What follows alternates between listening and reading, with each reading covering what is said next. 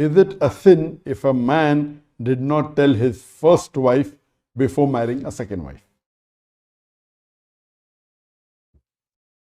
The question posed is that is it a sin if a man who's already married, if he takes a second wife, is it a sin if he does not tell his first wife? Allah subhanahu wa ta'ala mentioned in the glorious Quran, in Surah Nisa, chapter number 4, verse number 3, marry women of your choice in twos, threes or fours. But if you can't do justice, marry only one. So Allah gives the permission for a Muslim man to marry 2, 3 or 4 women. But if they can't do justice, marry only one. So in Islam, it is permitted to marry up to maximum 4 wives. But if you can't do justice between your wives, then Allah says marry only one.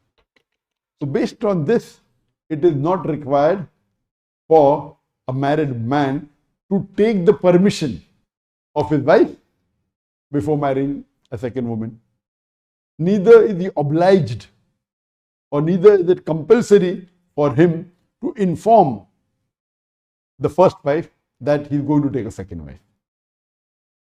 Unless it is mentioned in the Nikah when they got married that he will not marry a second wife. Because in Islam, while marrying, it is permitted for the husband and wife would-be to mention any clause in the contract. For example, a wife, while marrying a man, can put a clause that since marrying more than one wife is not compulsory in Islam, I would want you not to take a second wife as long as I live.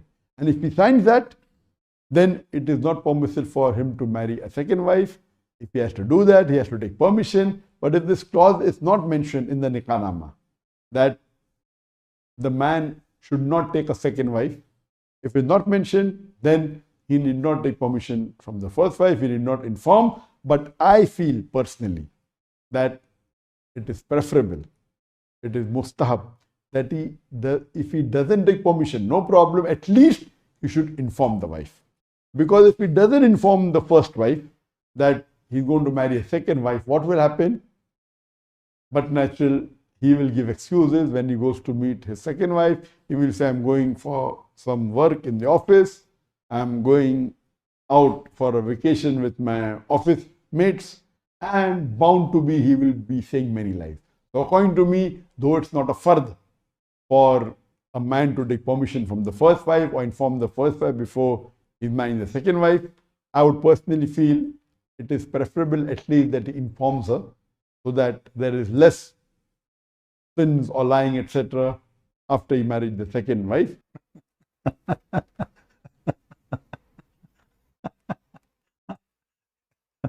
All right. Hello, everyone, and peace of Christ, all of you. I hope my voice is coming good and clear. And as you see the question, a Muslim woman, she's asking a question: is it sin? Is it sin for a man to marry second, third, fourth wife, and he don't inform any? Like he don't inform the first one about the second, he don't inform the second and the first about the third, he don't inform the third and the second and the first about the fourth. The answer is simple. He don't need to do it. Why? He do not need your permission. And I like it when Zakir Naik, he say, it is thin. I don't know if you hear. I mean, when he say it, the word thin, it's what? Is it thin? Is it a sin if a man did not? So is it a sin? No, it's not. And he is saying, if you inform her, you would do less lies. However, in Islam, you can lie to your wife anyway. You see? What sin? And here, this will take us to the question of the position of women in Islam. Who is she? What the Muslims are saying to us, do you ask your first car permission to buy the second car? No, you don't. Do you tell your third car, or do you tell the second car that you are going to have a third car? You don't have to. The woman, she is someone they ride. When they are done from her, they can send her away, or they can keep her at home. But she is the last one to be informed because she is nobody. When somebody says you should not and you do not need to inform, it's not an obligation to you, then you need to ask yourself, so what is wife in Islam? What Muslim, when the Muslim, they use words, many of us as a Christians, we think they have the same value for the word. So you will see someone, she claimed to be a Christian, and she said she is married to a Muslim man. No, you're not married a Muslim man. You are sleeping with a Muslim man. Muslim men don't get married. Muslim men, they don't get married. They rent a car. They want a ride, and they pay for it. So you are just a ride, and you are being paid for the ride. And when the ride is over, or he's bored with riding you, he finds a different car. This is why, because you are just a contractor, you are not part of the contract. You are just an employee. You see, in the law of employees, depend in the country for sure, like, the boss can fire you anytime as you wish. As you wish. Islam is exactly the same. If you remember before, we mentioned that the Muslims, they practice something called muta.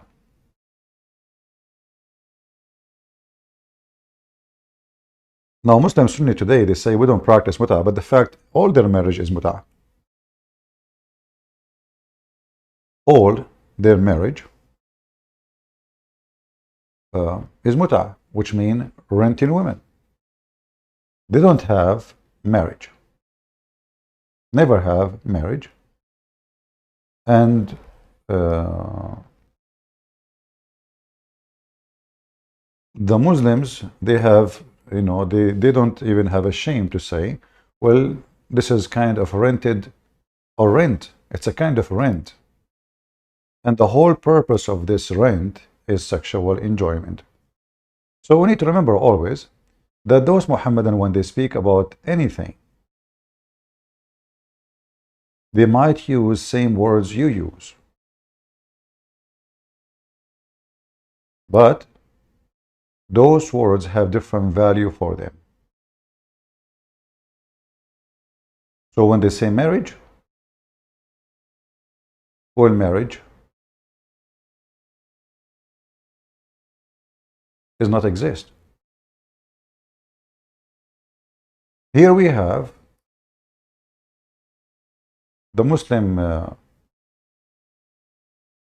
preaching about,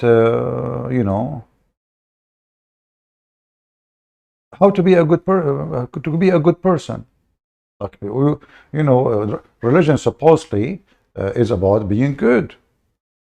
Now you will notice here in the screen, we have women wearing hijab and Muslim men in the right. And the Sheikh is teaching us how we can go to heaven. The sense, taste. Have you sat and thought for a moment what exactly that is? Taste. Imagine how sophisticated the system of tasting is, and it's connected to your nose and your breathing, and I found that out properly in Corona. You can't taste anymore, you can't smell anymore, because your smell and your taste are connected. Imagine you can taste something sweet, something not sweet. You enjoy certain things because your tongue loves them. SubhanAllah. Your tongue and your nose put together. Now I'm a bit of a doctor, so I can tell you they are connected, right? I tasted this, and I like it because Allah, the Almighty who made me, has uniquely blessed me with a gift known as the sense of taste. And so I can taste, and I like this and I don't like this. And this is chili and this is not chili. I wonder how it was when we were having chili while we didn't have the ability to taste during Corona. I can't remember because I didn't have the chili. I should have had it. That doesn't mean I'm asking for Corona again, but perhaps the reason I give this example is to show you we've been blessed with things we haven't even thought of. We've taken them for granted. We haven't even asked the Almighty, oh Lord, give me the sense of taste. Oh, unless it's taken away. Unless it's taken away. Many times we don't realize the favors of the Almighty upon us until they're taken away. When it's too late, we say, oh, I actually had this. When you had it, there we are. When you had it, you didn't appreciate it. And now that it's gone, you are saying, oh, I should have and I shouldn't have, and so on.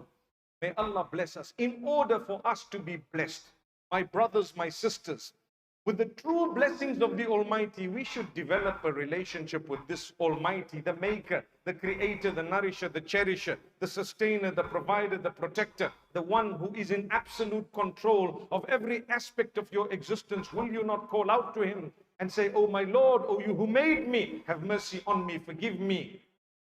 Grant me the goodness of this world and the next. When I return to you, make things easy for me. SubhanAllah. Speeches, connect to your Lord, forgive me, Lord. The Lord, He blessed us. Okay, He blessed you with what? That you can light your wife? That you can beat your wife? Is that the blessing? And now he was taking about tasting. What taste we are talking about? Tasting women? Or maybe testing the juice of women, which is their orgasm.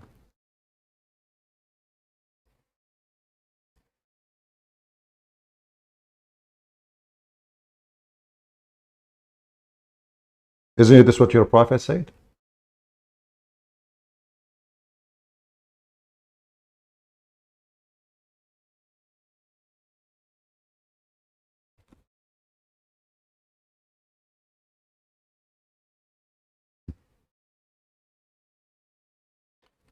The Muhammadan in translation, they try to deceive us. And the story here is about a woman.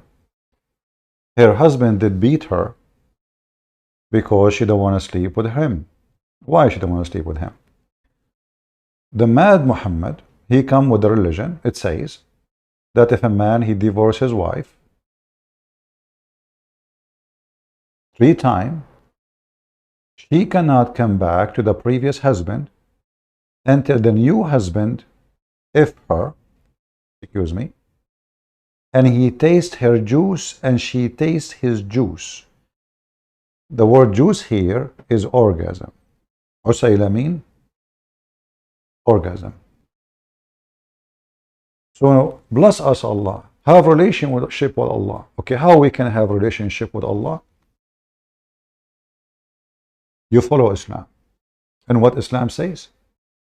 That a poor woman, she been divorced 3 times by a husband because Islam allow him. I mean, he is just using his rights. Now, this poor woman, mostly she want to go back because she have a children, not because of the man. Obviously, things is not good between them. Otherwise, why he divorced her 3 times? She want to go back to the previous husband, not because she is interested in the man, but obviously she care for her kids, which is very normal for women to do. But now, in order to get back, she have to sleep with the new person. And this person, not only they have to do intercourse, she have to taste his juice, and she have to taste his juice.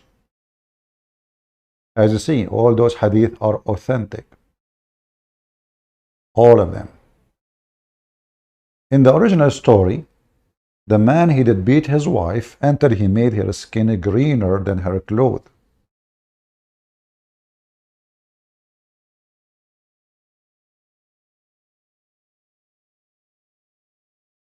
And her skin was greener than her garment.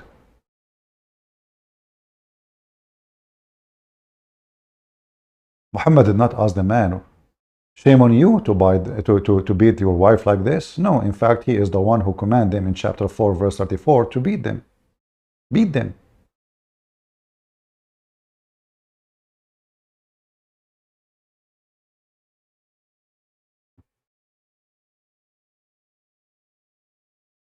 Is that a religion? Read it. Is that a religion?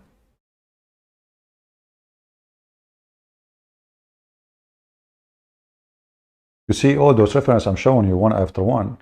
You can freeze the chat, the video anytime. So you can stop it where it shows the reference and you can open the reference by your own and you can read it. But the original story is when the man, he did beat his wife, and the wife, she came to Muhammad asking for help. What happened when you ask Muhammad for help and you are a woman? He go against you. This is the original story as you see in Sahih al-Bukhari.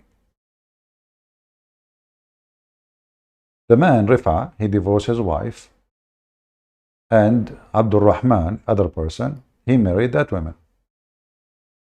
Aisha, she said, the lady, which means the wife of this man, she was wearing a green clothing. She came to Aisha and she explained to her about her husband, and she showed her green spots in her skin caused by beating. And now the Muslims, they try to explain to you why Aisha, she is siding with the women, which is not right. I mean, why in the world you side with her? But you know, as you know, women, they do that all the time. It's not because the woman, she's right. No, but women side with women. So the Muslim here in the story, as you see, they are explaining to you, okay, don't care for women. You know, those women, they side with each other as the habit. You see the word habit? I like it, you know, when this is the poison in the story here. It was the habit of ladies to support each other. It's a habit. Evil, you know. Women, what do you expect? You know, it's the habit. Disgusting. So when Allah Messenger came, Aisha said, I have not seen any women suffering as much as a believing woman. Who's saying that? Aisha, she is witnessing that a Muslim woman's life is miserable. Why? As you see, husband beat their wives. Now you will read the story, you will find Muhammad never questioned the man, how in the world you beat her. He questioned the women and he told her that you should know that you cannot go back, if this is your intention, to go back to your previous husband. Read carefully. He said to her, if that is your intention, what her husband said, that she want to go back to her previous husband. So if this is your intention, then you know that it is unlawful for you to go and remarry Rifa, the previous husband, unless Abdul Rahman, he F you and he suck your juice and you suck his juice. Do you see it? Some Muhammadan, they say, it is not allowed for a Muslim man to marry a woman just to make her go back to her husband, which means sleep with her like for one night so she can come back. In fact, this is false. Why? Because the story in front of us is clear. He said to her, if this is your intention, you want to go back, okay, F him, let him boom you, then you go back. He did not say you cannot do this marriage because it is false marriage, because your intention is go to back. No. He said to her the condition, in order to go back, all what you need is to have sex with the man and he suck your juice and you suck his juice.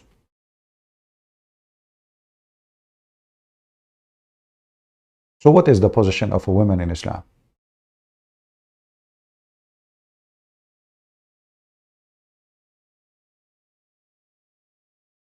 Men exchanging women, men firing women, men hiring women, men beating women, and the women, she is nobody. The man, he can divorce her. The man can take her back. The man, he can let her go. The man, he can beat her. So what is a woman in Islam? I'm going to open my Skype in case there is any Muhammadan who like to join us. I prefer if men call, Muslim men, not women. But if Muslim women, she want to call, no problem. You know, let me open my Skype. Give me a second.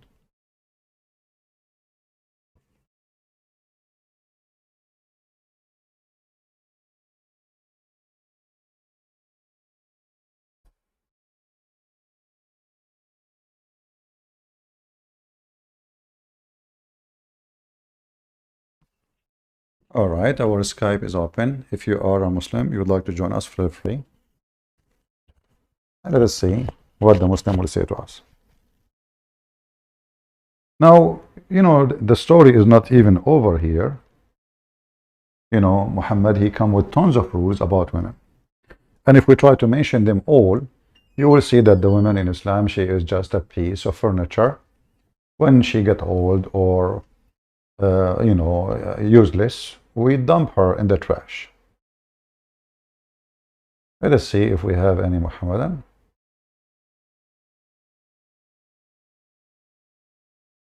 We have an ex-Muslim. That's not what we want. Okay.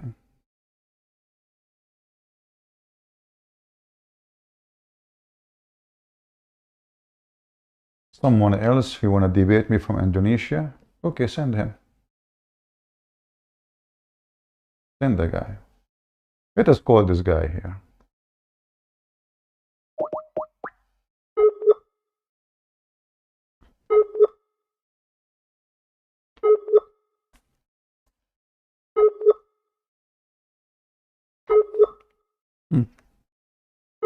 Maybe he's not online. All right, no problem. If you are a Muslim, you can tell us what is the position of women in Islam. Feel free to call us. However, Islam is a animal mentality religion, which means Islam consider, like if you go to the animal world, you will see a male goat, if it is strong and defeat other males, this male can have 1, 2, 3, 4, 5, 7 goats. Same in the chimpanzee or gorillas, even between chicken. The Muslim world is exactly the same as animal world. If you are rich, you can afford, this is what makes you strong now, because money is power. You not need to fight by the sword no more. You can hire people to fight for you. You can hire people to kill for you. You can be a king actually if you are rich enough. So richness is about sex. Richness is about power. And the more rich you are, the more you can afford women, which means you buy more. When we heard this Abdul here speaking about that the Quran says you can F2, not marry by the way, it says nikah, which means to F2 and the 3 and 4. Zakir Naik said by the way that the maximum is 4. The fact this is not true. The Quran says F2, F3, F4. Didn't say or. It says and. Muslim, they lie. This is why we'll see that according to Muslim themselves, Muhammad, he have many wives, and the Caliphate, they have many wives at the same time. More than 4. Way more. 9, 7, 8, etc. So, but the Muslim today, their interpretation is saying, a normal Muslim, he can have only 4. Prophet Muhammad is an exception because his penis is different, is coming from different galaxy, so he need more women, because his penis is so hot. Which is clear proof that Muhammad is just a cult leader and he is not sent by God. Because a messenger of God, he will be the first one to follow the rule of God. He will not create specific rules about his sexual desire, his money, privilege. According to Muslim, Muhammad, he has 16 privilege. More than 70% of them is about money and sex. Money and sex. And that's what all cult leaders, they share. Anywhere in the world. It doesn't matter what religion. There is cult leaders between the Christians. A guy, he fooled a bunch of Christians. He said to them that God told him, God said to him, God, made him, God appeared to him, whatever. And if there is, enough naive people, they will listen to him and they will obey him. And then the cult leader right away, he take advantage of the fool who believed him.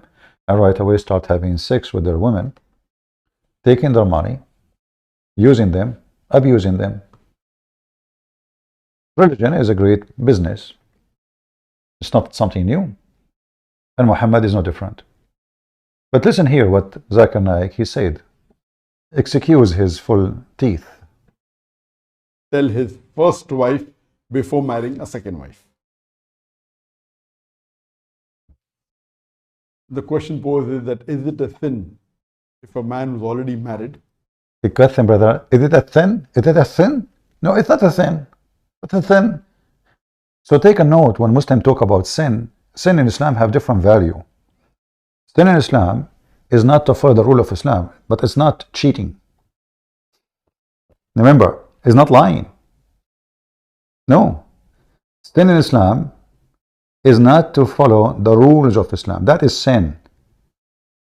Cheating, lying, having second, third, even practicing lying with non-Muslims, even with Muslims. Muhammad, he says, Muslims have a permission to lie in 3 cases. What is the cases? Lying to your wife, or the wife lying to her husband, lying to your friends, and lying to your enemy. Who's left? Nobody. And always the excuse is that you are doing a good thing. So he is saying to you that thin brother, is it thin? So when you hear the Muslim talking about thin, you think those people, they are really concerning about sin, like they are worried. They are so worried about sin. But as you see, sin is lawful in Islam. I mean, if this is okay in Islam, so what is left? I can go right now. I have a woman in my bed, and then I go, I see a woman in the elevator. I say to her, hey, what do you think about marrying you, huh? How much you want? And my wife sitting in her bedroom waiting for me. I just told her I'm going to grab some yogurt. And now I'm in the elevator having a deal with a new woman. My wife, she never heard of it, of her. By the time we arrive to the first floor, we sign a contract. Then I go back to her apartment. Now she's my wife. And the wife is still waiting for the yogurt. But the new wife now, which I met in the elevator, she is getting my yogurt. Excuse me. So what sin they are talking about? And who's already married, if he takes a second wife, is it a sin if he does not tell his first wife? Allah subhanahu wa ta'ala mentioned in the glorious Quran, in Surah Nisa, chapter number 4, verse number 3, marry a woman of your choice in 2s, 3s or 4s. But if you can't do justice, marry only one. So Allah gives the 2s. You can marry women in 2s. Start with 2. Not start with 1. You start with 2s. What you said? Start with who? of your choice in 2s, 3s or 4s. But if 2s. We start with 2s. You don't start with 1. The correct way to do it, you start with 2s. 3s, 4th. And all of this for what? It's sex. It's just sex. It's just a pure sex.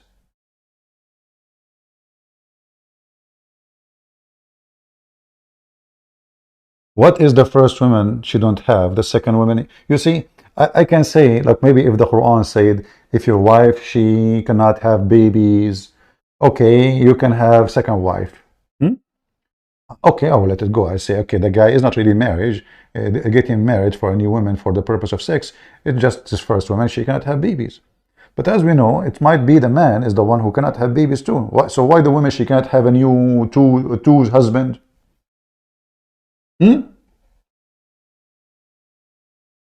How many men in this earth, they cannot have babies? That doesn't make them bad. You know, I mean, you have a disability. It doesn't mean even he cannot have sex, by the way.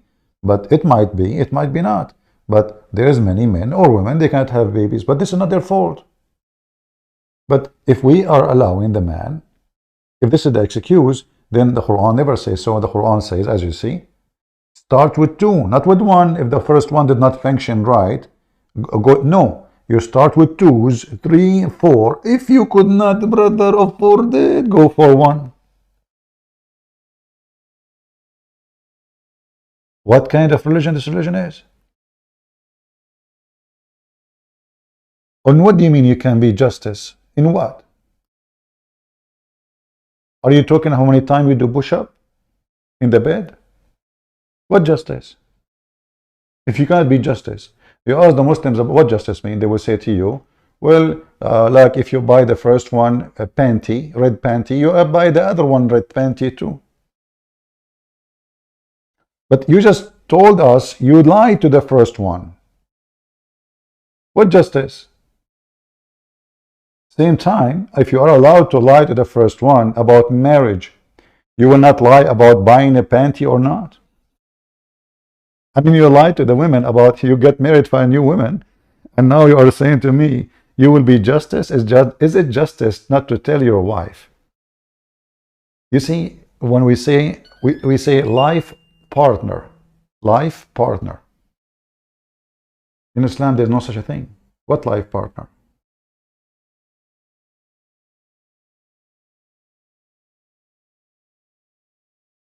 There's no life partner.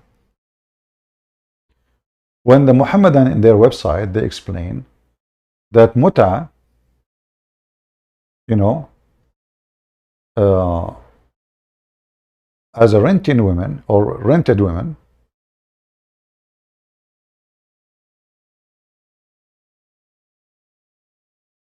and the main purpose of this marriage, they call it marriage, but she's rented. The main reason for it is sexual entertainment. So many, they have, let us say, they have wrong understanding of what Islam teach, because Muslim, they use same words you use in your language or in your belief, like sin. They say to you, Islam is against sin. If you remember, this man, Zakura Nayuka, he said that, you know, in Islam, he described what the difference between Christianity and Muslims. Let me see if I can find the video. Give me a minute. I forgot the title, but we can find it.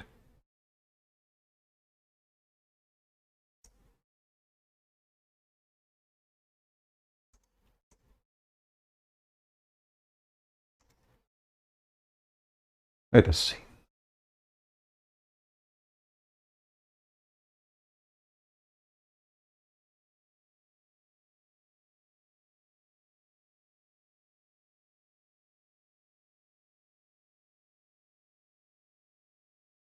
Maybe this one here.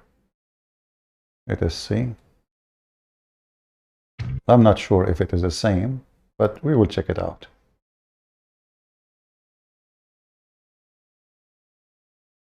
Let us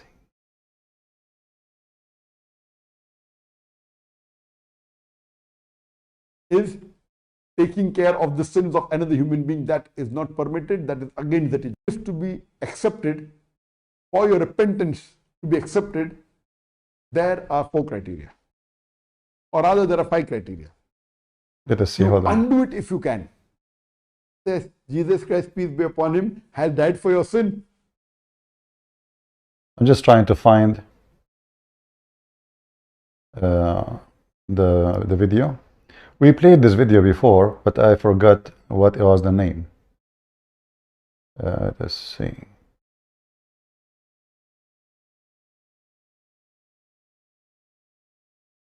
Anyone remember the name of the video? The one he mentioned about the note, you know, like a 100 note. Let me see if I can find it.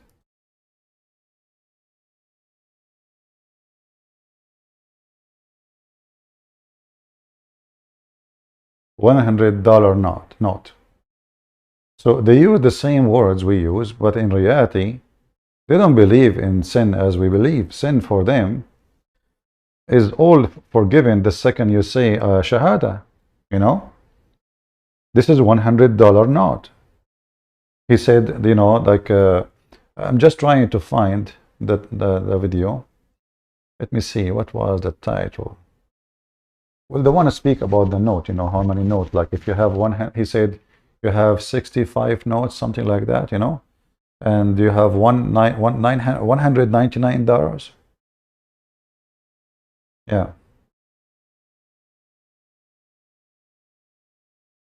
Yeah, I showed it before, I know. All right, nobody remember the title, but I will try to find it. Let us see.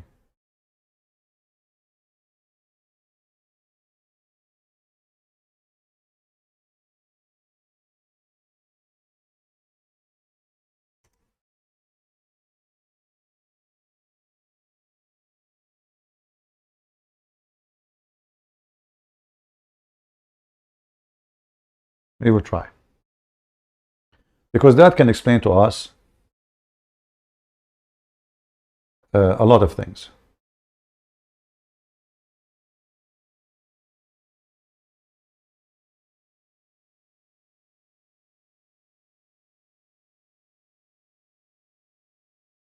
Maybe this one, let us see.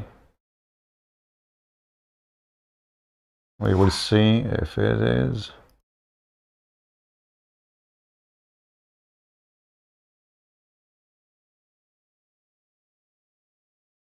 Maybe not.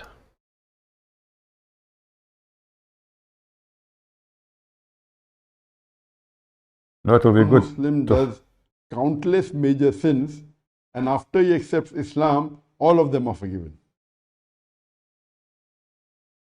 All Maybe his good work is there, all his previous sins are forgiven. Not only are the previous sins forgiven, the more evil and the sins he did.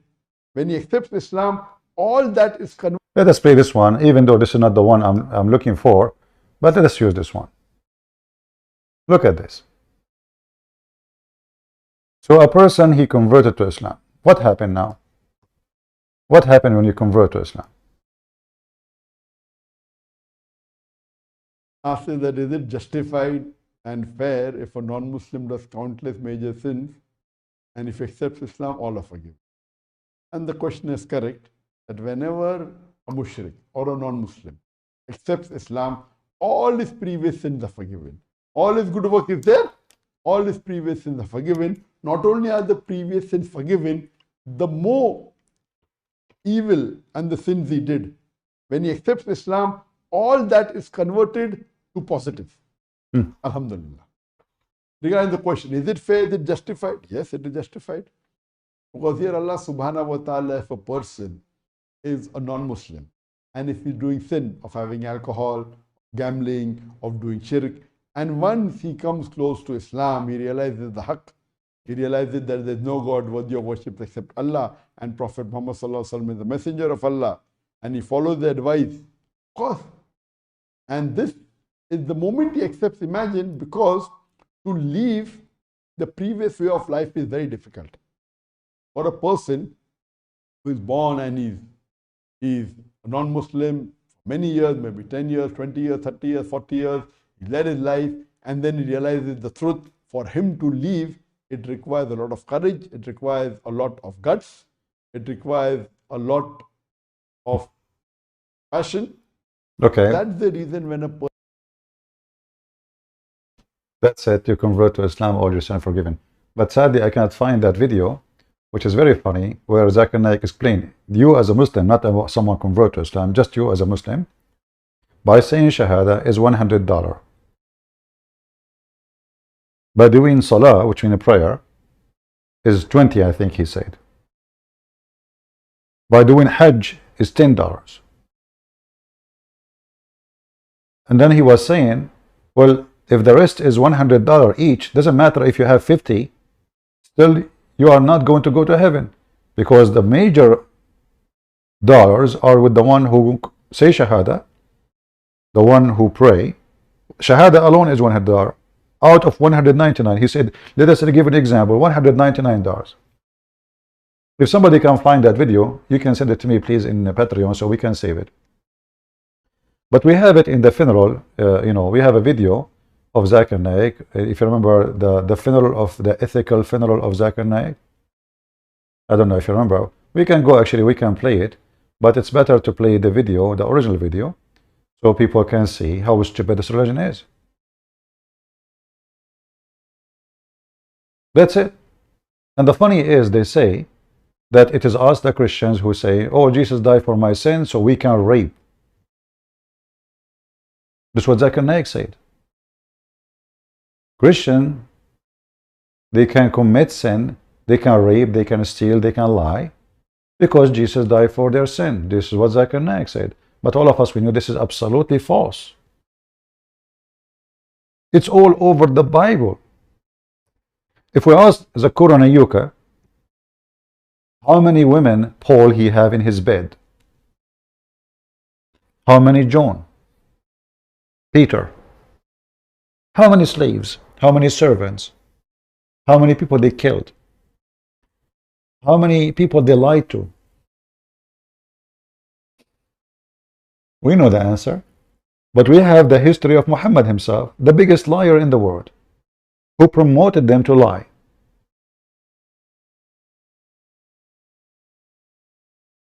And this man himself, he said in that video, you can watch it, it's on my channel, the funeral of Zakir Naik. And the funny, by the way, how the word function. I mean, the video is very important. Just because I said in the title, the funeral of Zakir Naik, we have, I don't know, 280, 300,000. People don't click at the video to watch the quality of the video. They just go by title, you know, title. Stupid people. A human being is stupid. Human being is not a quality creature. They do not come to watch the video. They come for the title. Which means they don't care really for what the video is saying. They care, they want to see a funeral. They thought it's a funeral.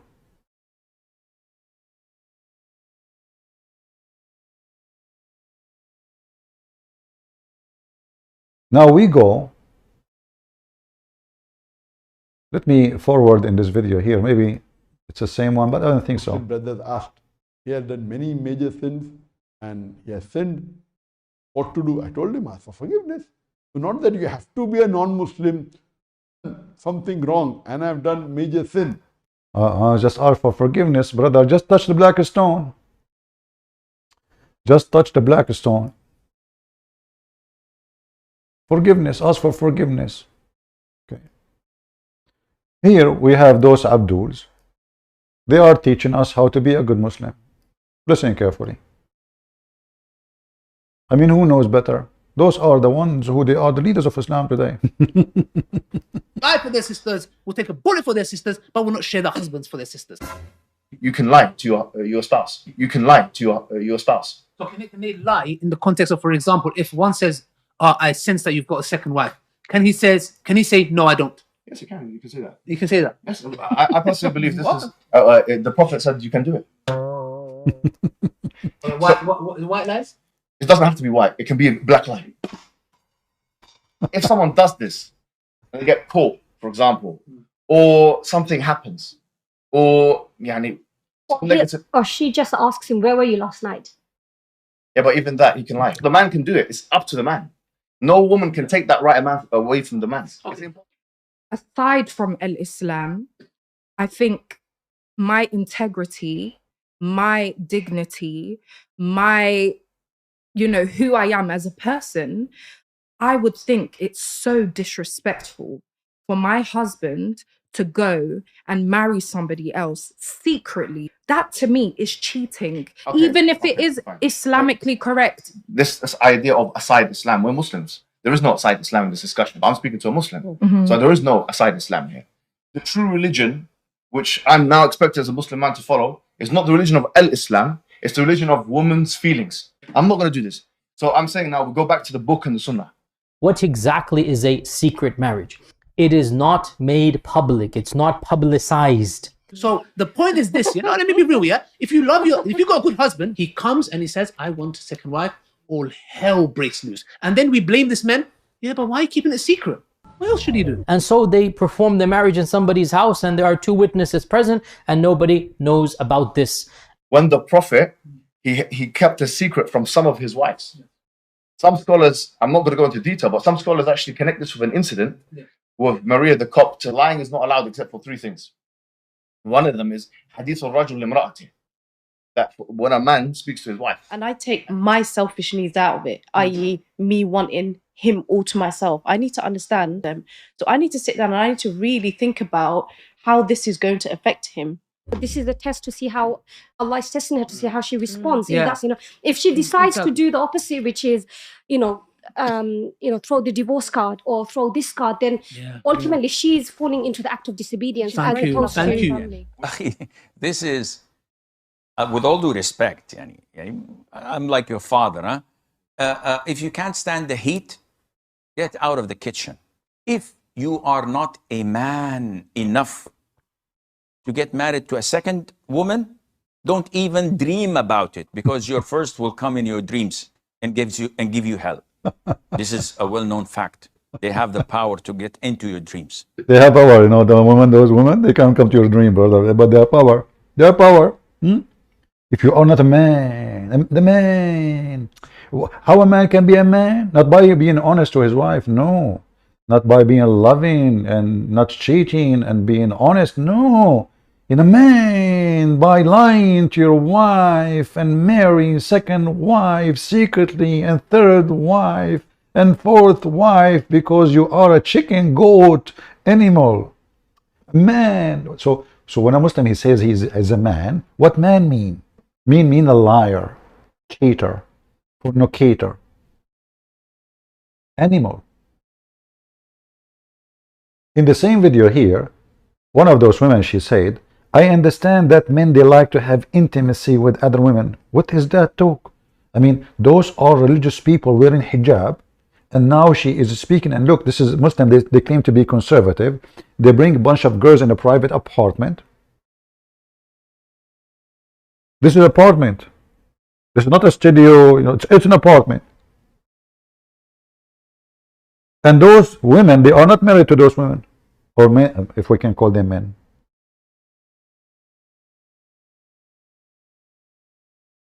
All what they care for is to get a clickbait video, and for the video, okay, and you got, okay, we are laughing at you.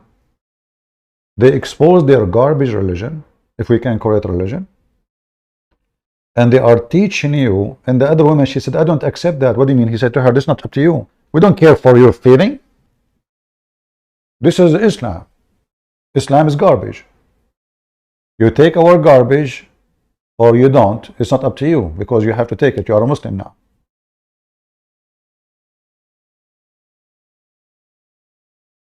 Let us see. Islamically, there is no problem in a man getting married to another woman in Misyar without the first wife's knowledge. There's actually, I've not seen one solitary difference of opinion in any of the 14 generations of Islam. It's not there. Which is? Any scholar saying that no, a woman needs to know, she needs to tell her, doesn't exist. Yeah, that's it. We're talking about the religion of Islam. That none of you guys are okay with your husbands getting a second wife. Can I just quickly get that out of the way? Sister Swad. Absolutely not. You're not okay with it? Yeah. Listen, sister. It's a no from me. And if you have anything to say it now. You're finished. Yeah. Sister Amira? Yeah, no. No? Sister Tyra? And I won't be happy with it. Sisters are under the impression that there is a man out there that is as you see, because you guys are as you see, none of the Muslim women said, I don't mind my husband to have second wife. None of them. Islam is made for men, not made for women. Why those? They don't say, yeah, so what? Well, they are doing the normal thing. No woman, she will like, what? Why? Hey, Muslim men, do you like your women to have another guy in the bed? Well, it's the same. Isn't it?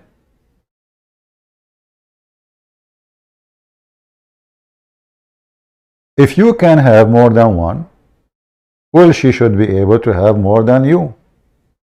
She's a human like you, and she can be horny too. Maybe you are not enough. Actually, Muslim men are #1 people buying in the world, buying Viagra. because obviously they have a shortage in production, don't they? Even your Prophet Muhammad himself, he says, I was the most weak person between all mankind in intercourse. And then I invoke my God Allah, and he sent me a dish of shish kebab. I ate it. I get the, you know, the power of 40 men. If you don't believe me, call me in Skype. I will show you the reference immediately, and I will make you read it. So Muhammad himself, he was the most weak person. Can the wives go and find a new guy beside the other guy because the first guy is not doing his job?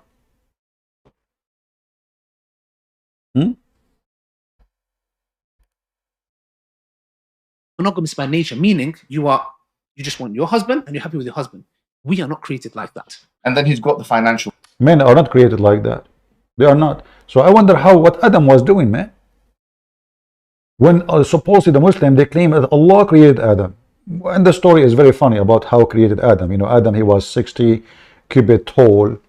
You know, I don't know if you remember the story of Mimi Hijab. He was trying. Let me see. Muhammad. You know, I'm very thankful, by the way, for having those maniac.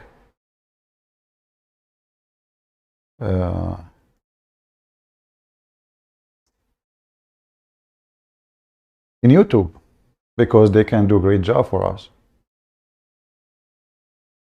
So this is Mimi Hijab. Here we go. Let me see if I can play the video.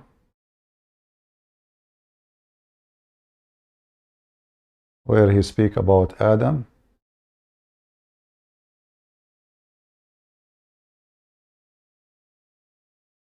Give me a second. Adam.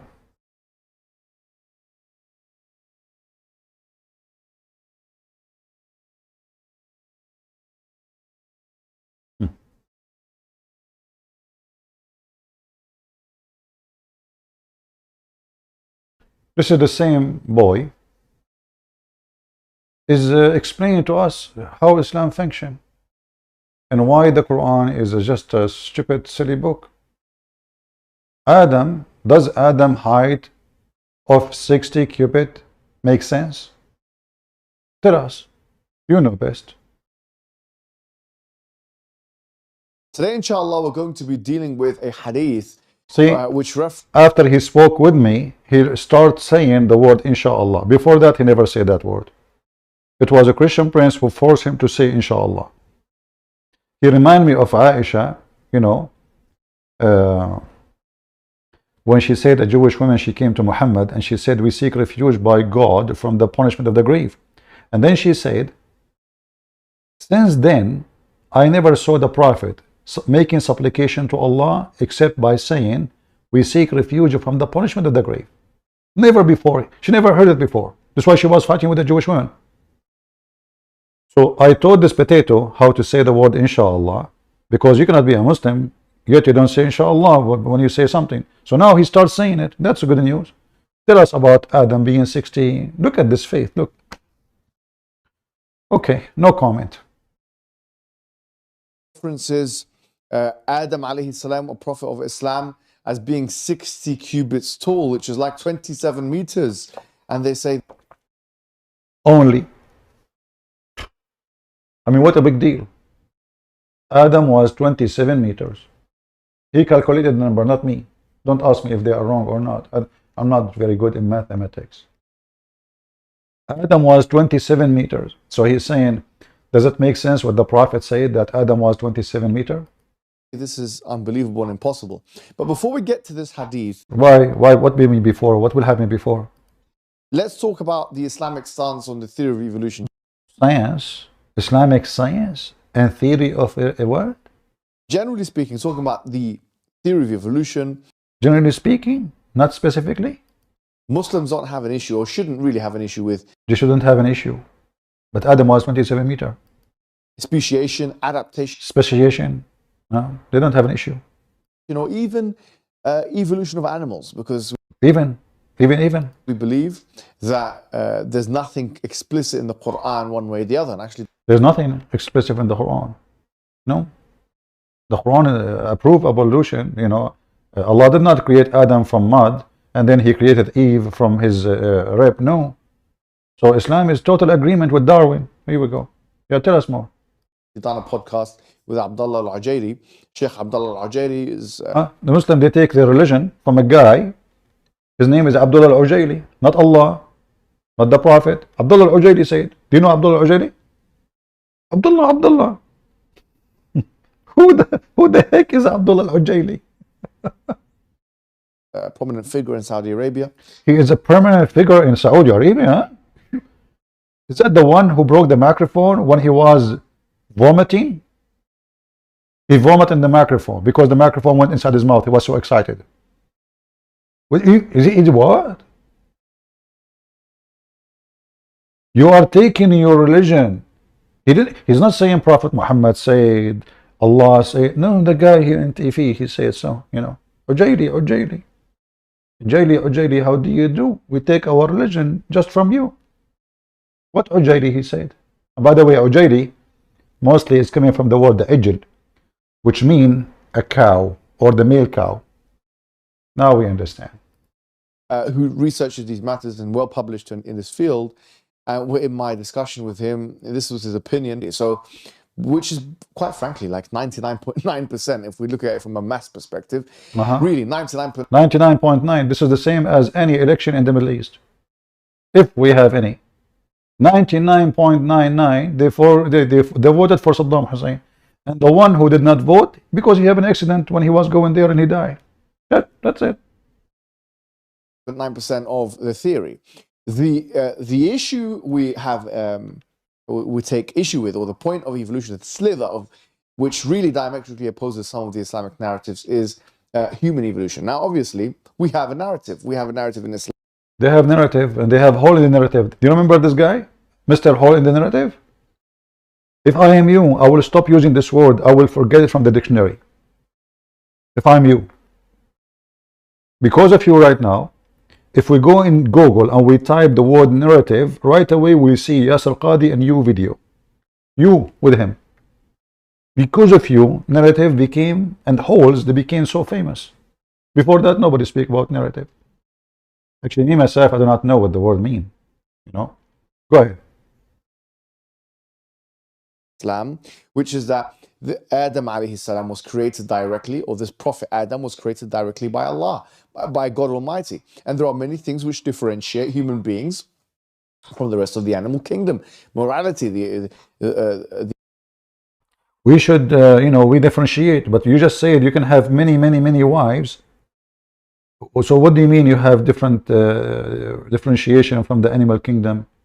You are part of it. If you go to the animal kingdom, you will see one man and many goats. I mean, one goat. Actually, hold on. I just remember. Isn't it even your Quran call women goats? Am I lying?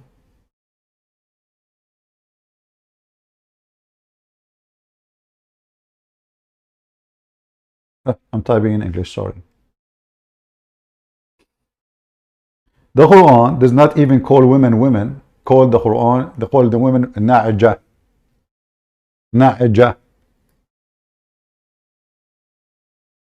What na'ja mean? Goat. They are talking about women.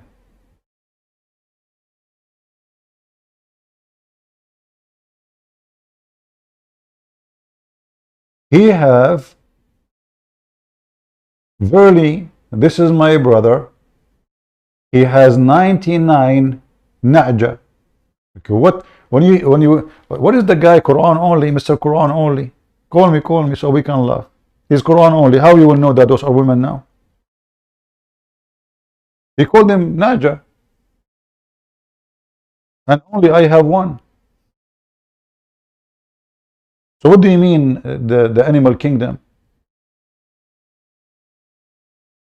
I mean, even chimpanzees don't have that. Now, some of you might say, well, this is talking about David. He had many wives. But David is not God who told him to do that. This guy is a king. He used to drink. He is a lousy. He commits sin. He did horrible things. Here, The Quran make him a hero for having those goats. The Bible condemn him for being a loser. There's a huge difference between when God, he condemn your action, and a God, like Muhammad, Allah, when he glorify you for doing that. So the same person, the Muslim, Muhammad, he stole the name. Muhammad is a thief. The Jews have David, he took David. The Jews have Moses, he said, we are more close to Moses than you. The Christian, they have Jesus. Oh, Jesus is my brother. Take him, put him here. Okay, Jesus. Everybody. Even Alexander the Great. Alexander the Great is famous. Man, he is a Muslim prophet. Actually, he came just to prepare for me. Even the Pharaoh wife, Muhammad will sleep with her. Even the mother of Jesus, Muhammad will sleep with her, according to him. Very sick animal. This is the animal kingdom. This is literally the animal kingdom. So now this guy, all this what for what? I mean, he supposedly he will tell us about how Adam is 27 meters tall. So all of this for what? Nothing. Because until now he did not touch the topic. He's just trying to deceive you, to take away that Islam make the human being as an animal, specifically the man. And the woman is a goat. The ability to question why, you know, this. There's somebody in the text keeps saying to me, debate someone, his name is Patrick. I don't know who is Patrick. If he is a person who want to debate me, let him call me. Don't tell me, don't repeat stupid things. Debate this guy, debate. What do you want me to go and chase the people? Or you are just trying to promote people who nobody listen to them? Okay, Mimi, go. Tell us about Adam 27 meter.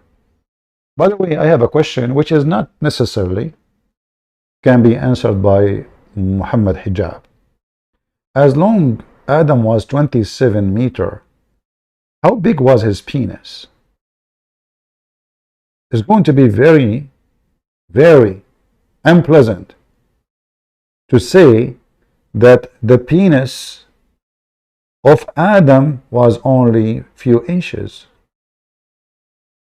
I mean, the guy is 6th floor high building or more. If he is a 27 meter tall, how big his penis? I mean, is this his penis alone is going to be a bulldozer, a caterpillar? He can destroy walls. He can dig in the ground with it. In fact, a person who is 27 meter tall, his penis can kill 10 men by one move, if not a 20.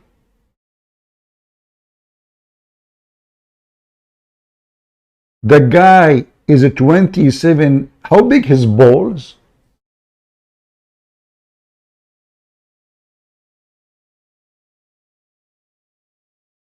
I bet you they are in the size of this new casino in Las Vegas. I saw the video of it, like a big light, you know, like a LED. They have like images, etc.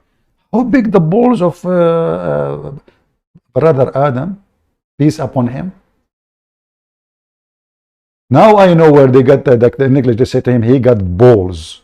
They're talking about Adam, man, not about balls. Our balls is like bing bong. I mean, don't even make me think about it. It's not even fair. So Adam, he had 27, and he have big, huge balls. And what we have now, like, look at what happened to us. Bing bong.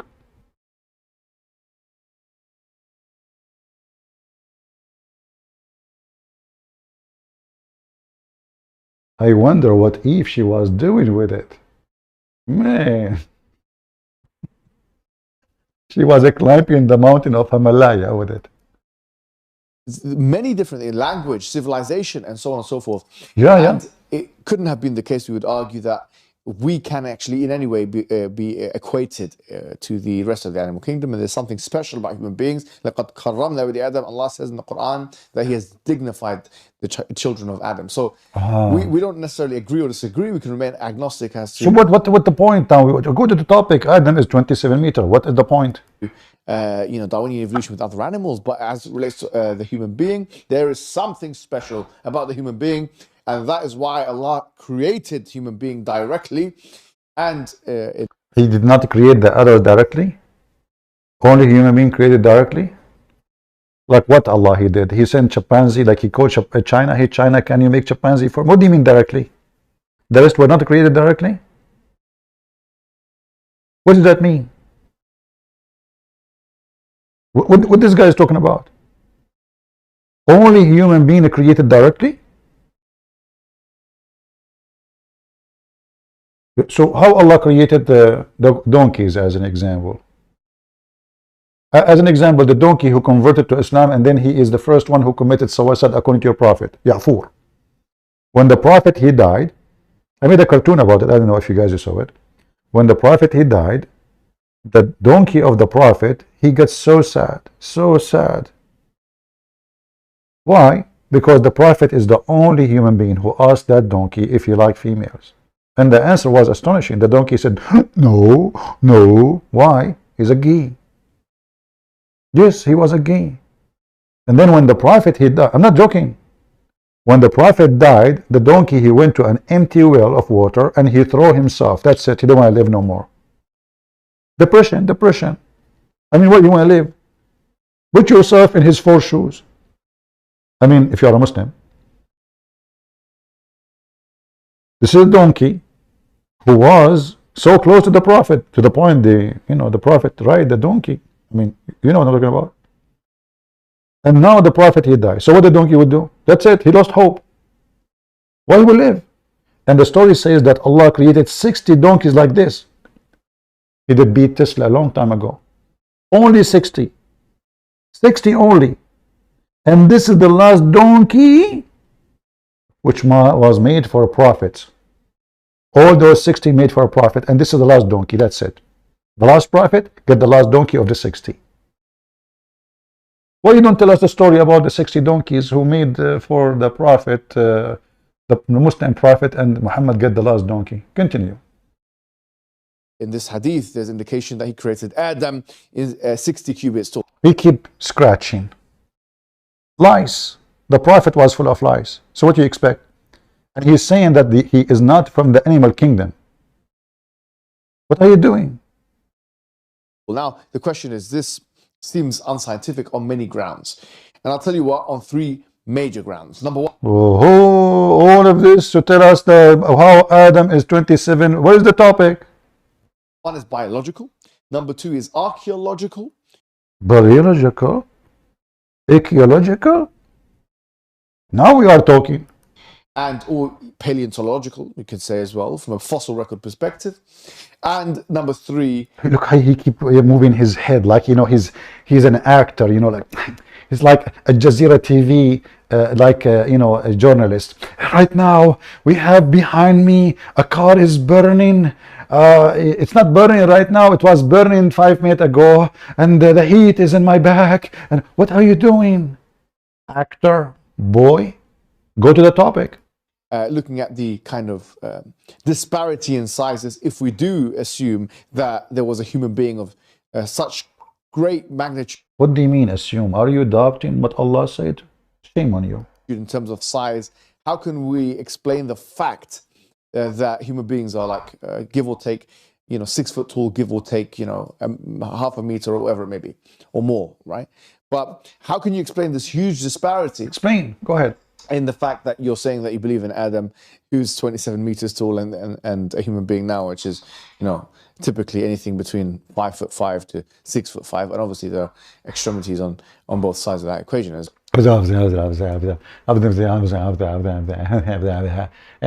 I mean, my grandfather, when he lost his teeth, he was speaking better than you. What is this? What are you talking about? We started 10 minutes ago to see why nobody can find a human being. Okay, if Adam was 27 meters, Okay, well, second generation, let us say they become, you know, half meter less. I mean, what is the answer? There's more people that are taller than 6'5" like myself, and people that are shorter than 5'5" like many people. So here, there's two parts of the hadith which we need to pay attention to, which is the first part of the hadith. It talks about that Allah created Adam 60 cubits tall, and in terms of hadith, there are some narrations which don't mention this 60 cubits. And there are some narrations that do mention the 60 cubits. But we don't say that just because there are some narrations that don't mention the 60 cubits, that the narrations that do mention the 60 cubits are erroneous. That makes no sense, actually. Okay, we make no sense. Okay, now what is the answer? This doesn't, and some people have attempted to argue that this means that this should be disbanded. No, it doesn't. No. I'm being honest with you. It doesn't mean that. It doesn't mean that. Well, your friend, the one who keeps saying doesn't say that CP, he said you're lying. Go. I mean, that's not how the hadith science works. So that's the first thing. Other people say the second part of the hadith, which talks about لم يزل الخلق ينقص حتى الآن, that the creation is becoming smaller and smaller until now. They found it problematic because Ibn Hajar himself, he mentions, how could it be the case that this is happening, right? And we can see Ad and Thamud's kind of indwellings, the archaeological remnants of their indwellings, and we can see that their houses and the doors and so on were not so tall. He's making it even more difficult. It's getting more difficult. If those people, they use 27 meters, so how come the door is so small? I can explain to you, very easy. You never watch Alice in the Wonderland. Go watch the movie. Alice in the Wonderland, she ate a cheese, she became small. She ate a cheese again, she got bigger. Very easy. The door was so small, she is so big. Why you are making it difficult? So now we could not find any door from the old days. Is so high, human beings, they are still the same. So what the solution now? And he assumed, and without, by the way, nas and evidence, that Ad and Thamud were closer to Adam than they were to us human beings. And obviously the only real evidence we have anything between Nuh and Adam alayhi salam is, there's no evidence. I mean, there's only Israeliyat or kind of biblical narrations. So potentially he was using those to kind of raise his eyebrow, but he did not say that this hadith was mu'allal or defective, as many believe that he did. Now, because of nas reasons or content reasons. Going now forward to answering the contentions.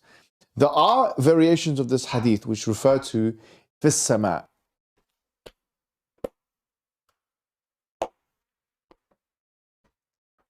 Now I know why Muslims they say, and why he said in the beginning, inshallah I will answer it. Now we understand what he meant. It means he will never answer anything. That's what it means when the Muslims say inshallah. That means he will, if you give a Muslim money and he say inshallah tomorrow I will pay you back, that means you will never have the money. Will never have. Inshallah is about never doing the job. So now Adam, he was in the sky. So when he went down to earth, he shrank. The effect of gravity. Okay, that this was in the heaven. Not heaven as in Jannah, but fis sama. Now obviously... Not heaven as heaven in Jannah. What are you talking about, you idiot? Isn't it your prophet? He said that Allah, he created Adam in Jannah. What heaven? In Islam, there is no heaven. This is what Jannah is. Jannah is heaven. Stupid. He claimed to be a person who knows religion. Let me play it again, what you just said. I'm afraid to go back because this video is so long. I don't want to skip like too many minutes. Let us continue. If you look at the Quranic cosmology, heaven, al-Jannah, is above. Okay, because obviously we know that the Prophet was taken there in the Isra al-Mi'raj. Obviously we know, everybody knows. Actually, I was there too. Allah took him there, on top of a flying donkey. So it could be the case that this height and this mega size of 27 meters is specific to Jannah, and there's nothing wrong linguistically in believing that, because obviously we believe that Adam alayhi salam, he started his journey, yes, in heaven. I mean, we have a whole narrative where he was in a completely different place, and then Allah, he sent him down to the earth. He sent him down to the earth. Yes, he's created from the elements of the earth, but he was in many ways an extraterrestrial because he came from a completely different dimension and he came to this earth. Now, in that transition period, could he have shrunk? Could Allah have...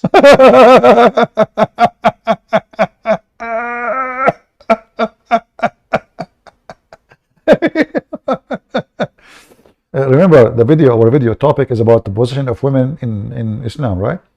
So don't be confused. But I'm trying to show you why the position of women in Islam is so bad, because those are stupid people. They're trying to find a solution for the big exaggerated lies of Muhammad. So now Adam, when he come down from heaven, he shrink, brother. You know, when I was like, I don't know much about English, I don't know, like somebody said that to me, he will go and see a shrink. I don't know what. So I was like, shrink. I know shrink, like, shrink, like you shrink in size. What do you mean you want to see a shrink? Mimi hijab. Who's your shrink, man? Adam, when he came down from heaven, he shrink? I'm sure you don't mean that. Continue. Made him smaller? That's also a possibility. We're not... It's possible. It's possible. I mean, the guy was big. He come to the earth. He shrank. If the earth is colder, it's very well known. A human being, he shrink. You know, all of us, we knew that when the American, they went to the moon and they went to the space, they got so big. When they go to the earth, they shrink. Now we understand why the spaceship is so long, because there they expand. Mr. Shrinko. Disregarding that as a possibility, but there's no evidence of that from the Quran and Sunnah. No way. Listen carefully. Muslims, they follow only evidence.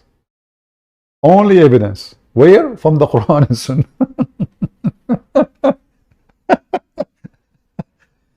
You know, isn't it funny that they say evidence, and then they say from a book, one person, witness for one person, just one, his name is Muhammad, and that is evidence. Muhammad, he went to heaven, who saw him? Nobody. That is evidence.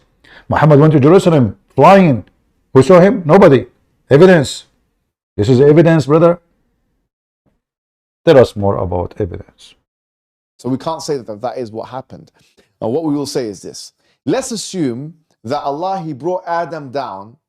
He was 60 cubits either in heaven and on earth, or in heaven or on the earth. But let's just assume that he was 60 cubits in heaven and on the earth. So when he came down, he was also 27 meters, which, by the way, now we're starting to make assumptions which we don't necessarily need to make. We can say, no, he was like that height in heaven, and when he came on the earth, he became normal height. That's something you can assume from the source. But let's not assume that. Let's say he was 27 meters on the earth. What's the problem? What's the problem? The problem are three. There's a problem. Number one, biology. If we use the human anatomy that we have today as the reference point. Wait. It becomes so complicated, I cannot continue like this. We cannot. We need to take a commercial break. Shall we? I mean, Ali Dawah, he is selling halal food for cats. What we are going to sell today? Celebrate. Hello, Habibis. If you would like to support Christian Prince, please go to Patreon and show your support. www.patreon.com/Christian Prince. We thank you all for your kindly support and enjoy the video. Okay, the end of commercial break. This is Sheikh Umad, you know, he's very funny. What are you talking about? Mimi Hijab, what is the answer? We are watching you now for the last 10 minutes, 15 minutes. All of this is about Adam. He is 16, is a 27 meter long guy. His penis is like 21 meter. I mean, okay, and what is the answer? Huh? The end of commercial break. If the human anatomy today is the reference point, how could it be that something that tall, or a human being that tall, the bone structure can maintain that kind of size, right? Because it will collapse because of the weight of the human being. Well, this is a fallacy because we're not starting with the human being today as the reference point. We're starting. We are not starting from today, human being. We're starting from Adam. With why would you start with today's human being as a reference point? The reference point is that 27 meter human being that we're talking about. That's the reference point. So if someone says, well, we know that if we keep doubling sizes, as I've even heard some Muslims try and say, keep doubling sizes and height, then the height will be so tall, and then the weight will be so much, and then the bones will not be able to handle that. Density of the bones will not be able to handle that. You're using your reference point as the human anatomy of today, and then do qiyas backwards, which is a qiyas mal-farq, if you like, or a false type of analogy. It's a different kind, it's false kind of analogy. So that's the first problem. You can say, oh, it's inconceivable that human anatomy can handle that size. Well, it's only inconceivable on the basis of analyzing today's human anatomy. That's the first thing. The second thing we may say is, someone could say, well, we talked about the biological problems, fossilization. How comes there is no fossil record of such a huge human? The National Science Foundation says that 99.9%, 99.9% of species have not undergone fossilization. So fossilization, you expect to find one specimen of a fossil of a human that we don't know, tens or 100,000, whatever it is, years that he existed before? No way. No This way. is like finding a needle in a haystack. It's ridiculous to expect to find fossils like this. It's absolutely absurd. It's such a redundant. Hey, Abdul, listen, redundant, Mr. Redundant. So we could not find the bones of Adam, no problem. But how tall were the children of Adam? I mean, if Adam was 27 meter, is it normal for a human being that his son will not be the same as his size? It can be maybe 5 centimeter less. Let us say he marries short women, so his son is maybe 1 foot less. But we are talking about 27 meter potato. 27 meter.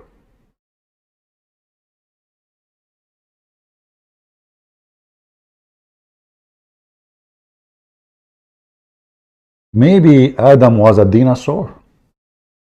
Even dinosaur is not 27 meter. So that one would be put to the side.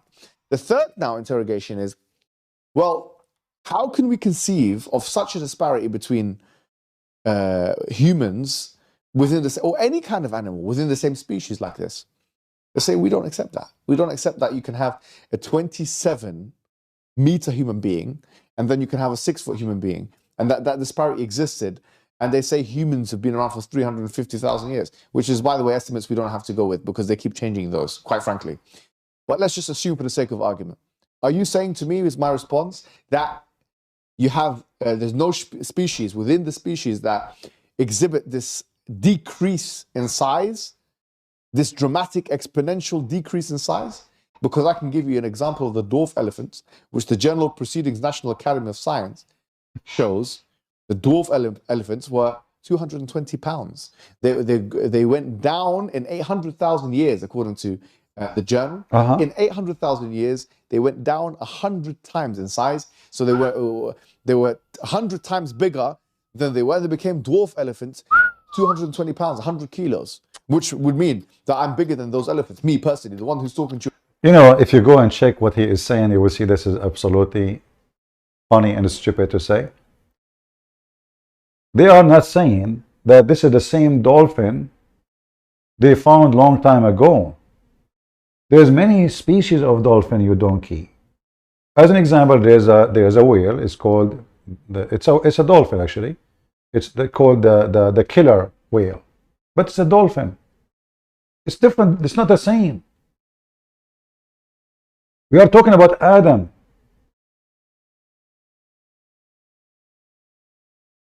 Same time, this guy, he just made a poo on the Quran. Why? If we go in the Quran, you will find this. Allah created only 8 species.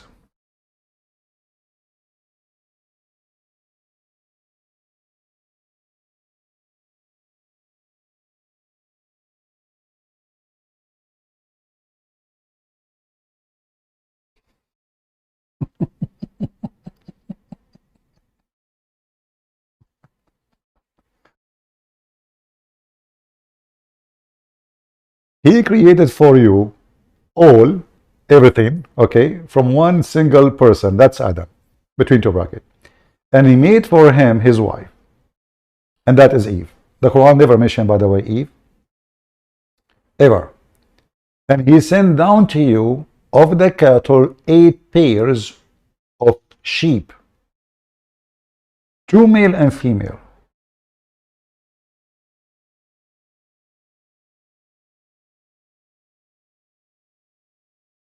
If you read here, by the way, it says like 8 pairs. He sent to you cattle 8 pairs. But if you count, you will see how funny the Quran is. Read with me. And then we will go back to what he said about the dolphin. Did Allah mention the dolphin? Did Allah create the dolphin? This is what Allah created for you. And he sent it down to you. Special order. Of the cattle, 8 pairs. 2 sheep, which mean male and female. 2 goat, male and female. 2 oxen, male and female. 2 camels, male and female. That's it. This is what is mentioned in the Quran, created by Allah. The rest is not Allah creation. In fact, there is a hadith said that Allah created himself from the sweat of horses, which means the creator or the original of Allah is a horse. Now, the Muslim, they will say to you, this hadith is da'if, we reject it, we don't accept it. Who cares? It's in your book. You reject it because it doesn't make sense. The same as many Muslims don't accept what this Mimi hijab trying to duct tape, that Adam was 27 meters.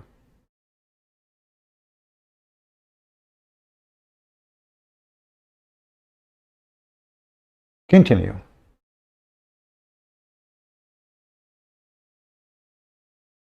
Imagine an elephant that I can pick up, or that you can pick up, and that would be heavier to pick me up than an elephant. I mean, this is just to give you some kind of visuals here. So, if you can believe in an elephant that is that size, because you're looking at the fossil record and you're making your evolution inferences, then why can you not believe in a human being that's much bigger? You know, we can refute all what he said in 2 seconds. Why? Because the Muslims, if you go to the genealogy of Muhammad, in order for Muslim to make Muhammad coming from Abraham, so they created a fake genealogy about who is he. He is a son of who? And then they connected him to Ishmael. And from there, you will find that the whole period is not even few thousand years. Not as he said, millions of years. This is the very basic Islamic religion teaching.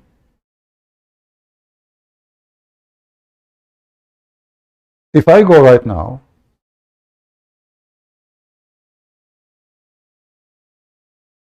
let us see.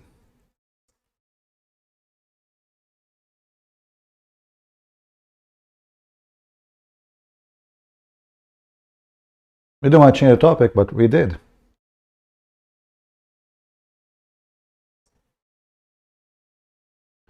Just to show you how Muslims, they do their best trying to duct tape the stupidity of Muhammad.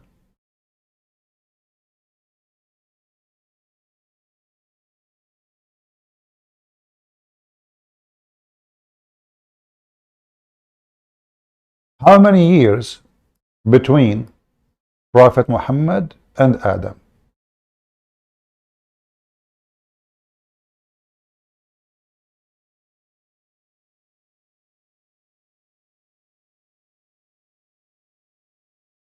Let us see.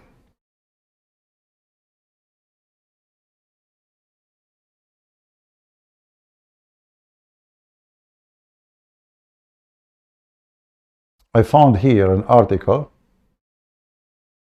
Let us see here in English.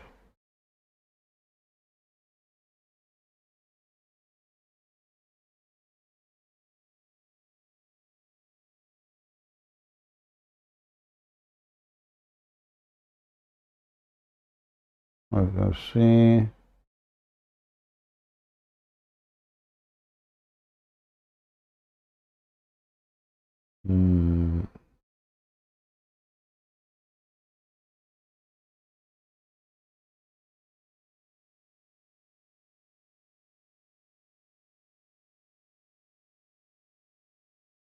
The narration, okay.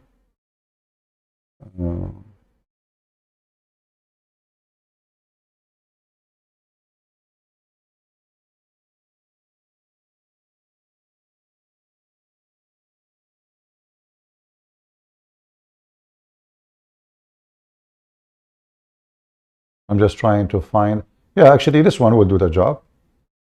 Here is the question is, if you are a person who like mathematics, you can just calculate them and you will get the answer. How many years between Adam and Muhammad? You will find that the conclusion will be a couple of thousand of years. That's it. Because the genealogy and the hadith of Muhammad confirm that.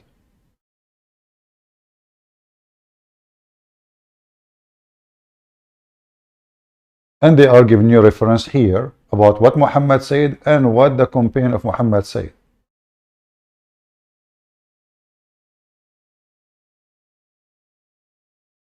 The period between Adam and Noah, it was narrated by Abu etc.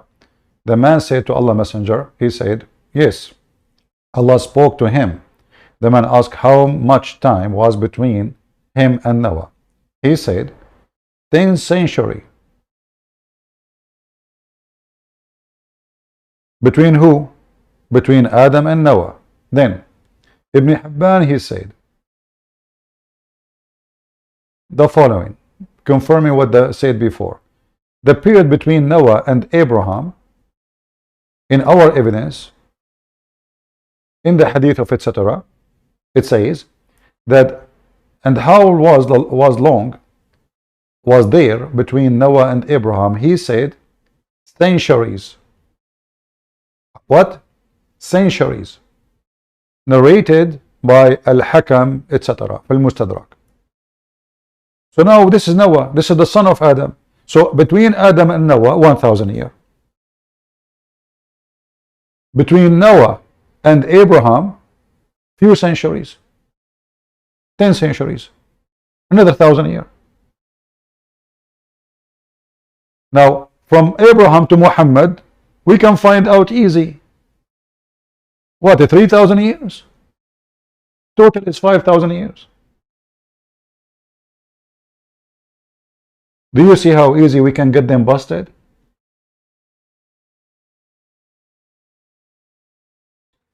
But this is a boy. He can go wherever he wants. He can say whatever he wants. No Muslim will question, what are you talking about, man? You just get the Prophet busted and all his lies exposed. So now they try to cover one lie about Adam being 27 meters. Now we have to cover all those lies. Who want the reference? And you know, as you see, the Muslims, they are giving us the name of the books, the reference. I mean, thank you. Anyone want the reference? Nobody? Okay, I will give it to you anyway, because I'm very generous. Here we go. It's in English in front of you. How long was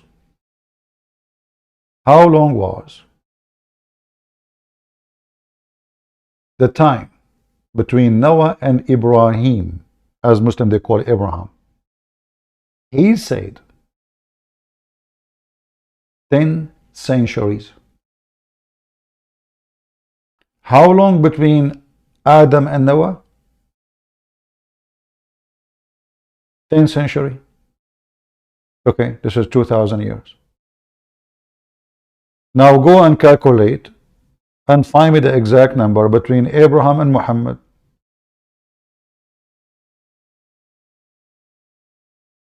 So when this guy talking about millions of years, he is getting his prophet busted again. This is what happened when you try to lie to cover a first lie. We lie, right? Muslims, we have to lie to cover the first lie. Now those who they are saying to me in the chat, debate this guy and that guy, let him call me anyone. We have a Muslim he wanna call, let us see.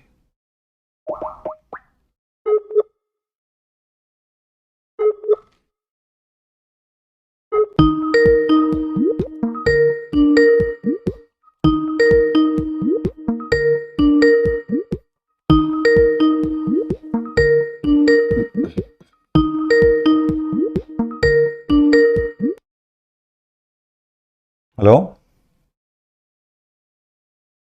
The pig. This is the same guy. Hey, how are you doing, Abdul? Oh, Abdul, Afwa. Huh? So, according to your own book, Jesus is not the Son of God. Okay, hold on. Why are you changing topic? Listen, I have a question for you. I don't know if you are watching our video. Yes. You are watching our video? We are going to answer your question. Okay. But according to your own book, as long, hold on. Don't change topic. What's wrong with you? I mean, you are scared, aren't you? We'll go there. We have a topic. We have a topic. Listen, as long you are a Quran only, I need your help. Can you help me? Yes, I will help you, but let me finish first. No, we have a topic. You can't change it. It's still a topic. The topic is in the Quran speaking about something we do not understand what it is. So I think you are the only one who is qualified. What do you think? But according to your book, Jesus is not the Son of God. No problem. You can say whatever you want. But the Quran says that the Christians say that he is Son of God. So you are stupid. You are saying the Quran is wrong. The Quran does not say he's the Son of God. No, it says it's a.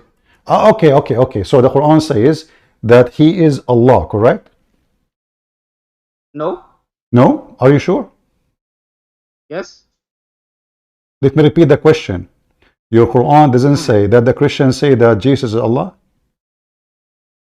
The Quran says the Christians say. The Okay. Quran does not say that Jesus is Allah. Okay. That means you just said that the Quran does not say that Jesus is Son of God, correct? Yes.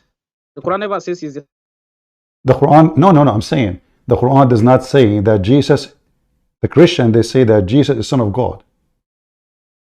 The Quran says that for sure. Okay, so either the Quran is saying the truth, that is what the Christian believe, and you are a donkey, because you just said the Bible doesn't say that, or the Quran is reporting false story. Choose one. But now let's go back to my topic. I have a verse for you.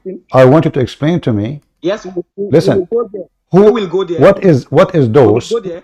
Listen, chapter 38, verse number 23. Can you tell me what this verse talking about? Okay, Luke 4 verse 41 is not the Son of God. No problem. Can you read for me this verse? Okay, you agree that he's not the Son of God. Why? According to I'm laughing at you because the Quran confirms what the Bible says, and the Quran confirms the Bible. The Quran is telling you the disbeliever says. Okay, I promise you after you answer this, I will go to Luke 41, you say it, right? 41? 4 verse 41. What? Chapter 4 verse 41. Are you sure not 141? I said Luke chapter 4 verse Okay, 41. okay. I was wondering. So chapter 4. After we finish this one, I promise you I will go to Luke. Deal?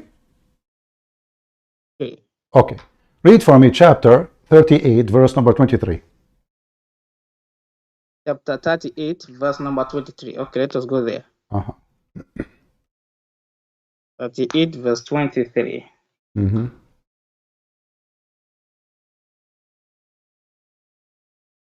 See pig. Okay. Read for me. Okay, this brother of mine owns 99 sheep, while I own 1 sheep. He wants to mix my sheep with his and continues to pressure me. Mm-hmm. Is that all? Explain to me what. Okay, it's very simple for you. Look at you are facing what explanation is tell you that his brother has 99 sheep What? and he has 1 sheep. Who is talking? Who is talking? Okay, then we are going to start from the context, right? Okay. Okay. Uh-huh. Then they enter my room. Uh-huh. Okay. But what is your question about this verse before you go to Well, the I'm context? trying to understand what is those 99 goats. It tell you it's what do you mean that it tell you that it is 99 goats, 99 sheep. So do you confirm that those are goats? They are sheep for sure. Okay. How you can be sure? You are facing it. Huh? Right? You are facing it. Okay. So those are real goats. Yes. Why? Who is the one who's talking? You said. They are sheep. Sheep. No. Who is the one? Who is the one is taking? Who is the one is talking? Okay. Let us. No, you are asking 2 questions now, right? No. I'm asking you about the 99, the 90 goats. So you confirm. Everybody heard you saying those are about sheep, correct? Yes. So they are animals, correct? Yes. Those are not women. No. How you can confirm that? Okay. It's David. It's David. Is what? David. Okay. Those are not women. Those are sheep. Sheep. Yes, those are sheep. You are facing it. What if I show you that all Muslims agree that those are women? You are a garbage Christian, but let us go to the Bible now. No. See who is the garbage? You are the garbage. You are a piece of shit, actually, because you said to me you are a Quran only, but in reality, this is about women, not about sheep. Why you are lying? The Quran says sheep. See pig. Okay, so why all the Muslims? I will go with you. So why all the Muslims they say this is about women? All the Muslims, really? All the Muslims. Are you serious? Yes, I'm serious. Choose for me one. Choose for me one interpretation doesn't say so. The Quran contains the interpretations of. Shut up. You say. I just said. Listen. I just said all Muslims agree those are women, not sheep. You said to me, "Are you sure, really?" So now get me busted. Show me the Muslims who don't agree. Okay, me, an ultimate truth. And you are not a Muslim. Others. You are a sheep because you are making up the story. This is a king. A king. He have 99 sheep. This is David. David, the one you Muslim, you say that his son have a flying carpet, have a 3,500 mile long army. He have 99 sheep. Oh, so according to you, according to your own lady, according to the Bible, Abdul, I'm asking you, what is the evidence that this is about sheep? You are facing the verse. But so why the Muslim they say this is about women? What is Begosan? Did I say it's about women? Okay. It's about sheep. What? Hold on. Okay. So what is the story? Explain to us. As long as this is about sheep. Read for me verse number 24. Explain to me what's happening. Okay. He said he's been unfair to you by asking you to combine your sheep with his. Most people who combine their property, another proof that it is sheep, treat each other unfairly, except to believe and work righteousness. And those who are so few, afterward, David wondered. Who is the he second made person? the Who is the second person? Who is the first person? Who is the second person? Yes, it's David making the judgment. Okay, the second person is who? What do you mean the second person is who? Who is the second person? Who is the one saying my brother? It is someone. Someone is saying. Oh, making judgment. his name is someone. What the Quran does not mention his name. So why are you? Okay, no problem. What do you want to... so now, okay. So what is the story? What happened? This someone. What happened? You have read the story. You are facing it. Now let us no. Explain to me. I'm facing the story. I don't understand. So I'm asking you. What happened? What? Who took the sheep of who? What happened? What happened? So, did David stole a sheep of somebody? No, it does not say David. Look at, you are facing the verse. David make a judgment, right? David made a judgment. Yes. Oh, okay. And what? And what happened? Okay, he thought that we were testing him. So, but this is not about women. It's not about women. Can we open the interpretation? Can we open the interpretation for the verse? The Quran contains the interpretation of itself. Really? So why the Muslims saying women if it is saying this is about sheep? But you get what the Quran says. So, but why the Muslims are making it sheep if it's not women? Why the Muslim making it women if it's sheep? What I follow is the Quran. You have your own business. I have my own to Quran. Okay, so you are a person who follow the Quran only, correct? Yes. Okay, the rest of the Muslims, they follow the Quran. They don't follow the Quran? Those who don't follow the Quran, they are on their own. If there is anyone who don't follow the Quran, I mean anyone who say, this is not about women, What do you say? What? I'm asking you if there is any Muslim he understand the Quran like you. Look, you are facing the verse, Christian priest. Don't. I'm facing the verse, but I'm trying to understand why the Muslim they say this is about women, not about sheep. Because they are following misguided teachings. What? Because they are following falsehood from their own. So all the Muslims, okay, but you are saying the Quran explain itself, correct? Yes. Okay, so why the Muslim they have wrong in the explanation? Because they are following their own garbage books. But apart from the Quran. Okay, so the majority of Muslims, 99.9999, they are not true Muslim then, correct? According to you, right? According to you. No, according to you, the Quran explains itself. And according to you, yes, the one who don't go by the Quran, he is not a Muslim, correct? Yes. All right. So, okay, so now I'm asking you, so why the Muslim scholars saying something different from what the Quran is saying if the Quran doesn't say what you are saying? The Quran says what I'm saying. The answer is in Quran 31 verse 6. Okay, is Ibn Kathir a Muslim? Ibn Kathir, I don't know. Is he a Muslim or not? I don't know. Why? What do you mean you don't know? What I mean, I don't know. What kind of language are you speaking? Is it not English? I don't know. I don't know. Okay, is Al-Qurtubi a Muslim? I don't know. Is Al-Tabari a Muslim? I don't know. Is Muhammad a Muslim? Muhammad is a Muslim. How you know? From the Quran. From the Quran. What a Muslim do? Okay. A person who follow God, a person who follow Jesus. Okay, as long you are a Muslim only and Quran only, does it say in the Quran that all Muslims have to obey Allah? Yes. Okay. Do Muhammad obey Allah when he have more than 4 wives?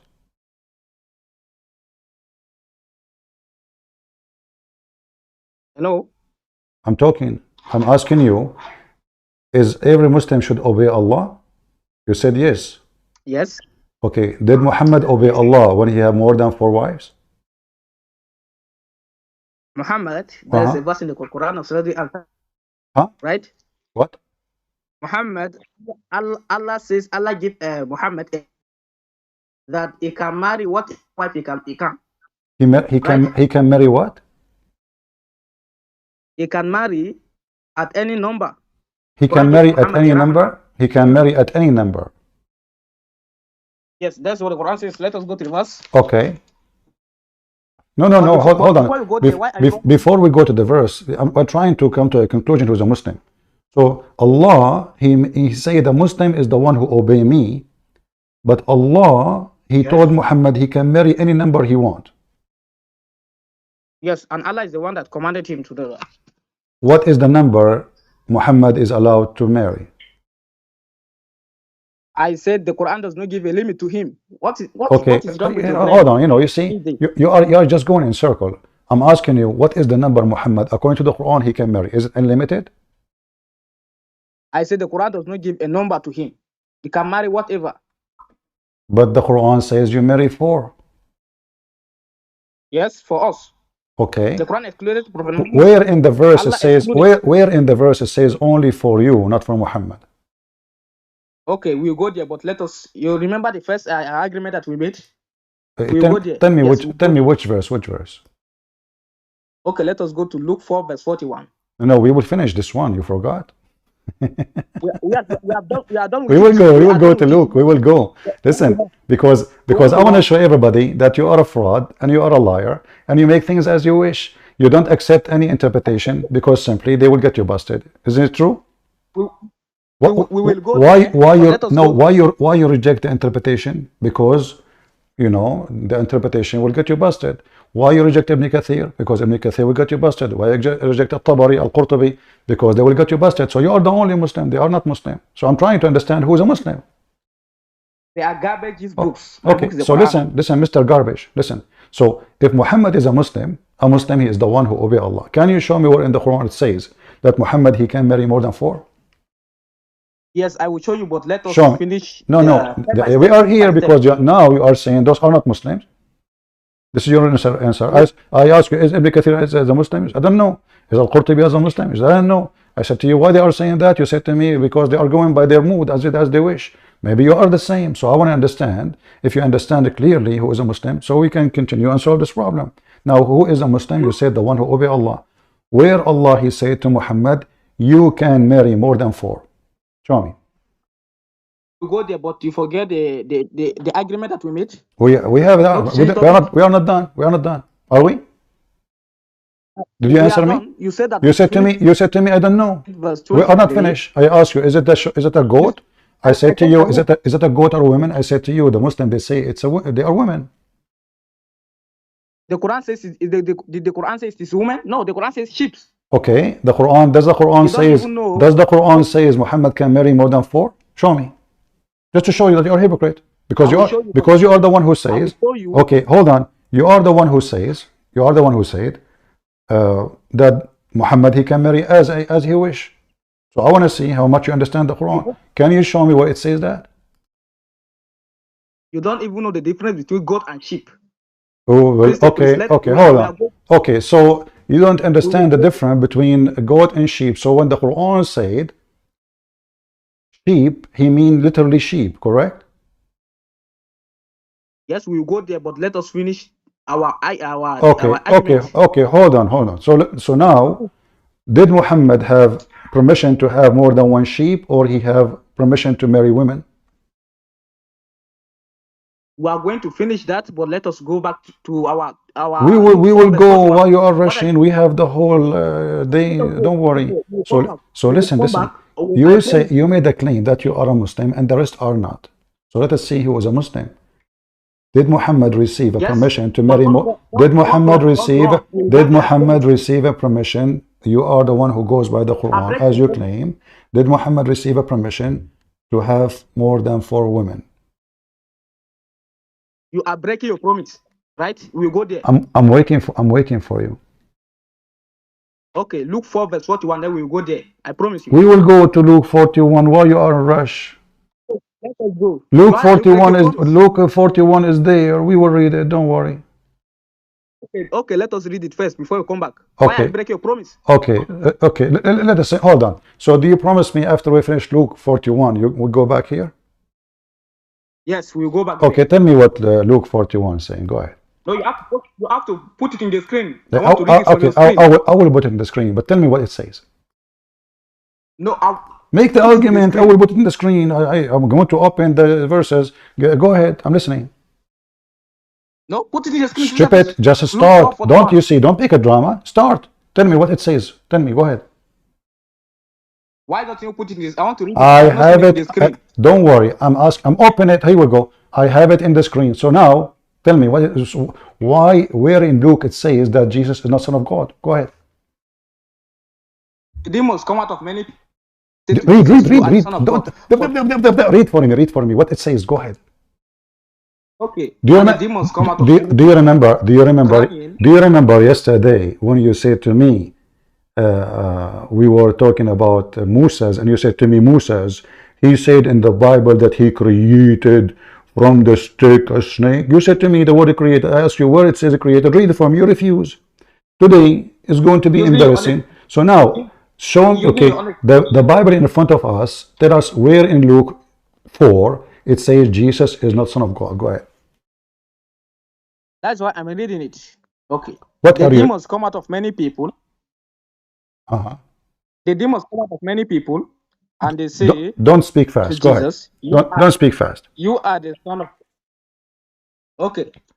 And the demons come out of many people, and they said, crying, saying to Jesus, you are the Son of God. But he rebuked them that he was the Christ. Uh-oh. What? So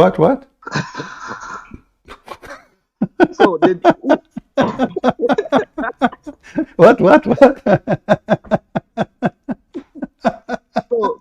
So Abdul, read for us what you just said. So if you know that Jesus is the Christ and you call him the Son of God, he's gonna rebuke you, right? What? The demons come out of many people. Listen, and they say, you are the Son of God. I don't understand your accent. I don't understand your accent. Can you speak slower so we can laugh together? Okay. Okay. Okay. The demons come out of many people crying. Right? And what they say to Jesus? You are the Son of God. Okay, and what Jesus said to them? He rebuked them and does not allow them to speak. He silenced them because the demons knows that he is the Christ. And that means he's the Son of God. So if you know that Jesus is the Christ and you call him the Son of God, he will rebuke you. Listen, what is the camel urine you drink? You drink camel urine? You are the one that drink camel urine. Okay, so we're here. You said to me, I will show you from Luke that Jesus is not the Son of God. But you show me verses saying that he is. No, Jesus rebuked them. He didn't allow you to call him the Son of God. Rebuked them from what? Because they knew that he was the Christ. He rebuked him, saying to him, come out of him, you coward son of Muta. No, that's not what he says. He rebuked them because so you came very excited when the verse confirmed that Jesus is the Son of God. Okay, let me ask you, why the demons say to Jesus, you are a Son of God? Because they are lying against Jesus. They are lying? They are lying, but they are scared of him. Why you want to destroy us? They said to him, listen, Abdul, potato, son of Muta, listen. They said to him, why you want to destroy us? Please read the verse. It's in front of me. It's in front of me. It's in front of me. Okay, I'm reading it. Okay. Jesus rebuked them because they are evil. So Jesus is speaking. Do you know what rebuke mean? What rebuke mean? That's not what the verse says. What rebuke That's mean? not what the verse says. Okay, read it. That is not what. Let us alone. Let us alone who? Let us alone. What have we do to you, Jesus of Nazareth? Art thou come to destroy us? I know thee who is, shut up, son of Muta, art the Holy One of God. So even the demon confirm who is Jesus. And you stupid son of Muta saying the Bible says he's not. Jesus Jesus rebuked them because they are evil spirit in a man, donkey. Jesus, he just made a miracle. Jesus made a miracle. Even the devil, he feared Jesus that he is going to destroy him. He said to him, why you want to destroy us? What we did? So Jesus, he told them, he's speaking to them because they are in a man. The man, there's a man inside him. There's an evil spirit, a devil spirit. So inside the man, the devil spoke to Jesus, said to him, why you, Jesus the God, was coming to destroy us? And you are saying to me, this verse saying that the opposite? Listen to the verse. You know, aren't you ashamed? Like, I mean, you came so excited, and I delay you because I know after we read this you will hang up. So potato. How many Muslims will agree with you that this is what the verse is saying? Look, okay, what? No. Listen. How many Muslims will agree with you that the verse here is saying the opposite of what it says? How many? Okay, at least you agree with me, and you will. I don't agree with you. You are a donkey. You are the devil himself. I mean, the devil. He admit. He says to him. He recognize him. He says, Jesus of Nazareth, the Christ, the Holy One of God. What? Why you want to destroy us? Listen, can Muhammad destroy a devil? Who can destroy a devil? Okay, let me. No, shut up. I'm asking you, who is the one can destroy the devil? But you asked a previous question. Who is the one? Who is the devil? Who is the one can destroy the devil? Okay. Don't tell me. Okay, who is the one? Answer the question. Who is the one who the devil fear? I'm giving you the answer from the Bible. Okay, right? No, this is the Bible. You asked me to read the chapter, Luke chapter 4, and we have a chapter 4. So shut up, son of that. Who is the one the devil fear to be destroyed by? Is it by a man or by God? Okay, the devil carried Jesus to the high mountain according to the Bible. Stupid. Don't monkey. Don't jump like a monkey everywhere. So now, who is the one the devil is afraid to be destroyed by? A man or God? So, according to Luke, don't change the topic, potato. Who the one is the devil fear? A man or God? But you said your God is a man. Listen, who is the one the devil fear to be destroyed by? A man or God? According to the Bible, if Satan was according to the Bible, this is the chapter you chose yourself. So don't get out with it. The devil here, the devil is saying to who you will destroy us. Who? Give me his name.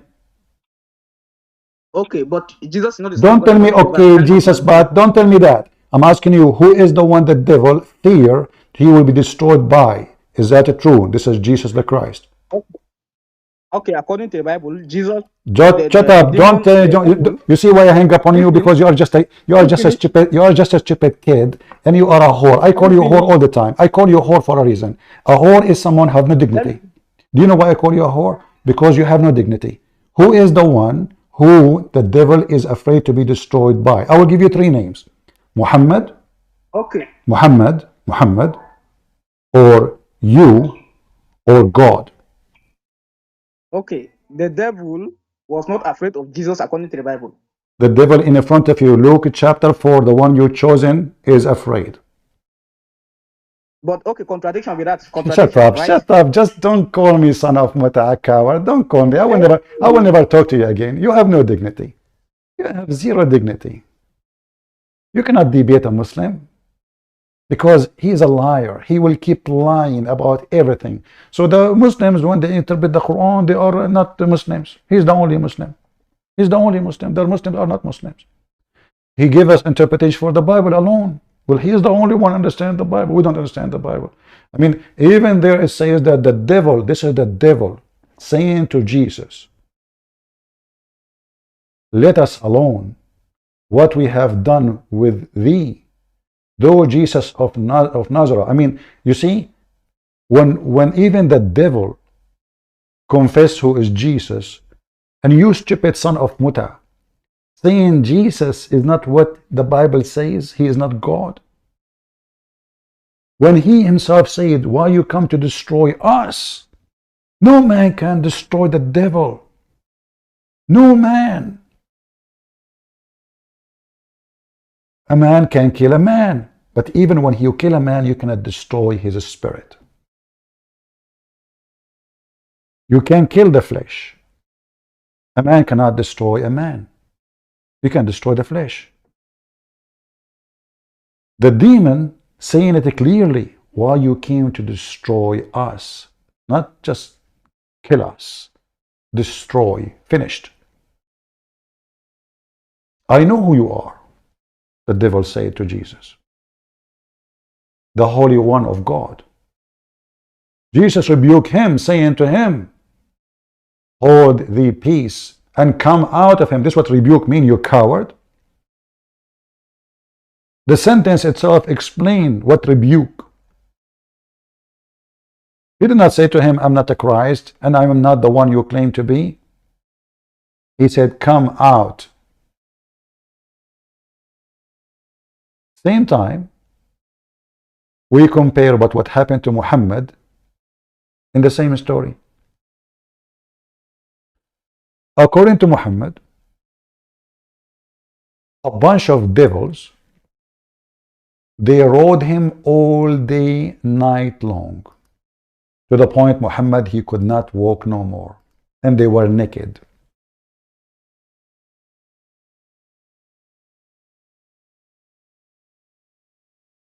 And let me show you the reference. Jesus, by one word, he have authority over the devil.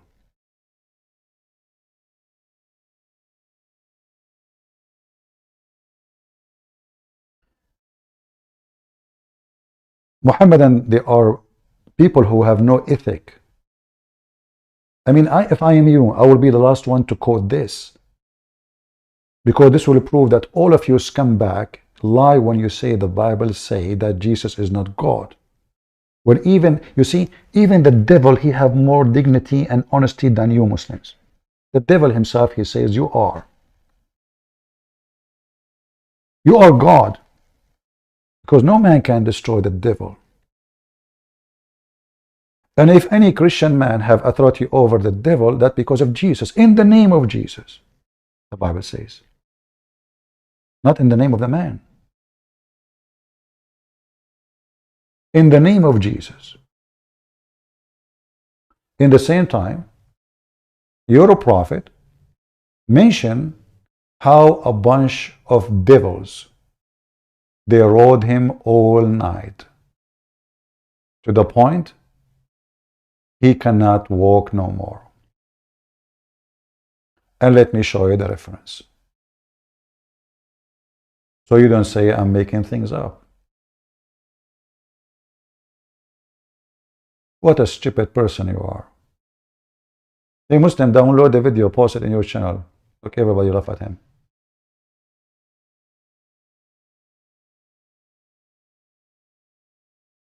Here we go.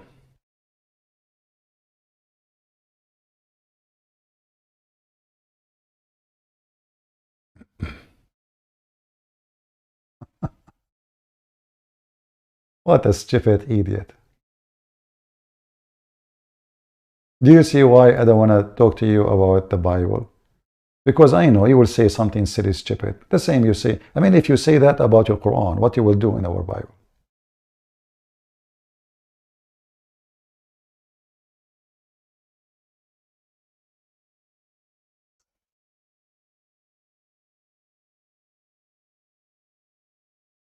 Let us read together about a bunch of devil riding the prophet.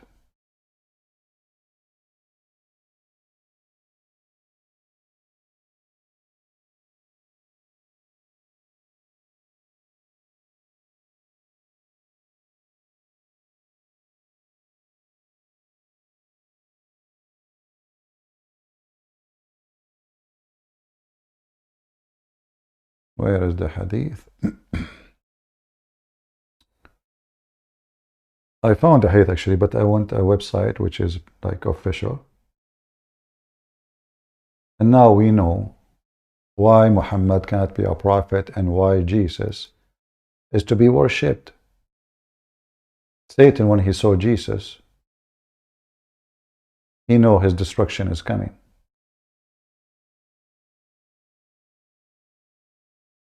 Even Satan, he have more dignity than you, Muhammadan.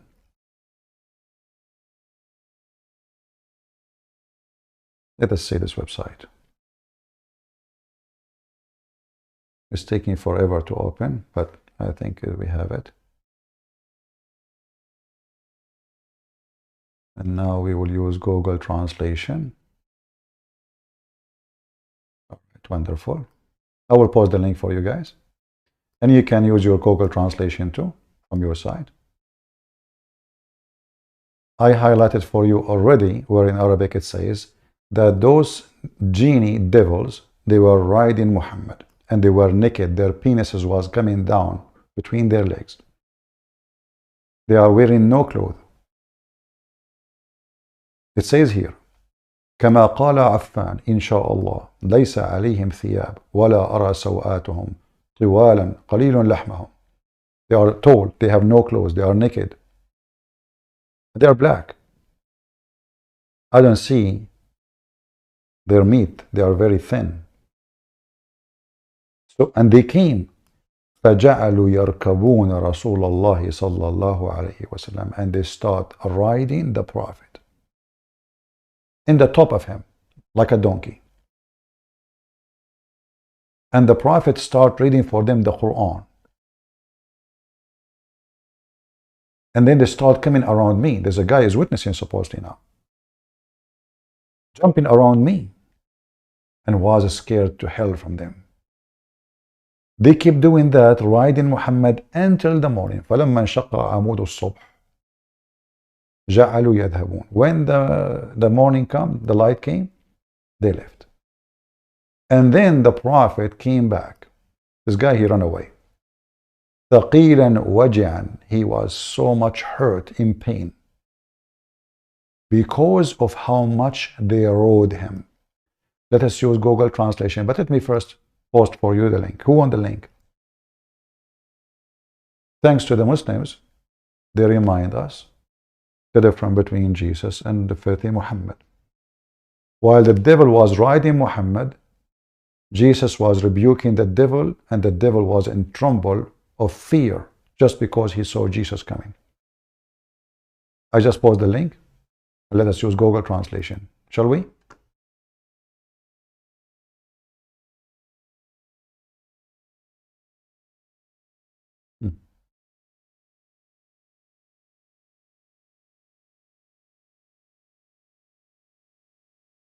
The translation is not too much accurate, but let us read together.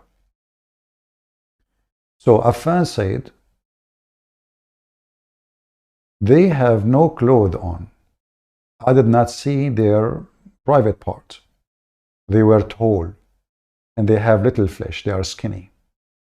He said, so they came and start riding the messenger of Allah. People, do you see it? Is a Christian prince making things up? What they are doing? They are riding the messenger. They are riding. You know what riding means? They sit in the top of him like a donkey all night long. Not a second, not a minute, not 5 minutes. All night long. There's a song about all night long. Is a Christian prince lying? It's in front of you. And then continue.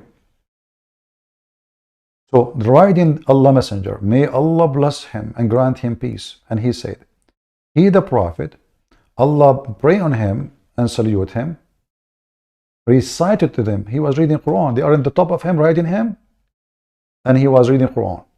And they began to come to me, and they start like going around me and lean on me, scaring the hell of me. Translation is not too much accurate. I was terrified of them. He said, so I sat down. Or as he said, when when the sun came, this is the translation is not coming right. The pillar, it's the pillar of light. So when the sun came, they started to go. And he said, the messenger of Allah, Allah pray on him and salute him, keen, with heavy pain, a lot of pain, because of how long they ride in him. Do you see it?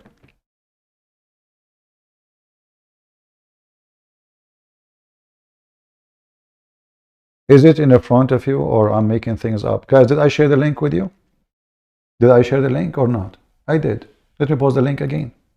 So we just witnessed, because of a Muslim, he changed our topic, but no problem.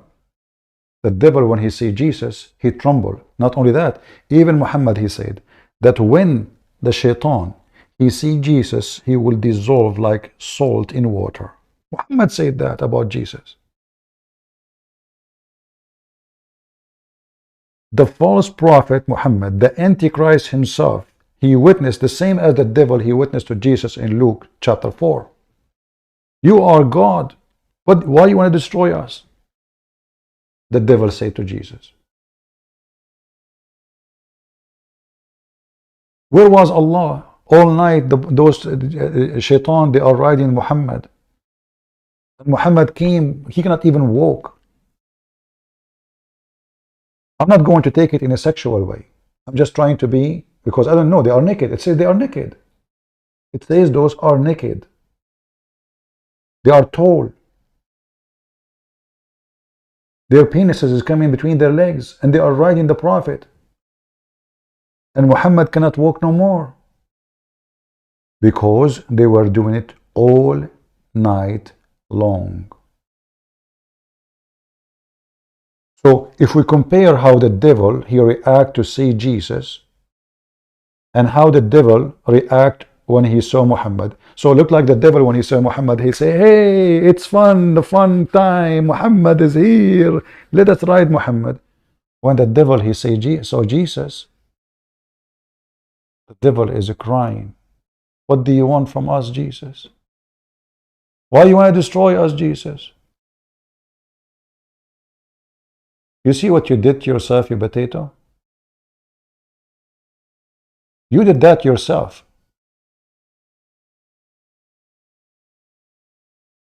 You brought this shame to your prophet, not me. Read for me, read for me. Luke. Okay, we go to Luke. And it's the opposite.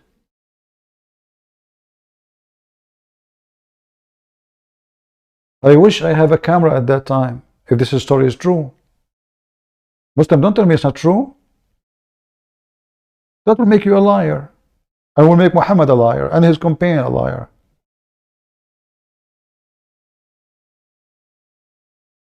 When the devil see Jesus, he say,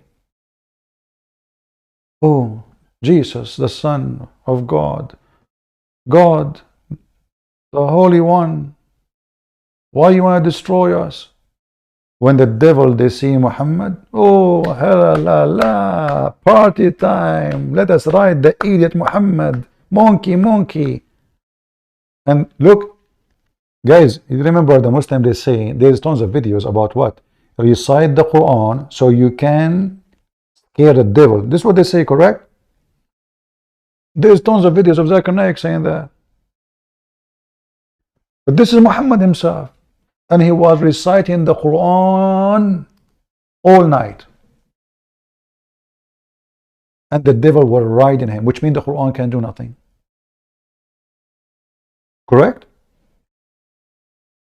Otherwise, why all night the guy is reciting Quran for them? They are in the top of him. And the reason they left, because the morning came. Those are the devil, they appear at night. They are nighttime.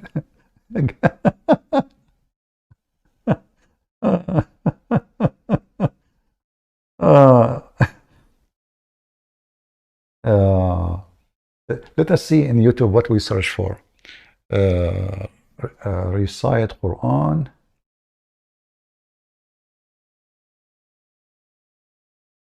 Quran.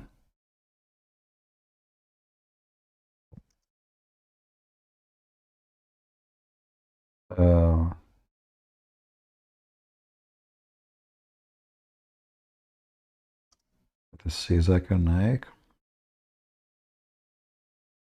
Those people, they are so desperate, you know, to find anything. Let us see. Okay, my house is possessed with genie. What I should do? Let us see what we should do. And here, this is why you will see Islam is invalid. It's a stupid cult. They lie to the Muslim. They say to them, recite Quran, the devil will leave away. By the way, we as a Christian, we don't believe in genie. So don't mix things up. Genie, according to Muslims, are creatures who can F you. Literally. They have penises. Literally. They sleep with Muslim women. Literally. Assalamu alaikum, sir. Assalamu wa barakatuh. Sir, I have a big question. Actually, bigger question. There is a problem in the house. Okay, in India, there is a problem going on in the house. Some bad things are happening. Brother, do you notice what happened? The genie, he moved from Mecca and he went all the way to India. This is the same genies they were riding Muhammad. What they are doing to this woman, I hope they are not riding her. Like evil things in the house. They are not letting the family stay in the house, like that. So what shall we do? I don't know. I do not know the unseen. So when you talk ambiguously like this, it might be there are crooks breaking into the house. There might be mice and reptiles eating the people. There might be jinn. I don't know what you're referring to. Sir, jinns and snakes, like in one room when the family members are going during, like after Asr time, sunset time, they are telling, do not enter this room, this is ours. And when nobody is there in the room, everything like from the cupboard, the clothes are thrown away, and even the family members who are living over there, they are reacting in different way, and they are saying, do not enter this room and just leave the house. Okay, so one of the two. Either you guys are hallucinating and you are convinced that the house is possessed, and your hallucination is making you hear these things, and whenever one says to the other, did you hear that? And they say, yeah, we heard that, and you start to believe this lie. Or, no, actually the house is possessed. So if the house is possessed, what to do? The jinn cannot harm us. And when we fear them, they become stronger and they grow more influential. So what to do? Should we call the Ghostbusters? There's no such thing. Read. We call Jesus. What we do? Look what he will say to her. What we will do? Surah Al-Baqarah in the house. Read the chapter of the cow. But Muhammad himself was reading the Quran all night. All night. Muhammad reading the Quran, and they did not leave him away. If this is Muhammad himself, the one supposedly Allah protect him, this is why he died by poison from Walmart. He read the Quran, and still they are riding him. The guy, he could not even walk by the end of the night. Don't explain to me why. It's sexual maybe. And this potato saying to her, read the Quran for them. They will leave. It burns them. Read repeatedly. It burned the them. last two verses of Surah Al-Baqarah specific. The last two verses in the chapter of the cow. Read them repeatedly. They are burned. You will see the smoke. So what happened to Muhammad now? He was reading the wrong verses?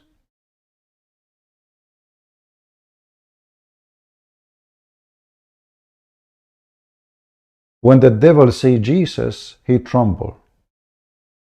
He said to Jesus, why you want to destroy us? Nobody can destroy a spirit except God. Nobody. A man can kill a man, but he cannot destroy his spirit. He can destroy your spirit by like sending you to hell, let's say, like believing in Islam, if this is the meaning. But the spirit will never be destroyed except by God, the one who made the spirit. The spirit is eternal. The flesh is not. So only God who created the spirit, he have the ability to destroy the spirit.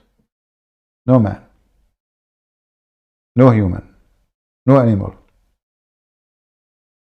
Muhammad himself was rude. I think we have a Muslim in the chat, don't we? If you are a Muslim, you like to join us, feel free.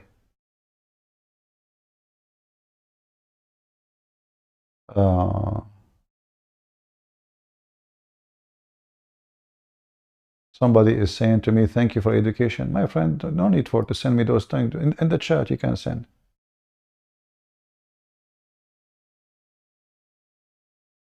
If you want $100 YouTube,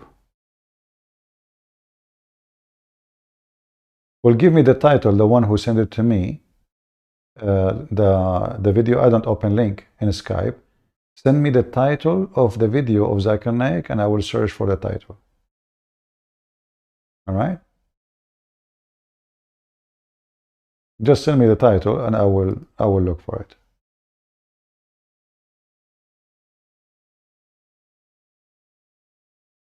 Just to be sure. Yeah. Yeah, I think we found it. Okay, I found it. How come righteous non-Muslim are in hell while bad Muslims? Yeah, we found it. Thank you very much, my friend, my brother. I appreciate you. Who want the video of $100? What is your name in the chat? The one who find me the video. So that. Say something in the chat, my friend. I will make you an admin as a thank you for your work.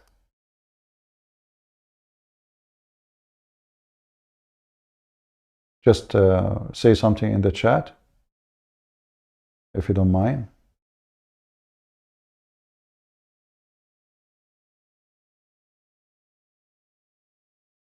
The one who sent me the link in the title in YouTube. Say something, please, to make you an admin.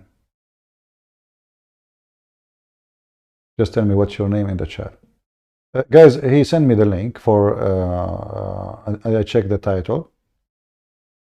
And it is true, I found it. Who won it? The $100 bill, which can save you from hell.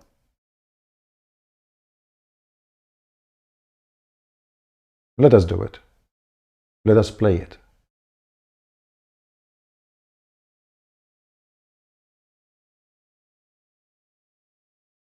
Actually, I'm going to $100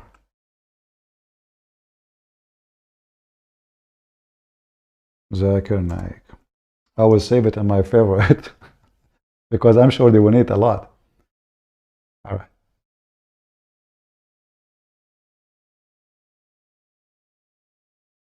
I'm a Muslim. Yeah, this is the same guy maybe. Let us call him.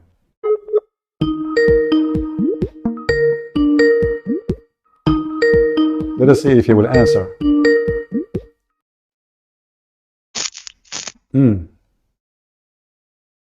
Hello? Assalamu alaikum. Wa alaikum assalam. What are you doing? I'm fine. You are a Muslim, my friend? Yes, sir. What does that mean? Submit to God alone.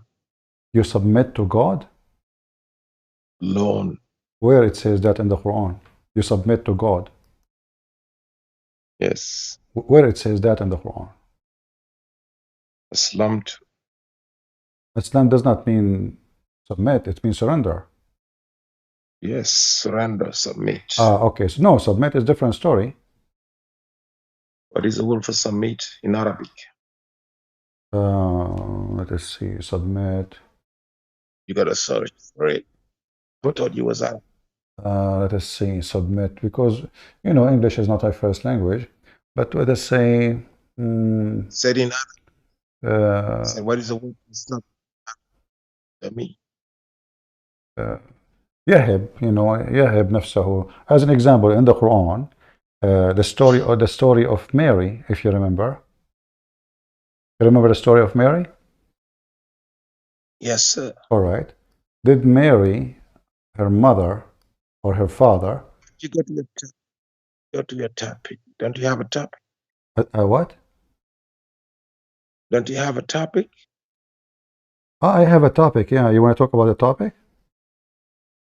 That's what I called for. Okay, go ahead. What do you want to what do you want to tell us? The topic is about women in Islam. Yes. Okay, go ahead. If you're talking about a woman in Islam, I guess you're comparing it to the other women in other religions, right? Well, Islam is a system, is not a religion, is it?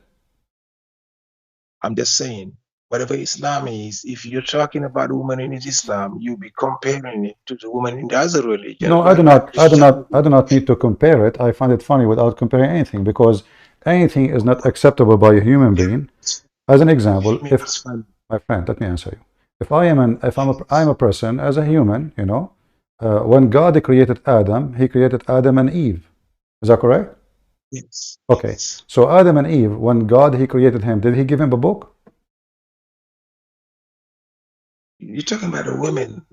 I'm talking about Adam and Eve. So we start from the beginning. You're talking about women.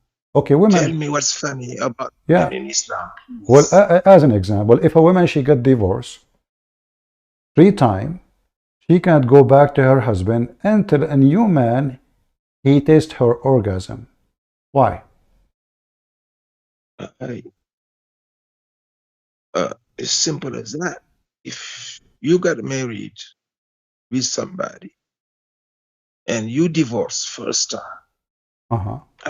yeah, you can go for a second time. You can't, Christianity, you cannot even go for a second time. You got to go do another man forever. No, I'll give you a second chance. Let me okay, answer. hold on. Just one by one. Answer. You said, why would it be another man in between for the first time? Just right? one by one. I ask you why she have. Listen. You see, you just jump to the Christian. We can go to Christianity. Let's finish. So why the women? We can go to Christianity. A man can divorce his wife. Listen, a man he can destroy his. He can destroy his marriage only if the woman she is a cheater or the husband is a cheater. Said, I am not going to Christianity. I'm standing. Okay, I'm asking you now. So now, why the women she have? We cannot, me and you, we have to come to a conclusion. In order to reach the conclusion, we have to come to reasoning. So why the women? Why the women? You are not listening. You're not listening. I'm listening. No, okay. You change your question. You want to run away from your question. So why the women? She need to sleep with a new man so she can go back to the husband. What is the logic? Go ahead. All right, I'm answering. Everybody heard your question. So, if you divorce one time, I said, okay, I'll give you a second chance. You got a second chance. Second chance to who? Second chance to who? Second chance to who? To the couple to get back together. No. The man, listen. The man, he can marry second women, 3 women, 4 women. But the women, it says It says that the women should marry another man. The women. So the one who is paying the price of what happened is the woman, correct? The man cannot marry the woman unless the woman is married by another man and they consume the marriage. The man cannot marry. The woman does not marry a man. A man marries a woman. Listen. A man, he marry a woman? Right. Yes, it's for the man to marry. Are the woman marrying man or the man marrying woman? Listen, let me answer you. My friend, ultimate fault. So listen.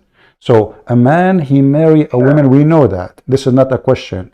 But in Islam, you can marry a man too, and we can talk about it. But later, after we finish this one. But here, a woman, she is a victim anyway. A man, he divorced her. It's not the woman divorced the man. So what about we say to the man, you cannot get back your wife unless a man if you. Because now the woman, she will be effed for no guilt. Now she want to go back to her children. It's not her fault. The husband divorced us. So where is justice? Is it worse that in Christianity, if you rape a woman, you gotta marry her. She gotta marry so you can rape her more. What every day what now. what rape? What are you talking about? What are you talking about? Listen. Don't mix things up. You cannot in Christianity you cannot rape, and you cannot play the game. Shut up. You cannot play the game of divorce. Potato. Rape a woman, she can marry you to do what? To rape her more? Okay. Listen. Every day? In Islam, if you rape a woman, what do you do to her? If you rape anybody, No, I'm asking you. No, in Christianity, this is false. By the way, this is false. This is false. By the way, I can show you from your hadith. I can show you your prophet commanding a man to marry a woman. After he raped her. And rape. Okay, listen. Are you going to answer why the man? Are you going to listen? Ultimate fault. Listen. Can you answer why the women? What is the wisdom? What is the wisdom? What? Listen. Don't make things up. You are just making things up. You know, people are laughing at you. Making things up. Okay. Okay. Now I'm asking you, if a Muslim man, hold on. Okay. You want to change the? You are trying to change the topic. Okay. Let us talk about rape. Where the Quran mentioned the word rape? The woman gotta shut their damn mouth in Christianity. They gotta suffer by making kids. Open your legs. That's all you do. So a man can go through so he can make kids. Well, isn't it the Bible says that the man he was ultimate fault. You are a son of muta. You are a son of muta. You are a son of muta. You never have dignity. So listen, who is in his book it says, listen, which book it says a Christian woman she should open her legs, or this is the Quran, or this is the Quran. We cannot talk in this. We cannot talk. Listen. I made a promise before not to let you talk because you are a filthy person. But now I'm asking you. As long you, I will let you talk. I will let you talk. Where in the Bible it says a Christian woman she should open her legs to a strange man to f her? In the same time, now I will show you. Now I will show you from the Quran. Shut up. Shut up. I have. Abdul. Is it the Quran says? Is it the Quran says any believing woman she opened her legs to the Prophet to f her? I said, are we talking about you? We comparing. I am. No, we are comparing. No problem. We are comparing. We are comparing. A Christian man is not allowed to divorce a Christian. Shut up, coward. Don't you see? We cannot talk in the same time. I will give you time. I'm giving you time. So, can you show me where Jesus said you can sleep with women without marriage? I can show you in the Quran. Can you show me where Jesus? Can you show me where Jesus said you can divorce? Shut up. Can you show me where Jesus said we are comparing? We are comparing. So now. Okay, look what you did. By opening your legs. That's it. Mr. Open your legs. So your wife, if you divorce her 3 times, she have to open her legs to a new man. He F her so you can have her back, correct? Married to another man, not just sleep with another man. What marriage? This is marriage? Okay, hold on. Guys, this is marriage. But is it okay? I have a hadith. I have a hadith. Okay, I have. No, your prophet. Okay, hold on. The Quran says, "Hatta tankaha zawjan ghayrahu," until she not marry. He is a husband already. She said the verse says, "You make no mistake if." She marries another man, so only where no. Where is the word? Okay, no, hold on. Ultimate fault. You are a scholar. You are a scholar in Islam. Where is the word marry? Where is the word marry? Shut up. What? Talk here. Where is about your Bible? Where is the like shit in your Bible? You know that. Don't be rude. I'm letting you talk. Listen. So now, where is the word married? Don't force me to hang up on you. Don't force me to hang up on you. What is the word? Where is the word? Where is the word to get married? Where is the word to get married? Where is? If I rape you and then you're gonna marry me? And you're going to defend that? Listen. So if I rape you... Just shut up, son of Muta, coward. You will not even have a conversation because you are scared. Coward, son of Muta, like your mother. In the translation here, it says married. Let me show you that it doesn't say so. It says حتى تنكح, a husband. He's a husband. So what should you do to him? Tankah. What tankah mean? To be effed. How we can prove that? Listen, he's a husband. She have to sleep with the husband. This is what tankah mean, not to marry. Let us prove it in 2 seconds. You will not let me talk.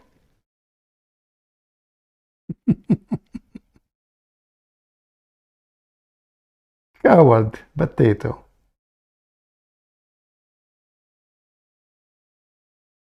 Let us prove it. You know, we are not like you. Make up. Jesus said, a woman, she opened her legs. You coward, son of Muta.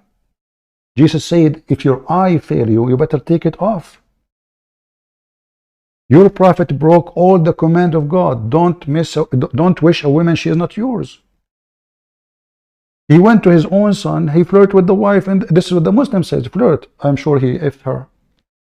But let us see what Muhammad said about 3 divorce. She have to be effed. The husband, not marry a husband. Read it. The man divorced his wife. She married another man. The Prophet said to her, you cannot go back to remarry the previous husband until he F you and you taste his orgasm. Let me show you the Sahih one, not the Da'if one. This is Al-Bukhari, very authentic. Until he F you, she is married to the new guy now. But this woman, she don't want to have sex. She married a new husband. Muhammad said to her clearly, if you think, if this is your intention, to go back to your previous husband, you cannot go back unless you open your legs, son of Mut'a, ultimate fart, who you change your voice. This is why you don't want me to let you talk, because I can prove it easy. In the same time, when I say to you, show me where Jesus said to a Christian woman, you can open your legs, go ahead. So we can laugh at you. This is your prophet saying to her, she married the man. She didn't want to sleep with the man. What Muhammad said to her? You need to know, if this is your intention to get back to the previous husband because he divorced you 3 times, that will never happen unless the new husband F you, literally.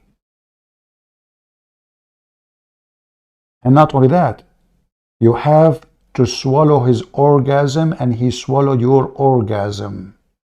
Mr. Blowjob Prophet. You see who is the liar? We can prove what we say. When the Bible speaks in the Old Testament, if a man here rape a woman, this woman, nobody will marry her. This is a very conservative culture, even if it's not her fault. Here, they gave the man and the women a chance. If the women agree and her father agree, otherwise the man will be killed. He will be killed. There is no punishment for rape in the whole Quran. Actually, the word rape never mentioned in the Quran, because Muhammad is a rapist. And now he is forcing this woman to be raped. Look, she don't want to sleep with the man. But now he said to her, if you want to go back to your previous husband, you have to open your legs. And after you open your legs, you go back to the previous husband. What I find it funny about the Muhammadan, they try to take the garbage of Islam and they make it our garbage. Did you notice? Not only that, Muslims, they have Islamic law that a Muslim man can F his wife even after she die. Am I lying? Let me show you. Maybe Christians be making things up. Huh? Maybe. Maybe it's not true. Maybe. But maybe he have reference. Maybe. Actually, I'm not going to show you anything. You know, it's very easy. Let's just see.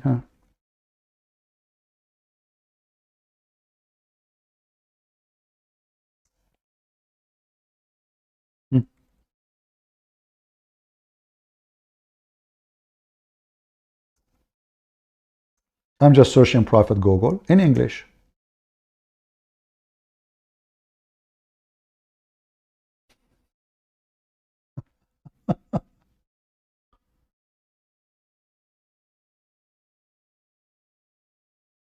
Egypt bring a law in law allowing men to have sex legally with his dead wife. This is Islam. Even the wife, after she die, she have to open her legs. I'm making things up.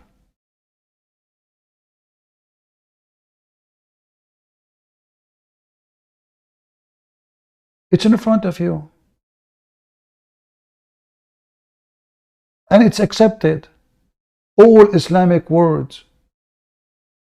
A Muslim man, he have the right to F his wife even after she die.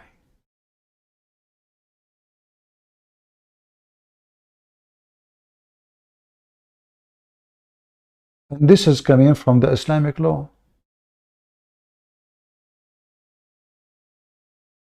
This is why they could not oppose it.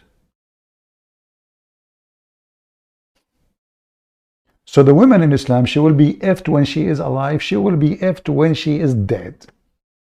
Isn't it your prophet, he slept with Fatima bint Asad in her grave? And what is the excuse? Because you want to make the grave less pressure on her. اضطجعت معها في قبرها. So the cowards, they lie, they say we are the one who does things. But as you see, the women, her husband divorced her 3 times. Poor woman, she want to go back to her kids. Obviously, the husband is an idiot. He's a filthy scumbag, like all of them. Why Islam made divorce so easy? Because there's no marriage. There's no marriage, it's a sex contract.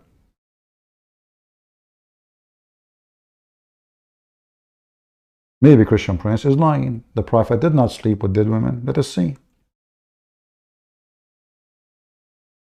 This potato, he think I do not know his voice. This is your Prophet. Let us see. The woman, she was totally naked. Totally naked. Muslims, and even the Arab, when they bury a woman or bury a man, they strip them from their clothes.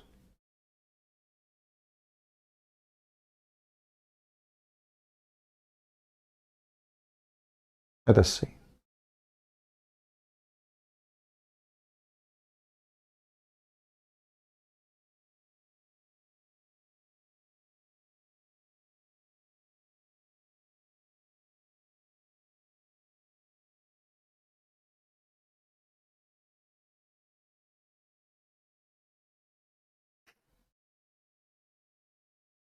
But you know, we are always grateful that Muslims, when they call us, they think they can make something. They think they can come with something, but always they get nothing but humility. And you will notice they will not let you talk. The Bible says you can, woman, she can open her legs. Where? I'm showing you from your book. Show me from my book. Liars, cowards. Let us see. Where is the hadith? This page is so long, we need something.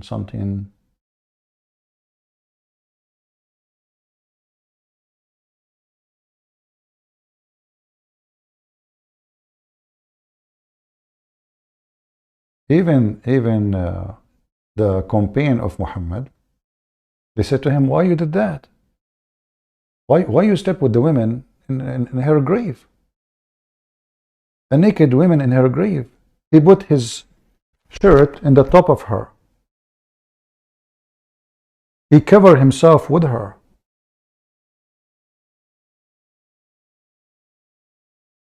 المستدرك على الصحيحين, written by An-Naysaburi,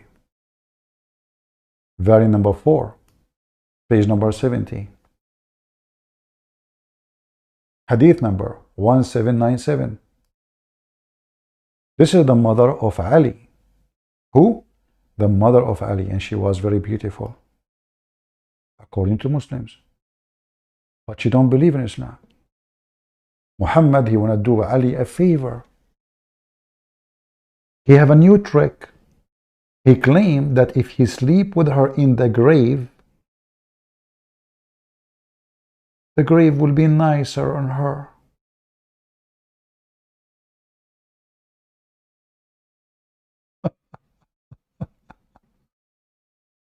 Oh boy.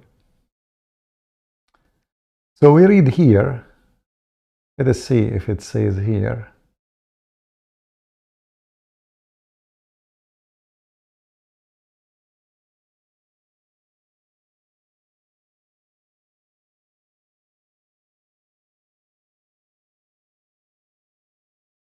Here it says وَنَزَلَ مَعَهَا فِي قَبْرِهَا.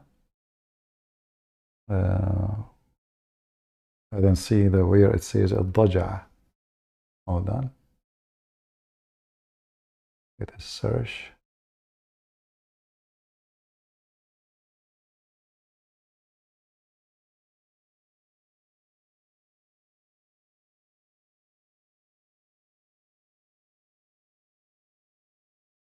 Here it says وَنَزَلَ فِي قَبْرِهَا. Let us see. خرج من قبرها. Okay, we need to find the other one. Let us see.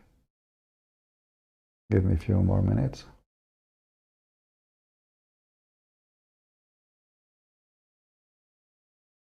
Muhammad have always the tricks, you know.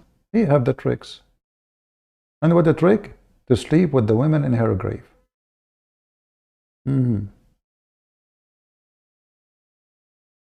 Let us see this one here.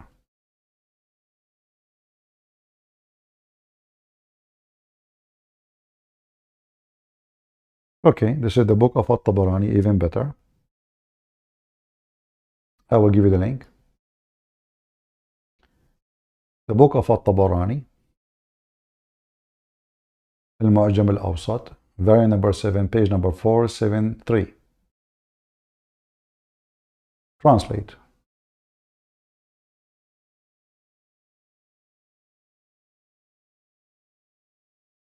Read. He, Muhammad, Allah pray on him, took off his shirt, like Muhammad hijab. It's a habit in Islam. He took off his shirt. He put it on her, and he lay with her in her grave.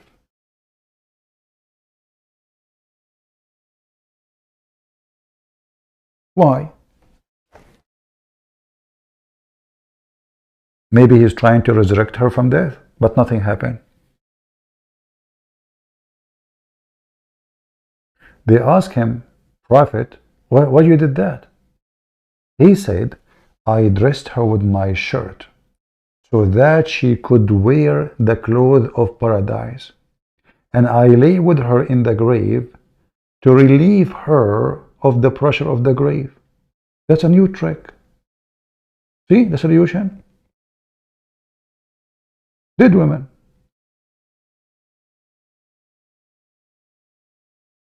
Am I making things up?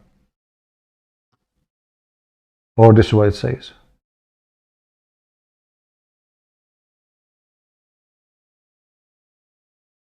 Huh? Do you see why we laugh at the Muhammadan? Stupid people. They believe in such a garbage. He's a prophet of God. Why? What he did exactly? Nothing. What is the accomplishment Muhammad he did? Nothing. Who is even Muhammad? They know nothing about him. Like this guy, he claimed to be Quran only. Both of them, the one who called me. What they know about Muhammad? Nothing.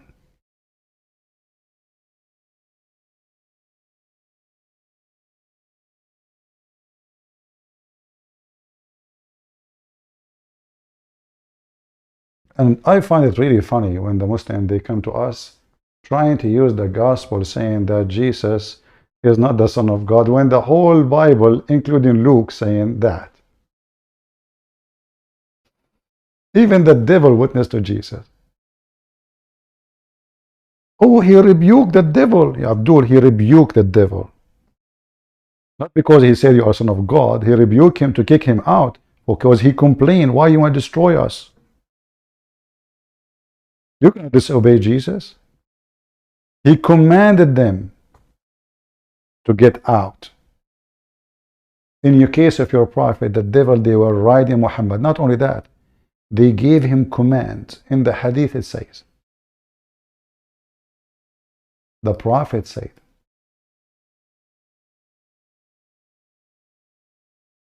that his shaitan came to him and Allah helped Muhammad against him. And he commanded me not but to do good.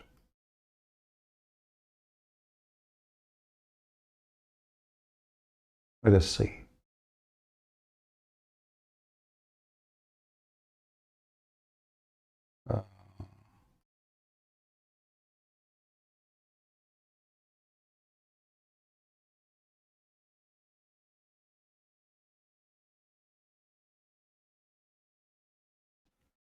Read with me. All of those are authentic hadith. Who is the one who commanded Muhammad? The devil. Who is the one who commanded the devil? Jesus. What is the reference? Luke. And many other verses in the Bible. Luke chapter 4. Read from verse number 30, 31, 32, 33, 40, 41, 42. He commanded me to do good. Who is commanding Muhammad? The devil. Who is the one who commanded the devil? Jesus. Who is the one the devil is afraid of? Jesus. Who is the one who rode over Muhammad?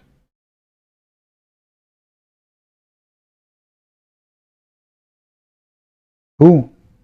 We show the reference. The devil riding Muhammad, commanding him to do good. So Muhammad don't receive command from Allah. How did the devil command Muhammad?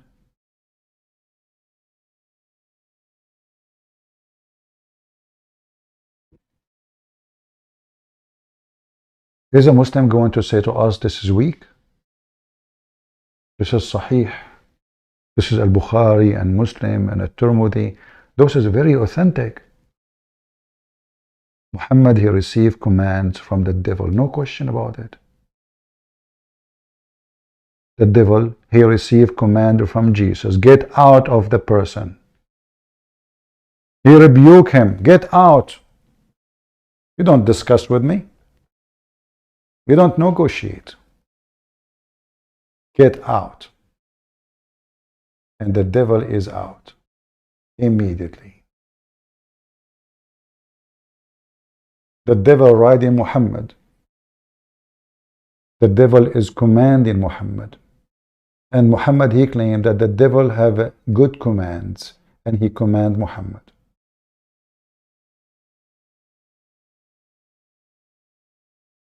What is the page number for the grave? I will give you the link. Hold on. Because there's, there's tons of books speaking about this. But let me shorten the link for you, so you can save it if you're interested.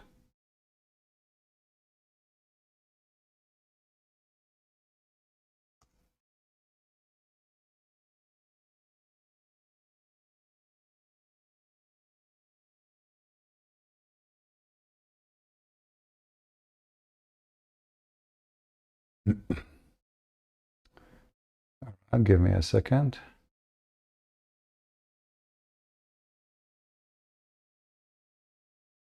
All right, let me know if the link works. This is the link for the page we showed you. Again, this is At-Tabarani, very number 7, page number 473. and I posted the link.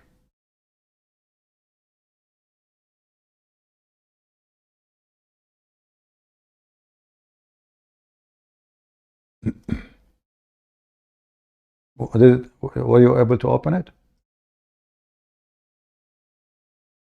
Is it working? Just let me know. If not, I have to use different website.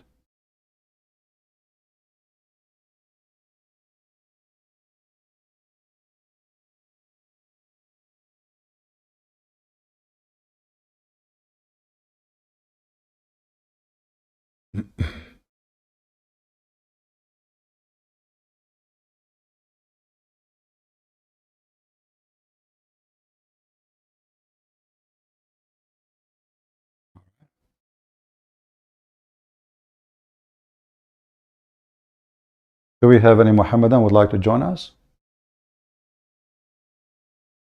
Are you CP? I think so.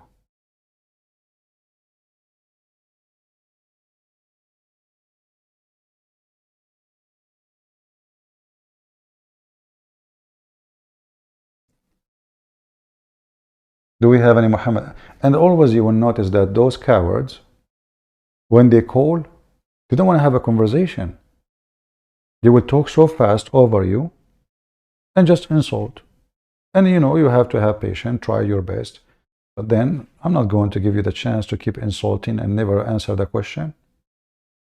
Why a man, if he divorced his wife 3 times, if you are a Muslim who claim that Islam is against women to open her legs, isn't it this is the same book says you do mut'ah? Isn't it? There's even a limit of how many times a Muslim woman she can remarry and divorce and marry and re-divorce. No limit. There's like 1,000 times, 2,000, no limit. This is a religion of open your legs. Even with children.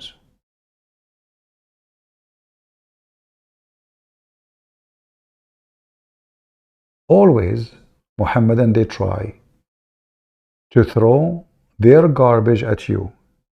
Like, you know, when this gentleman, he gave us the link of Zakura Nayuka. About what? What was the topic? The topic was that Christians believe.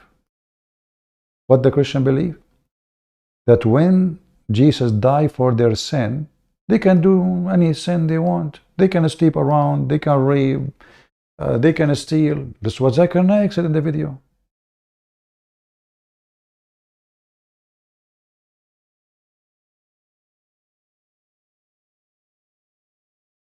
And now Zakir Naik, he decided to solve the problem. But all of us, we knew that the Bible says clearly that fornicators, liars, thieves, gambler, drunk, even if you are drunk, if you are a person who go and drink and they get drunk, which means you made lifestyle of that, even that will not inherit the kingdom of God.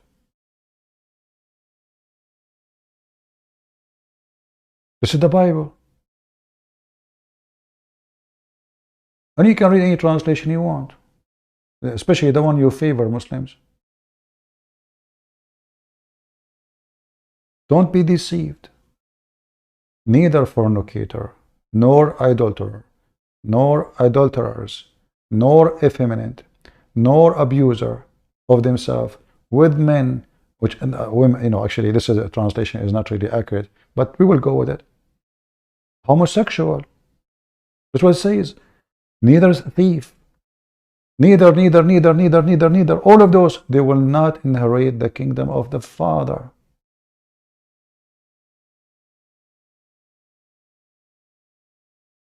In Islam is the opposite. Anything you do, it doesn't matter. This is the video of Zakura Nayuka lying about the Christian, they can do anything. Anything. when in fact, in the same video, he is lying about Christianity. He said that Muslims can do anything. All what you need to do, you say Shahada. That why non-Muslims who are righteous and Muslims who are unrighteous, why should heaven? We have to understand that what is the meaning of the word righteousness, and what is the meaning of the word that who is a righteous person. Listen carefully. What is the meaning of righteousness in Islam is not the same as a righteous in Christianity. Righteous in Islam, as you will see, is just to say Shahada. It's not to be a good person, no. Say Shahada, pray to Allah, you are going to heaven. That is righteous. I'm not lying. It's in the video is there. Actually, let me post the link for you. Here we go. You can save it. So in the future, if we ask you for it, and actually I advise you to download it. All of you. Because this is a great evidence. In fact, in that day, when I decided to talk about this topic, it was the first video I found in my way. It was like a miracle. Because this video proved that they are the one who practice this. You can do whatever you wish. Just say Shahada. So let us understand what is righteousness. So when a Muslim from now on, he said to you, Islam teaches us to be righteous. Don't fool yourself and think righteous is to be a good person. No. Listen carefully. And what is the meaning of the word that who is a righteous person? For me, to make you understand, I'll give you a few examples. Number one, if there are total $199 divided into 64 notes. The 64 notes, to total all the value of these 64 notes is $199. And I distribute the notes to few people. Get 10 notes, some 20 notes. Some get. A normal person who may not be aware of the notes and the value will say whoever gets the most notes, number of notes, is the richest person. Guys, somebody saying no sound. Is the sound good? Is his sound good? Do you hear the video? If you have a problem with the sound, I think from your side.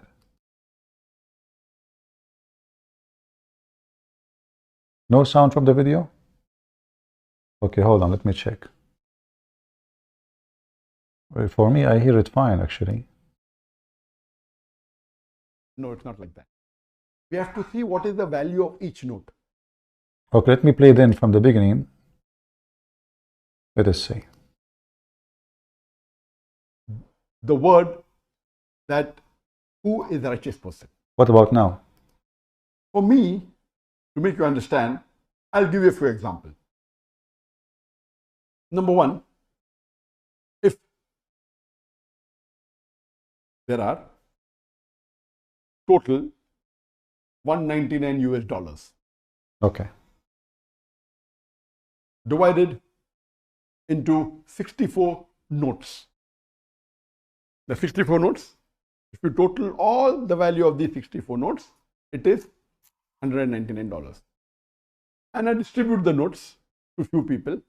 Some get 10 notes, some get 20 notes, some get 30 notes, some get less, some get more. A normal person who may not be aware of the notes and the value will say whoever gets the most notes, number of notes, is the richest person. No, it's not like that. We have to see what is the value of each note. In these 64 notes, one note is of $100. One note is of $20. The $100 notes is for a person who believes that there is only one God and that God has got no partners and Prophet Muhammad is the messenger Mm-hmm. of that Almighty. Mm-hmm. The number $20 bill, US dollar, is a person who prays 5 times a day. Then there's one $10 note, there is two $5 note. $10 note is for a person who gives zakat, who gives charity. $5 note is a person who fasts, and $5 note is a person who goes for Hajj. Mm-hmm. The remaining, all if you put together, is $140. The remaining $59 are $1 bill. All put together are 65 notes. So 59 notes are of $1. So just because somebody has 30 notes or 30 bills doesn't make him rich. If he has 30 bills of $1, he has only a value of $30. See? The person who has $100 is more richer than all the other notes put together. If all the other 63 notes put together will make it only $99, but one bill of $100 is more valuable than 63 bills all put together are $99. That's the reason the person who's the creator, he has put this formula. And he clearly mentioned in the Quran, in Surah Nisa, chapter number 4, verse number 48, and Surah Nisa, chapter number 4, verse number 116, that Allah will forgive any shirk, Allah will forgive any sin if He pleases, but He will never forgive the sin of shirk. For anyone who has committed shirk has strayed far away, has done the most heinous sin. That means the biggest sin in Islam, according to our Creator, Almighty God, Allah subhanahu wa ta'ala, is doing shirk, is associating partners with Him. It's the biggest sin. And the best thing person can do is Tawheed. Believe in only one God. That's it. And believe that there is no one worthy of worship. That's the righteousness. That's it. $100. That will take you to heaven alone. So do you see the liars? He said that the Christians believe that because Jesus died for their sin, that means they can sleep around, they can have sex, they can do anything they want. Jesus died for them, that's it. But we know that every single verse in the Bible, and Jesus himself said it clearly, not everyone says to me, Lord, Lord, will enter the kingdom of my Father, but the one who do his will. What is the will of God? What is the Ten Commandments? What is the Bible saying about no sin? Go and sin no more.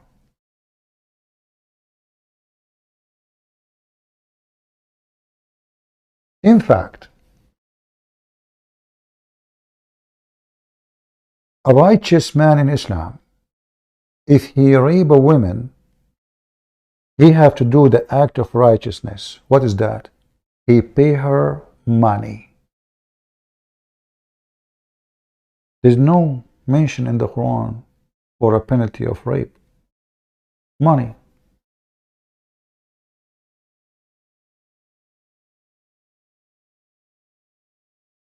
And that is his punishment. If he rape a woman, she is a slave, he pay half.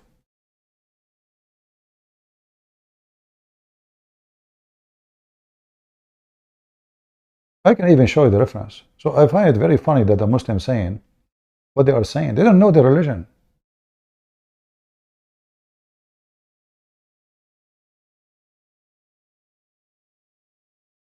Not only that, in Islam you cannot prove rape anyway. If you want to follow the Quran, you have to bring 4 witnesses. 4 witnesses. And based on what Muhammad said, the 4 witnesses have to see the penis going in and out. Who in the world will invite 4 witnesses when he rape a woman?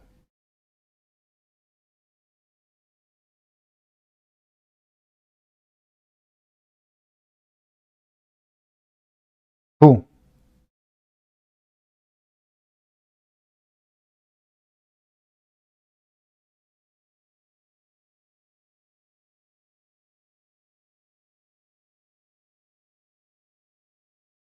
Let us see. Continue. But Almighty God and Prophet Muhammad is the messenger of Allah. Very important. Prophet so Muhammad. He is the creator. He sets the rule. We are the people who are undergoing an examination. That's it. Let me give one more example. That in certain tests, there are certain compulsory questions which you should pass separately. Like I did a medical examination. In MBBS, besides the theory paper, we had viva voce, orals. Every student had to pass separately in viva voce. Separately. Separately. He may score 100 out of 100 in theory paper. But in the viva voce, if he fails the examination. I cannot argue. This is the rule set. So the compulsory paper in Islam is Tawheed. You should believe in one God and worship Him alone and no one else. And the first pillar that I bear witness that there is no God but Allah and Prophet Muhammad. Do you see? But the coward, too bad, like the Christian here who downloaded the video, he cut the part where he said the Christians, they are allowed to rape, they are allowed to steal, they can cheat because Jesus died for their sin. When I say those people are sons of, I don't mean their mother. They are the whore. A whore is not only a person who do sex business. See, in the Old Testament it says, the earth committed fornication. But we know that earth don't sleep around. Does it? Adultery. The earth committed adultery. But is that talking about the earth? Adultery is when somebody commits sin against God, a great sin. And every Muslim who follows Muhammad, literally, not a Muslim by name, he is a whore because he's a fornicator. They fornicate when they explain their Quran, they lie. The sun set in murky water, they say it appeared. The sperm coming from the backbone and the ribs, oh, it doesn't say that, CP. Hail is coming from mountain, no, it's a cloud like mountain. Anything in the Quran, they duct tape. And we were playing, actually, before this Muslim called us, we were playing the video of Mimi Hijab, if you remember. We did not even finish it. How Adam is 27 meters. Duct tape. A whore conversation. The whore trying to duct tape her private part, which is Muhammad himself. Muhammad is the vagina of every Muslim. And every Muslim have a duty to duct tape the vagina. Awra. Awratul Rasul.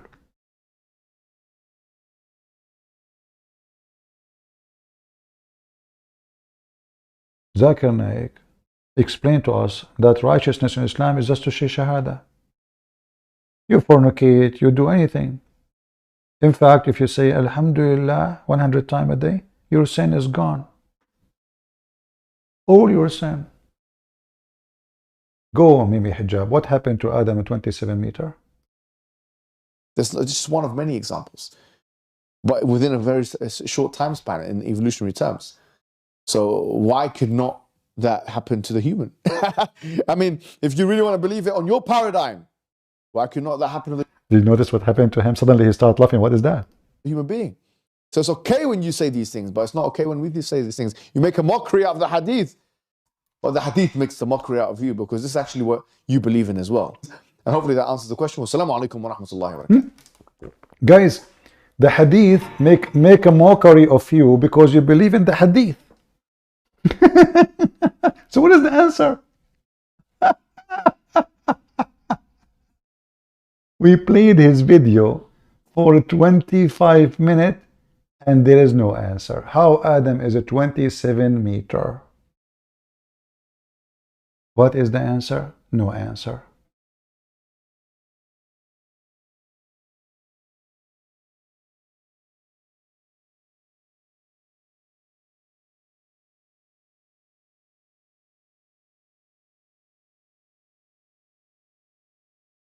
Stupidity is amazing. Does the Quran say the sun set in a murky water? Mimi Hijab have the answer. Sure, the Quran doesn't say that. Duct tape. The whore religion. Muhammad make poo-poo. The Muhammadan try to fix it. Does the Quran say the sun set in murky water? No, the Quran doesn't say so. It doesn't say that, CP.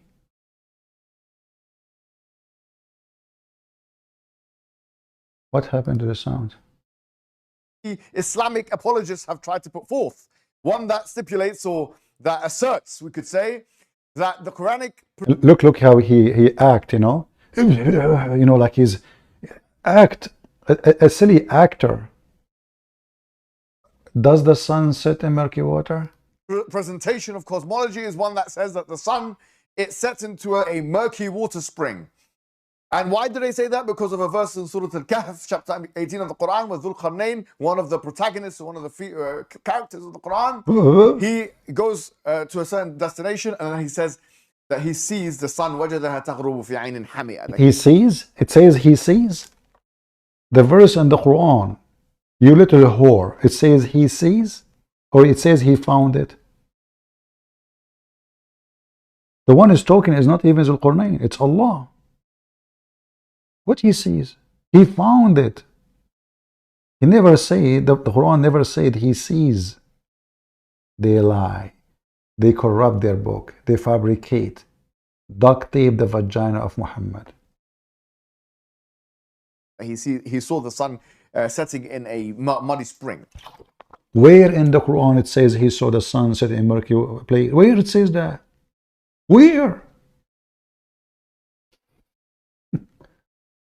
Just to show you how they lie. Nowhere in the whole Quran it says he saw the sun. Allah is talking, saying, they ask you about Dhul Qarnayn. It's not Dhul Qarnayn talking. He said, he found the sun. So Allah reporting an event.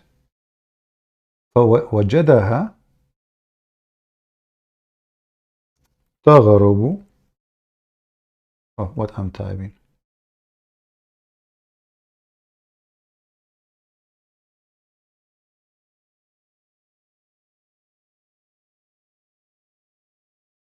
He saw the sun.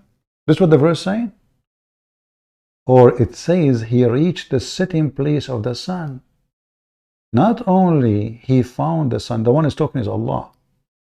If you go a few verses before it, you will see it says, they are asking you about Dhul Qarnayn. Allah supposedly talking to Muhammad. Tell them, Muhammad, I will tell you some about it. So the one who's talking is not even Dhul Qarnayn, it's Allah. And he will tell us what happened.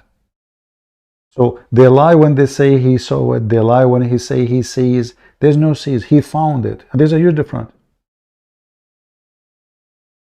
And he arrived to the sitting place of the sun. So the Quran reporting a great event in history, supposedly, where a person whose name is Dhul Qarnayn, and nobody was able to do that before, he reached the place where the sun set. It's obvious. It's in front of you. And he found it. He found what? He did not see the sun. He found the sun. Now he found where the sun goes. And this poor Mimi hijab. Burqa. By the way, hijab means burqa. Trying his best to cover the vagina of Muhammad. Muhammad make poo-poo. A story is taken from many books. Like, you know, there is a book, I think it's called The Romance of Alexander. There is the book, it's called, let me remember. I mean, there is many books in Arabic. There's a book written by Yaqub, the Syrian man. There is many books written about fiction stories. Muhammad, he copied a story. He make it part of the Quran. And now those Abdul in YouTube trying to duct tape the vagina of Muhammad.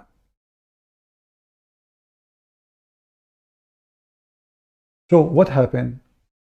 Explain to us. Do the sun set in murky water? And they say this shows, because it's very clear in the Quran, they would argue that this shows that the sun, according to the Quranic cosmology, yes, is setting in a spring of murky water. Now let's look at what the Mufassirun, the Mufassirun, that's it. Let us look at the Mufassirun. The one who called me before him, he don't accept the Mufassirun, which means the tafsir, the interpretation. This guy, let us look at the Mufassirun. He don't say, look, let's look what Muhammad said. You notice, he didn't say, do you think really Muhammad do not, Mimi hijab, he do not know what his prophet said about this? Do you really think? Do you think he studied the case? He's ignorant, yes. He's a potato, yes. But there's no way he did not search it very well in the internet. This is what Muhammad explained. This is Muhammad himself. What Mufassirun? I was riding behind the Messenger of Allah. While the sun set, he asked, do you know where the sun set? I replied, Allah and His Apostle knows best, because Muslims are mushrikeen. They associate the knowledge of God with the knowledge of a man. They made him equal. Best, both of them, they knows best. He said, it set in a spring of boiling, blazing hot water, not warm. And the proof of that, you can search for the word Hamiyah in the Quran, and you will find that the word Hamiyah means blazing hot. This is actually a description of hellfire, Hamiyah. Not warm. That's why I say many times, those who don't speak Arabic, Muslim, they can fool them by the false translation. Because how you know? I mean, you go with the translation. Translation says warm. You believe it. But the word, I just copy the word as it is, post it to the search engine. Look, this is description of hellfire, Hamiyah. Is hellfire warm? That would be nice. No. The translation here, they will enter in a hot, blazing fire. This is what Hamiyah is. In the Hadith translation, suddenly Hamiyah became warm. Liars. And then in Zakir Naik interpretation, the Quran says, go to the sea, you see the sun going in the so you think the sun is going. So that the Bible, that Quran, sorry, is saying this is from the perspective of the Quran. What perspective? What perspective? What perspective? Perspective. The verse says he found it. It's not even Zulqarnain is talking.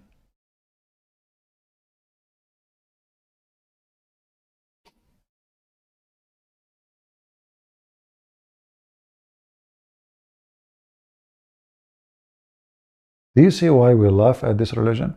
So they accuse us that we are people who go and fornicate because Jesus allowed us, which is absolutely false. People, they fornicate anywhere in the world. People, they can be thieves, they can be criminals, they can be drug dealers. It is you who is proud about a big fornicator. His name is Andrew Tate. And until now, his business is running. Until now.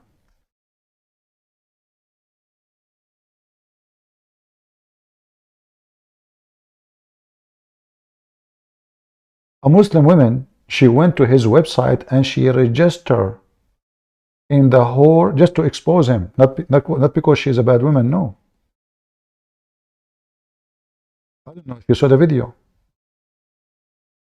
She went to his website. She registered in the whore course, the pimp course. And this is long after he converted to Islam, and even after they arrested him. And no Muslim is upset. And we heard Zakir Naik saying, if you convert to Islam, that's it, everything is gone.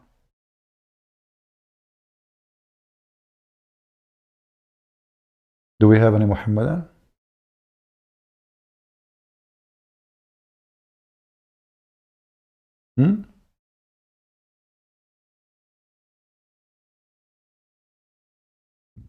Any Abdul?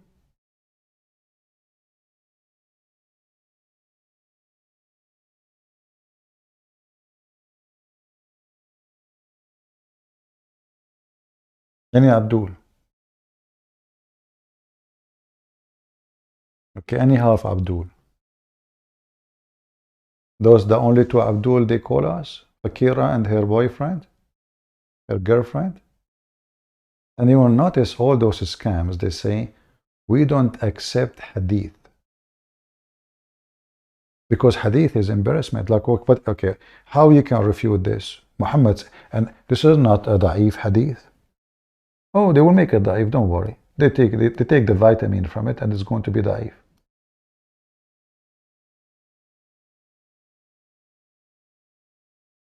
Do you remember the hadith which about Allah created the black people from the left shoulder of Adam? Anyone remember it?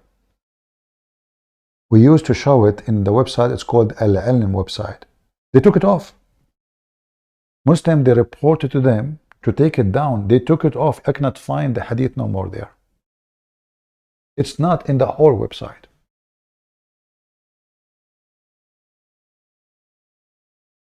I made tons of videos, and you will see me showing the link, showing the address, showing the web page.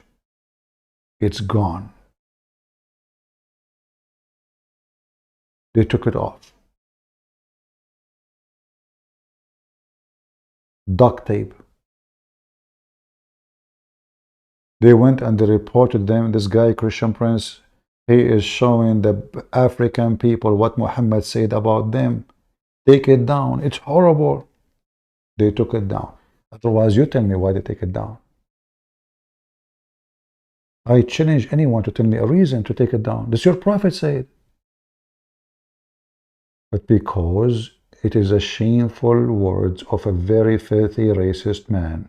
They go to the, look, when they go to a black person, they say to him, do you know what the white man did to you? But they will not tell you that the one who kidnapped the black African from Africa, it was the Muslims in North Africa.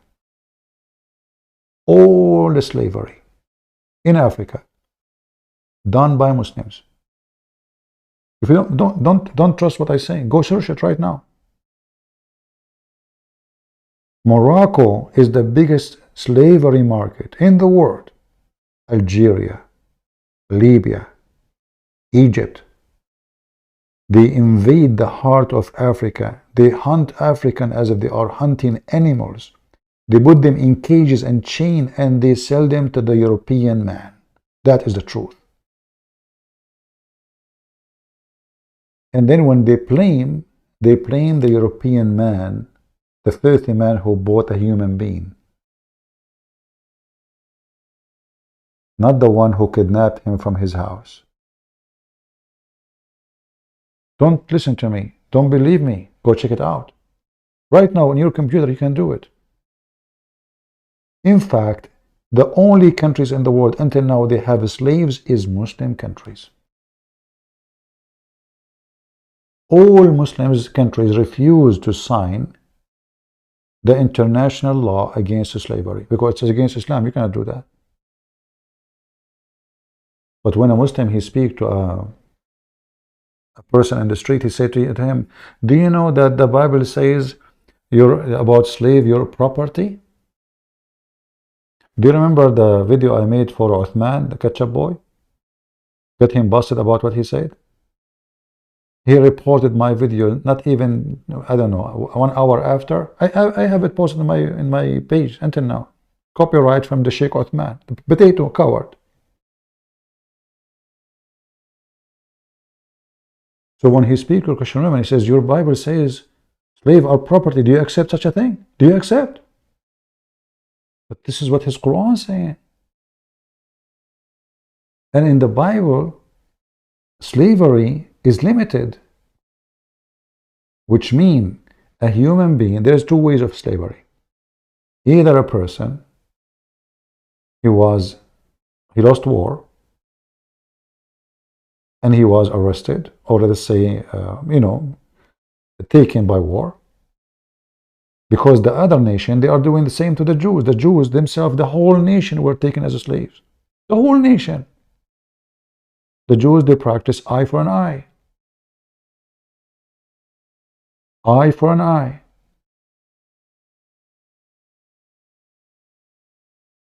Or you offer yourself to be a slave of somebody. What does that mean? Well, you are poor. You cannot make living. Hungry. Homeless. You go to a rich person, you say to him, me and my family, or even my wife, my daughter, we want to be your slaves. Or maybe me alone. In return, you do this to me. You feed me, you feed my family, whatever. Agreement. The maximum is 7 years. After 7 years, you have to let him go. So you work for a person in return of money, or maybe you borrow money, you cannot pay him back. It's a slavery of a choice. Do we have any Muhammadan who would like to call us?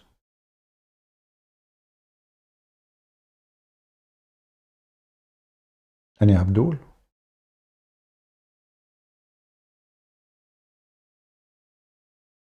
So righteousness in Islam to say Shahada. I wish this brother did not delete the part of the video where he said the Christians, they can reap. Lying about the Christians, but I have it in the video. It's called The Funeral of Zakir Naik. Go watch it.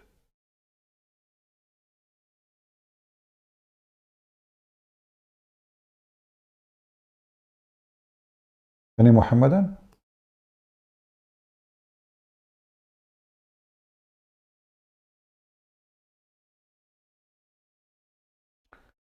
Let us see.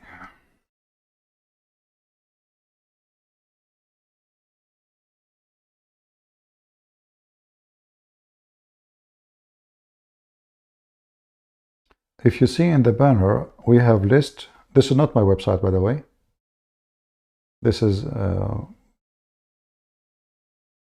without saying the link of who. All my books for free is listed there in all languages, which is free for. So if you are a person who speaks any of those languages, feel free to download, like Russian, Tamil, Albanian, Malay. Actually, let me show you the link.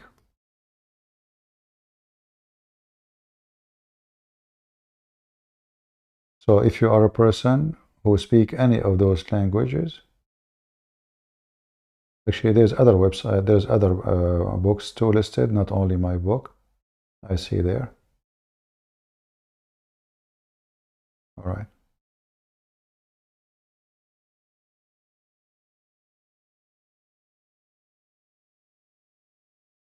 Any Muhammadan?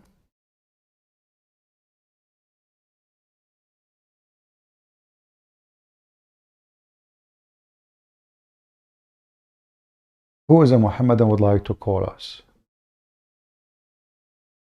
I want to be a Muslim.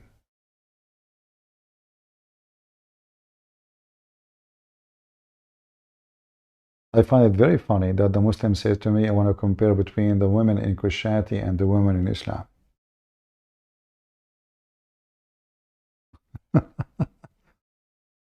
You Muslims don't even know what is a woman. What is a woman in Islam?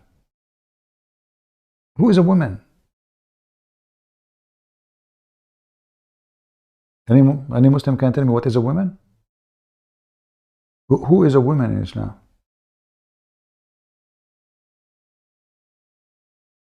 Was the devil a woman? Did Allah create a devil? He's a woman? Did Allah create an angel as a woman? The guy who called me before, we asked him, is Shaitan a man or a woman? In the beginning, he refused to answer. Then I showed him the verse in the Quran says, Rijalun min ash-shayatin. Men from Shaitan is a man?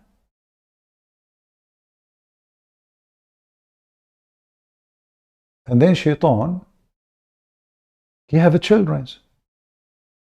How Shaitan is a man and he have a children's? The Abdul he answered, he said, well, as long as Shaitan, it says he's a man, that means there's a woman. Well, angels are male in Islam, not female. Allah himself is a male. The whole Quran says Allah is a male. Okay, let us make this topic. Who is a Muslim can call me and tell me what is the gender of Allah. And you will see how they are in trouble. They don't know, they call him he. Not only that, we have a clear proof that Allah is a male. Why? He said, how can he have a son if he don't have a girlfriend? As long as there is a male, that means there is a female. According to their logic, not my logic. Okay. If Allah is male and he is the God, that means he have a female God. But the God of Muslim is still single. This is why he cannot have a son. Read it. When a Muslim, he decide to be smart, he say, well, Allah, he say he, not because he is a male. So what, because of what? It's a fake he? Are you saying you do not know what is male and female?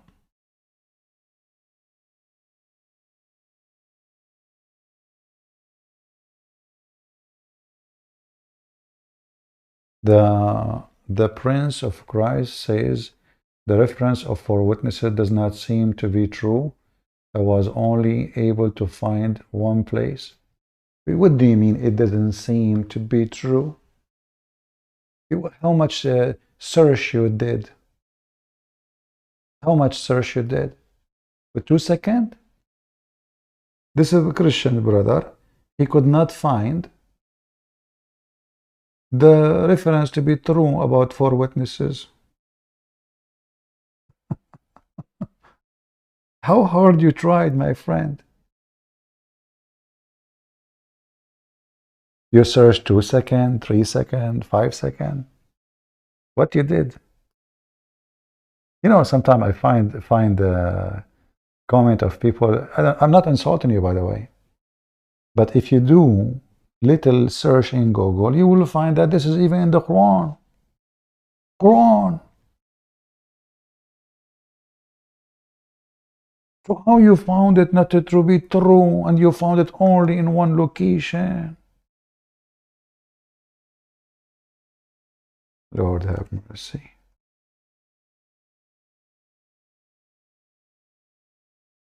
Not true. It's not true. It's Quran. And there is hundreds of reference about it in every interpretation, actually. If you open the interpretation of this verse, you will see every single interpretation giving you the story. And Your Majesty, you come to me and you say, you found it not to be true. It's only in one location. Are you sure? And the Christian Prince have to suffer with those comments. It's not true. Maybe Christian Prince making it up. It's Quran.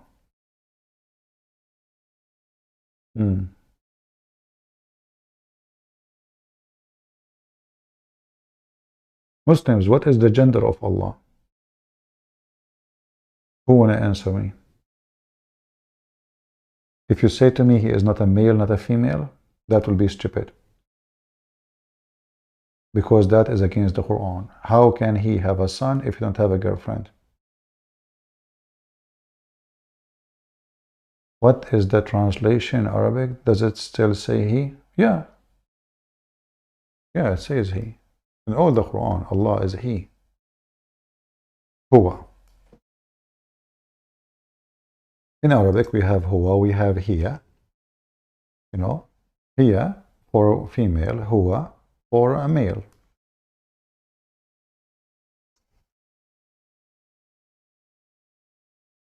As simple as that. And even in the Muslim translation, it keeps saying that to you, you know.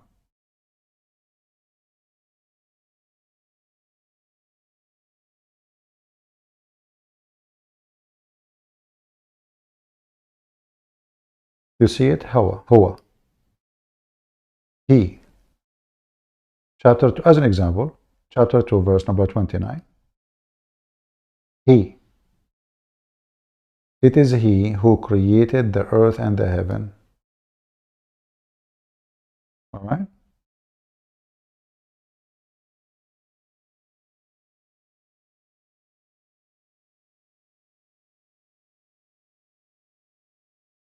Any Muhammadan?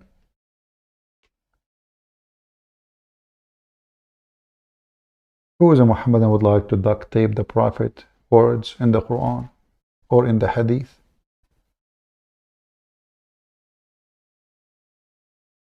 What do you think?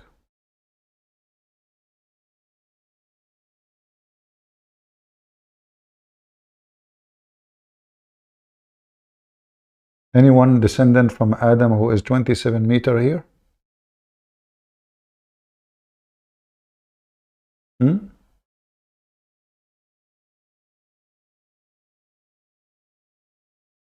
Nobody?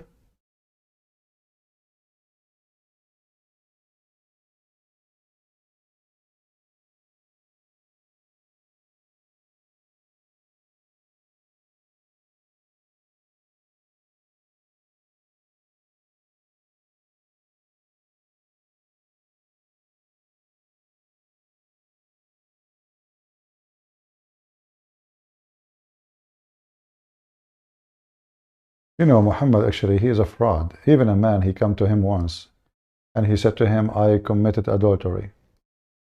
Muhammad did not answer. He came second time. He said, I committed adultery. Muhammad did not answer. So he don't care. He came again. He said, Muhammad, Prophet Muhammad, I committed adultery. Muhammad, you know what? Okay, stone him. What?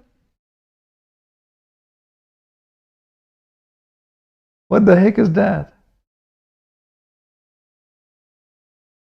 In the same time, you will see the hypocrite. He asked the Muslim man to bring 4 witnesses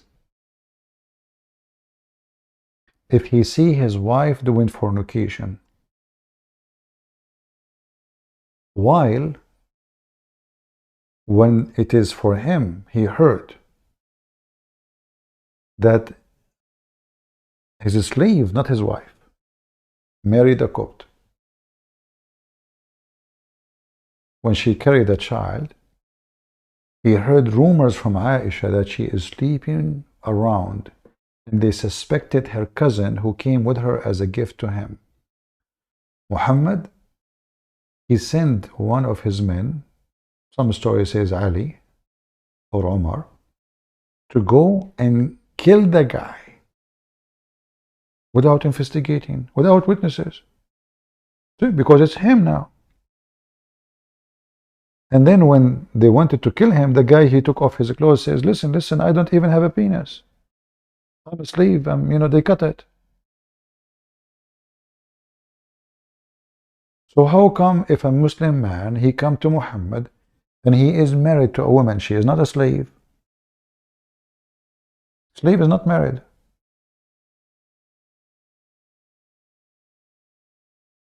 She's not his wife.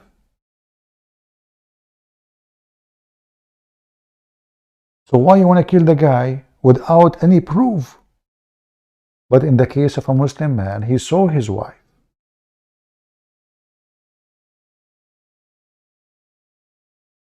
Many times. And the man, he keep coming to Muhammad saying to him, Prophet, what are you saying? Yes, brother, you have to find 4 witnesses. Who can find 4 witnesses when his wife is cheating? Nobody.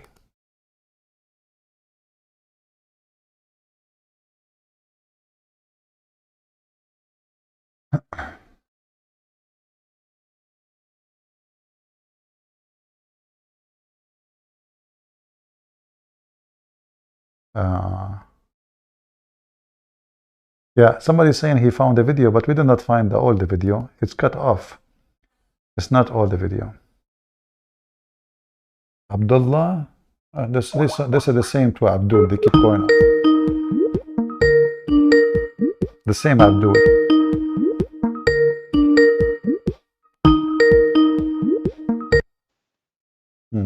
Hello? Assalamu alaikum. You're changing your voice again? How you doing? Shut up. Why you are so kid, don't you have respect yourself? You gotta respect yourself. Okay. You don't let me talk. Do you have 4 witnesses when your wife, she was cheating? If you got 4 witnesses, my wife never cheats on me. What? I said, yes, if somebody cheats, you need 4 witnesses. How we can find 4 witnesses? Your wife now in the bed, and they have to see the penis of the man going in and out. No, the Quran does not say that. What the Quran says? And the Quran does not say 4 witnesses at a time. You Oh, gotta understand. the If she Quran did doesn't it say 4 that. Listen, you see? The son of Mut'ah. Guys, not 4 witnesses in the same time, separatedly. That will not make them 4 witnesses. It is in the same time. Word liar. Same time. An incident of fornication. So the first guy, he opened the door, he found the man with the women. He did not move. Then the second guy, he opened the door, he found the man with the women, according to this potato. He did not move. He's moving for sure, but he did not leave the room. Then the third man, he comes. It's in front of you, you coward son of Mut'ah.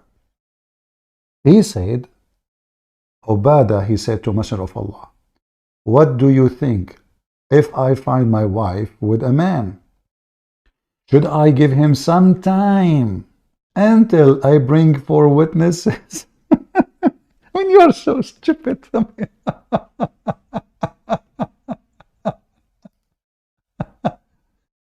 You are an example of a stupid. Why you bring humility to yourself, you donkey? Not in the same time. Like one this year, one in the other year, and one next year.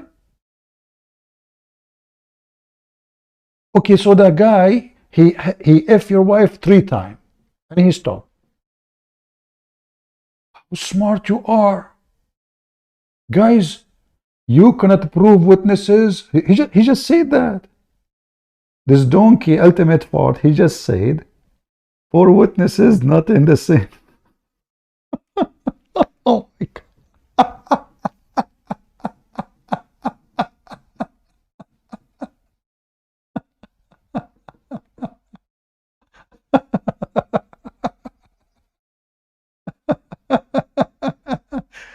I wish I did not hang up on him.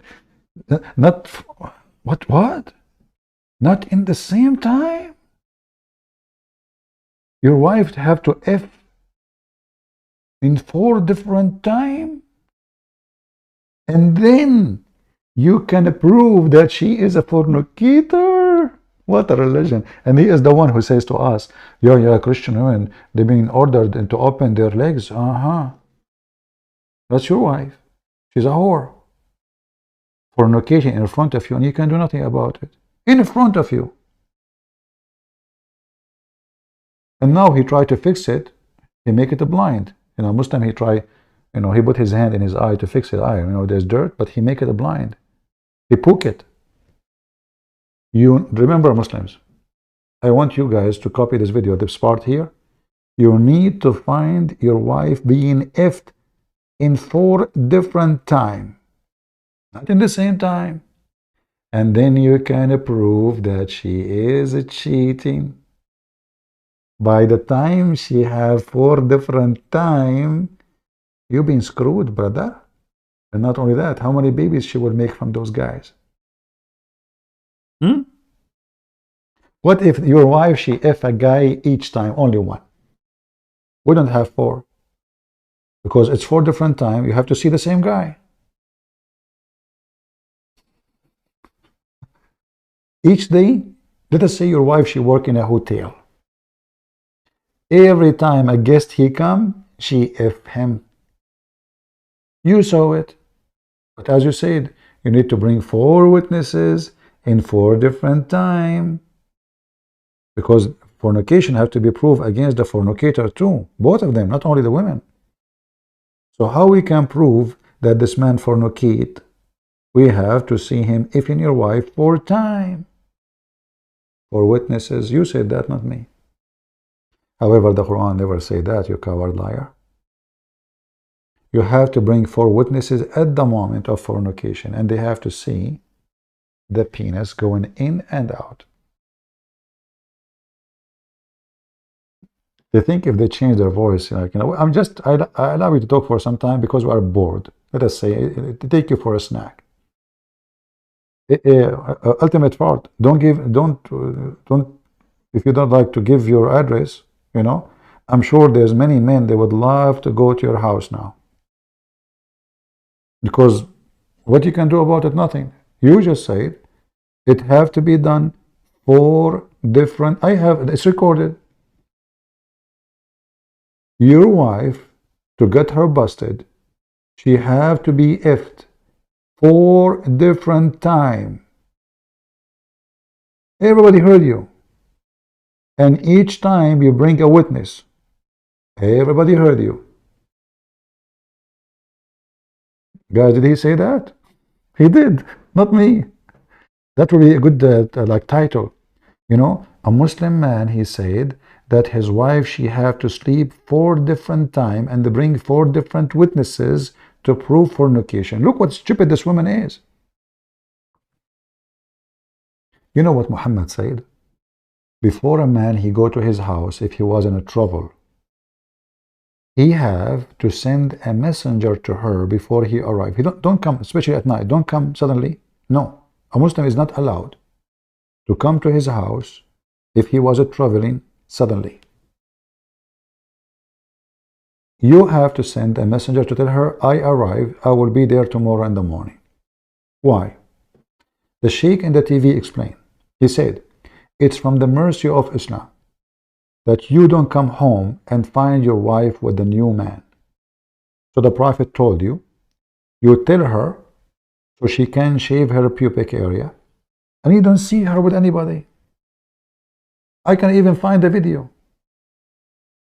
I'm sure those who speak Arabic, they knew what I'm talking about. It's from the mercy of Allah and His Prophet. He is telling you. So he said, and what you would do now if you find your wife with somebody, you cannot prove it. You cannot. And if you accuse her, we will beat you, because you cannot accuse a woman of fornication or a man without 4 witnesses seeing the penis on and out. You came home, you find her with a guy, you are alone. Or she heard the door and they get up, they stop doing it. There's no proof. That is Islam. Those Abdul are quoting again. Okay, let's see. Ultimate Fart became doctor now.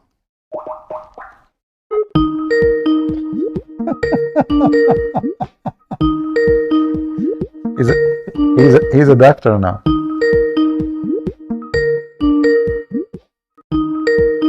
The sound is so loud. I hate this. Let us mute. Are you going to answer or what? I will call you one more time. Doctor, huh?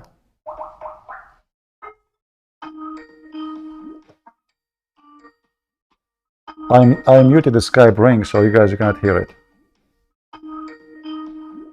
It's very annoying. Hello? Hello? You change your voice? Ultimate Fart? Okay. Just shut up.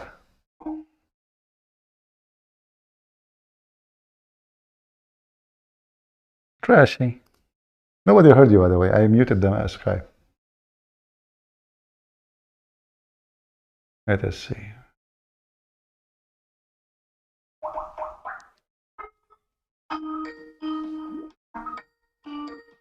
I muted the Skype again, so you guys don't hear the sound of the ringing. Hello? It's the same. Ultimate Fart. Son of Muta. You cannot fix it. It's recorded. You need to find your wife being effed 4 different times. Everybody heard you. You cannot fix it. Don't even try to call me. It is recorded. It is. Don't even think about it.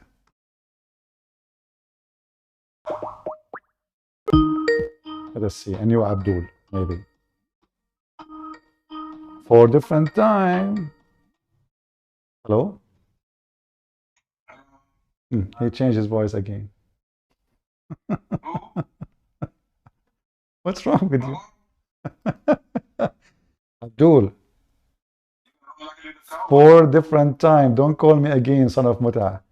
Your wife, she have to be effed 4 different times to prove that she is a cheat. Everybody heard you. Don't try to call me. I'm not going to talk to a scumbag like you. Trashy piece of shit. Unbelievable. 4 different times. So no, supposedly now he's fixed it. 4 different times. We have the hadith about 4 witnesses. They saw the woman being effed by a man. 3 of them, they said, we saw his penis going in and out, which means the requirement is fulfilled. That's what Muhammad required. But number 4 of the witnesses, he did not see that. He said, I saw her feet around his neck, shaking like an ears of donkey when he is running. The caliphate, he did beat them all, because there's no proof. 4 witnesses in the same time. Yet, because one of them, he did not see the penis in and out. He saw her feet around his neck, shaking like the ears of a donkey when he's running. There's still no proof. So if you are thinking to marry a Muslim woman, I think this is the only positive thing for Muslim women in Islam. You can beat them, you can do anything, but you cannot prove that they are cheating. She can sleep around as she wish. And now this guy, he just confirmed that if his wife, she is cheating on him, he need to find her 4 different times in 4 witnesses. Not one time, not at the time, same time. Christian Prince, I get you busted. It is not in the same time. No, no, no, no. 4.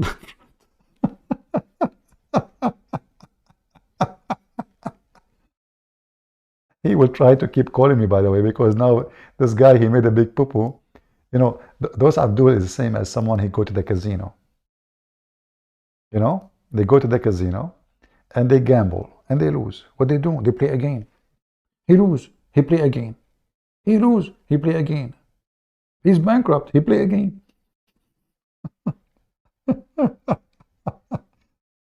And this poor ultimate fart, he kept changing names, trying to contact me to fix what he just did.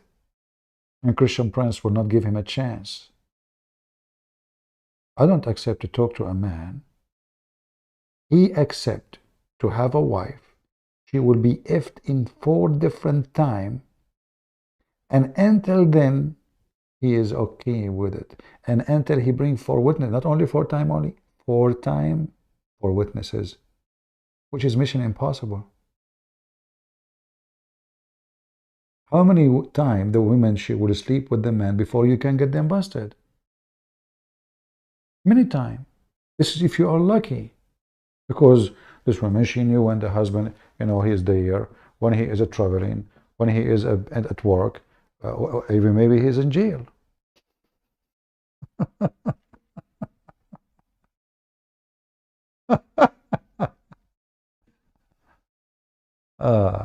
Yeah, he changed his name again and he is trying to contact me. Do we have any Abdul? Beside the 4 different times? You know, I'm really convinced that Islam as a religion is attractive for people who have a low IQ. Prove me wrong. Flying carpet. Adam was 27 meters tall. Sperm coming from between the backbone. What?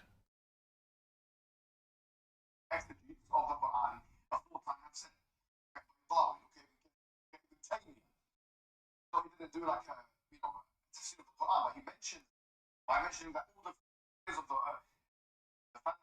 of the He will not mention to you what Muhammad said. He will not, because Muhammad is a dummy. Those he mentioned, they are new. after all the scientific discovery is appearing. Those are not from the time of Muhammad. They don't want Muhammad to explain the Quran.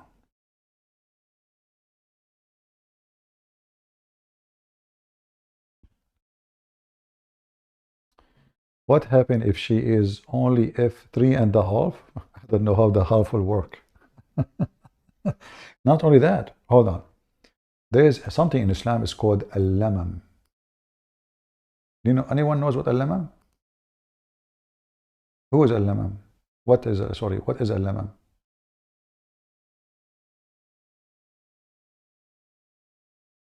Anyone knows? Al-lamam is a Muslim woman and a Muslim man having sexual activities with each other. But they don't have intercourse. There's no penalty for that at all.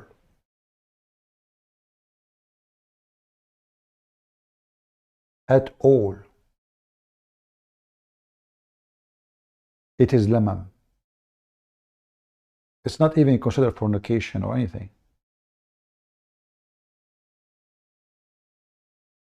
A Muslim man, his name is Nabhan al-Tammar.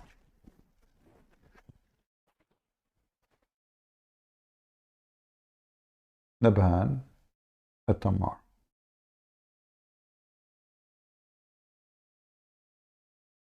He went to Muhammad and he told him, a woman, she came to me and maybe, most likely, her husband was doing jihad. He joined ISIS, which is Muhammad.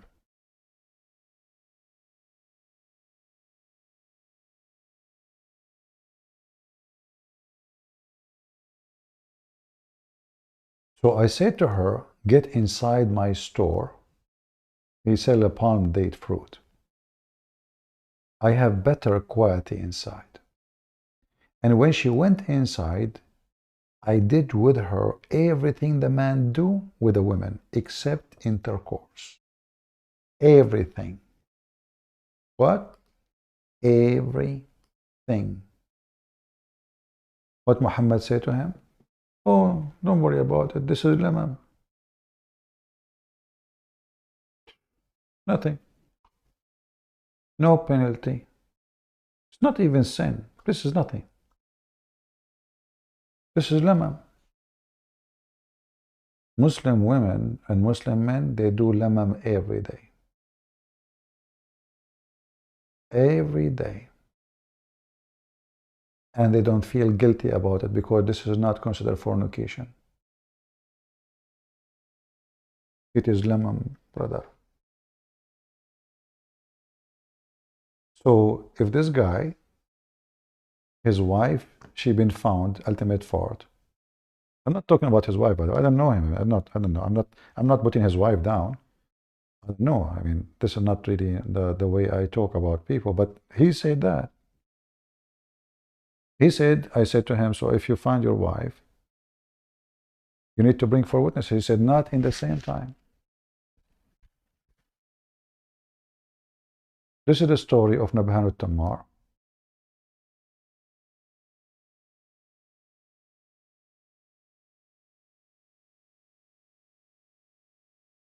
I will use Google Translation and give you the link.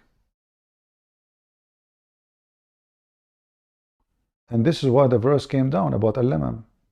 Don't worry about it.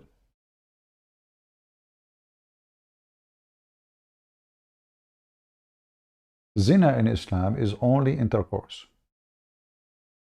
Al-fahisha, says here, is anything less or like lower than what is called fornication. Fornication is intercourse. Like kissing, touching, looking. So the man, he said, he did with her everything the man he do with the women, except intercourse. So you can Just imagine all kinds of sexual activities can happen. All of those are nothing. They are not zina, which means fornication. It's just lemon.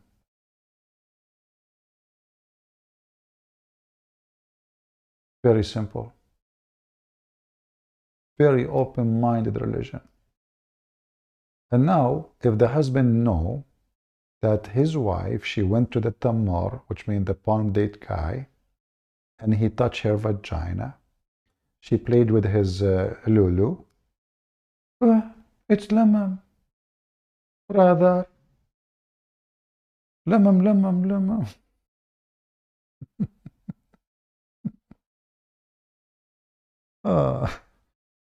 The funny is, Muhammad was responding to the Jews. You see, the Muslims, they say that in the Bible it says that you can commit sin. But look in their book what it says.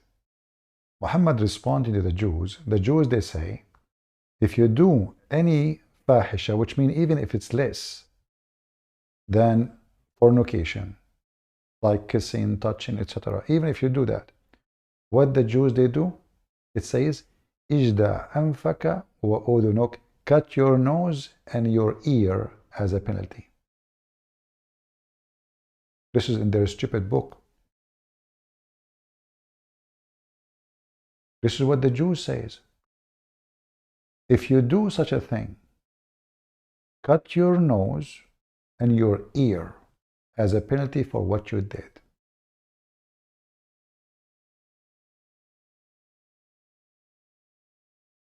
Do you see it? Even your books, you coward sons of Mut'a, expose you.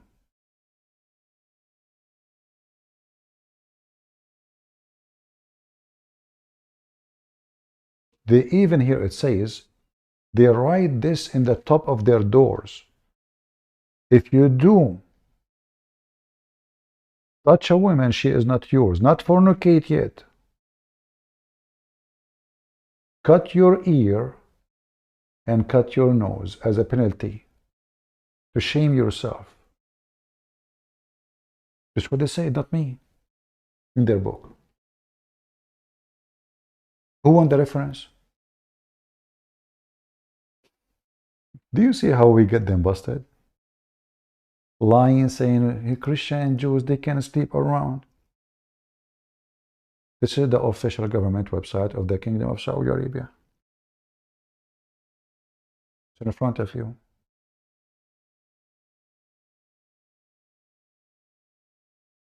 And the man, he came to Muhammad, says, oh, she came to me. Huh? He told her, we have better things, you know, at home. Huh? Let us go together to my house. I have some stuff better than this stuff. And he said, I did with her everything the man does.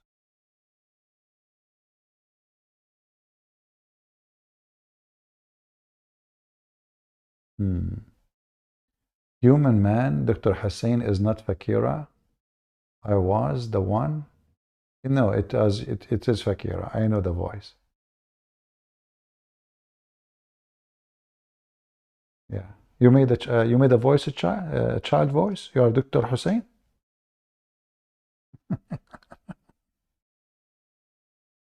No shame. Let's see.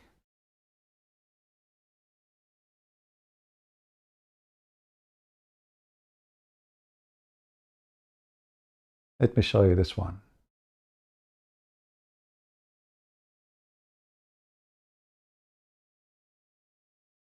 I will shorten the link for you. This is Tafsir al-Qurtubi.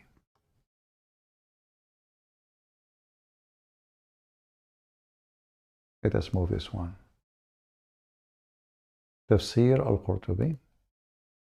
Okay.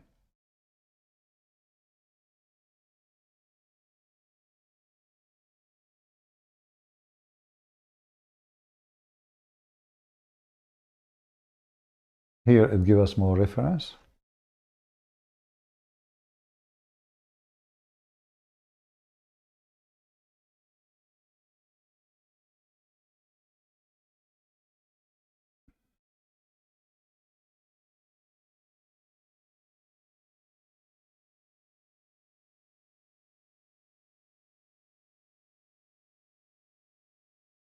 Let me shorten the link and translate. And Muhammad says to him, don't worry about it. This is just lemam, man. Lemam. This is not even adultery. Is that what the Bible teach? Is that what Jesus said?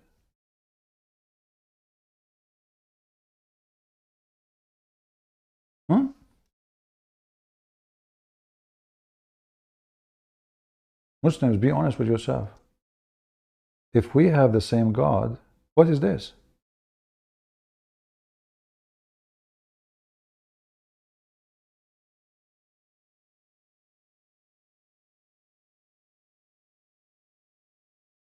Any Muhammadan?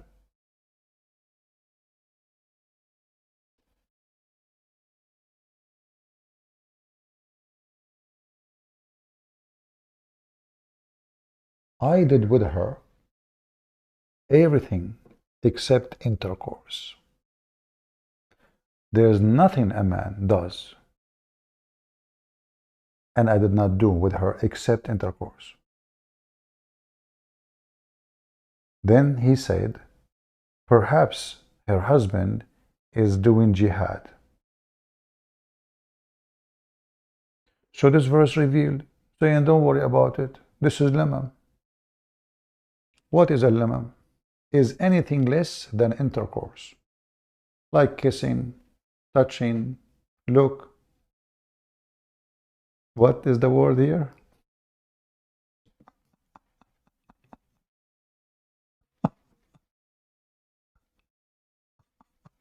No comment.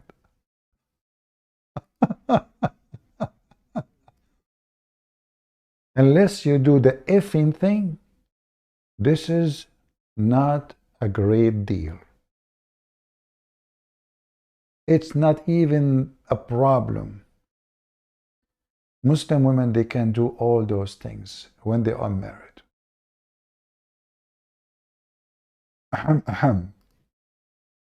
Now what Jesus said in Matthew chapter 5 as an example, not necessarily or limited, you have heard that it was said. Let me open the verse, hold on.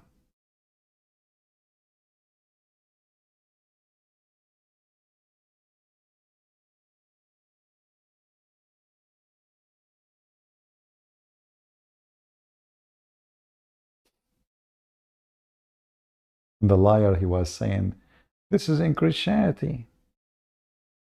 I think Matthew 5, maybe 20 something. To remember.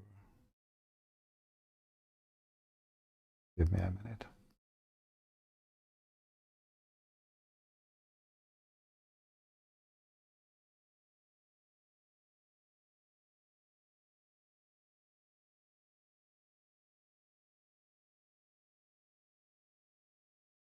All right.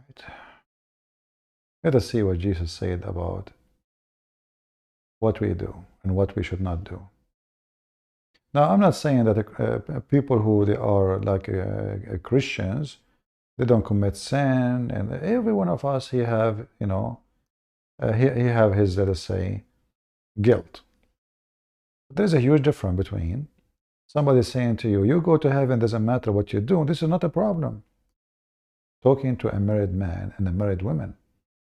Because fornication in Islam, even if you fornicate, by the way, in Islam, even if you fornicate, as long as you're a Muslim, you're going to heaven. Doesn't matter. Even if you fornicate every day. Even if they stone you to death.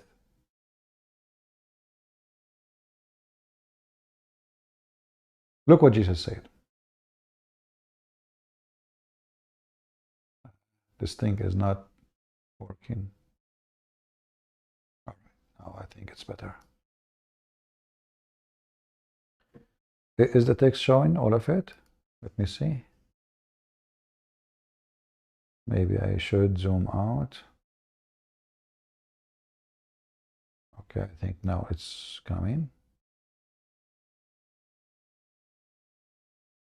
You have heard that it was said to those of old, which mean the old days before, you shall not commit adultery. This is forbidden in the Bible. You shall not commit adultery. But I say to you that whoever looks at a woman to lust for her has already committed adultery with her in his heart. Look, just look. In Islam says adultery is only effing.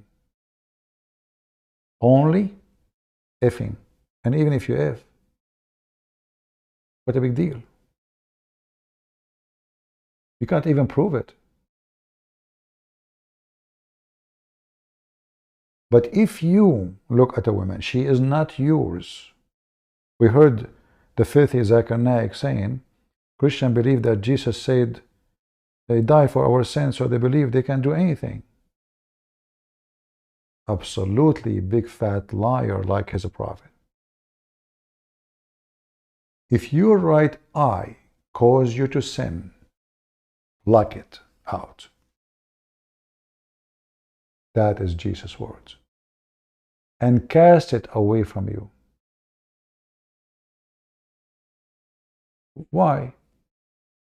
Well, if this eye will take you to hell, then we aren't talking about kissing and touching. No, no, no.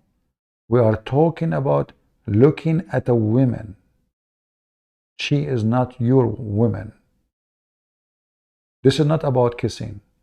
Just looking. That's why he's mentioning the eye, the eye. You do not use your hand.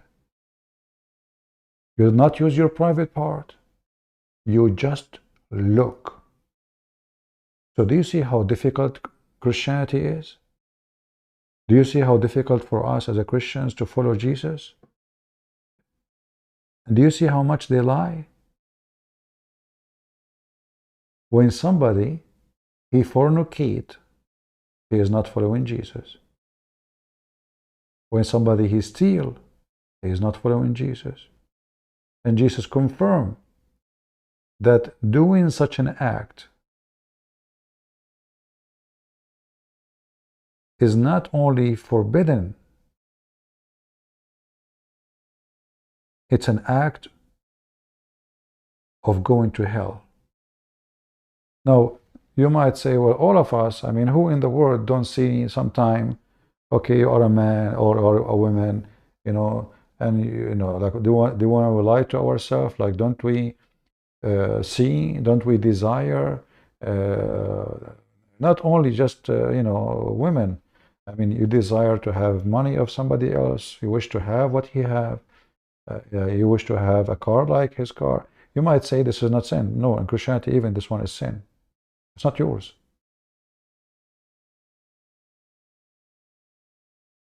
If your eye is misleading you, why a person he steal? Unless he's hungry. By the way, in the Bible it says it clearly, if a person he is doing an act of theft because of hunger, there's no penalty. No penalty. Muhammad, he tried to copy the Jews. He failed always. So he copied the Arab. The Arab, they say, if somebody steal an egg, we cut his hand. This is the Arab, the pagan before Islam. But a person who steals an egg is not really a thief. He's an angry person. It's obvious. It's an egg.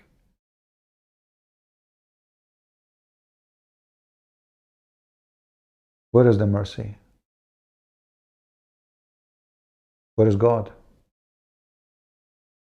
And here you see, Jesus is giving you a choice. This is your act. He's not forcing you. Which means, you want to go to hell, you go to hell. You want to go sleep around, you want to do cheat, you want to lie, you want to be thief, you want to be a drug dealer, go. But you will not go to heaven.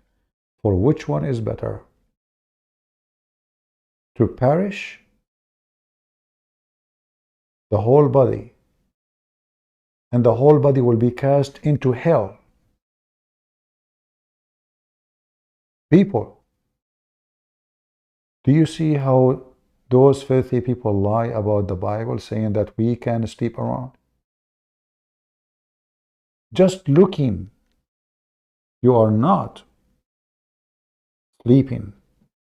You are not touching. And all of you will say to yourself, okay, who is going to go to heaven then?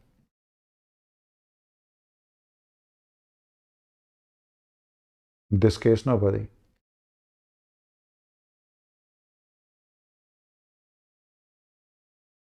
All of us, we commit sin. And all of us, we look. And all of us, we desire. But there is a huge difference between the teaching of the Bible saying to you, be holy like your Father. The Bible confirmed that all of us were sinners. The Bible is not a book of fiction. We are asking you to be perfect when the Bible says that you are, at the same time, you are a sinner already. But the Bible is asking you to be holy like your Father. So you have to work in yourself. And is warning you that if you keep doing what you are doing, if you keep following your lust, if you don't repent and stop following your lust, this is where you will end. And this is not about blocking your eye, even though we can take it literally, but it's about you can lead yourself to hell just by having an eye like this. Eyes are given to us by God for a benefit, but not to go to hell. But if we decide to use our eyes or our hands or any body of part in our body for evil, then we will end in hell. This is why they lie when they say Christianity is so easy. In fact, it's the opposite. That is the Messiah, my friend. This is his word. This is not even disciple talking. And if your right hand caused you to sin,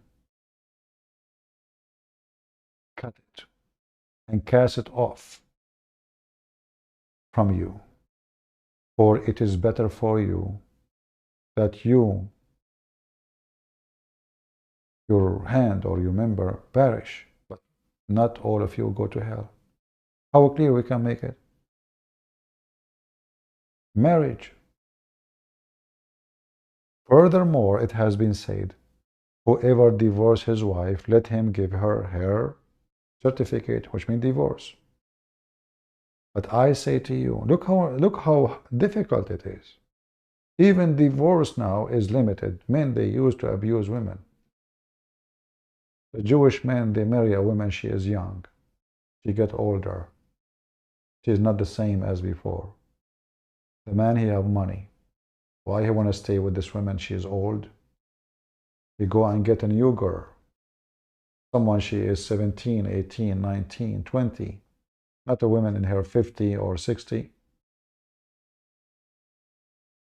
That is the Messiah.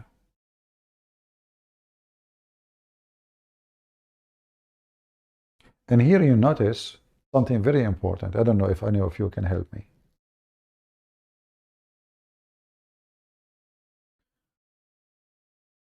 Who is the one who's talking? The Messiah, correct? But who is the Messiah to make a command of law? Is he doing it because he's a prophet? Or he is doing it because he is a son of God? You will notice here he's saying, but I say. Did you notice? But I say. How the Messiah, he says such a thing? He didn't say, God told me to tell you, but I say.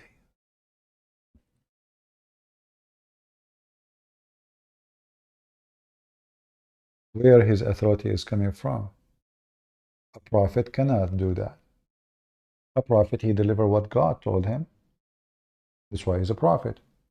But I say to you, for he is the one have the authority over all mankind, over the flesh. All the authority of the flesh given to me from my Father. When the Messiah speak about what's given to him, a Muslim might say, oh, okay, so he didn't have it before? Well, the Messiah said, I was with my Father before all was exist. Before the Word, I was with the Father. So always he was there. And the authority of the Father is the authority of the Son. In fact, the word Son represents many things. Not only he is born of the Father, not only he is a person, not only he is divine, but he is the one who holds the authority of the Father. You know, the Bible speaks language for us, a language we understand. The Muslim, they say to you, the Quran do the same. Okay, Allah, he says he have a hand. The Muslim, they say this is not a real hand. Other Muslim says it's real hand. Every Muslim, he try to give you different interpretation for the same phrase. In the Bible, his story is different. The Son is a son, his real son. It's not a metaphorical. The Son is authority, real authority. Is not metaphorical. The Son is a miracle, for God is a miracle. It's not metaphorical. The Son is the living God. He is alive, even is now. It's real, not metaphorical. The Son is holy, the same as the Father. God is good, so is Jesus. For real, not metaphorically. He have authority over forgiving sin.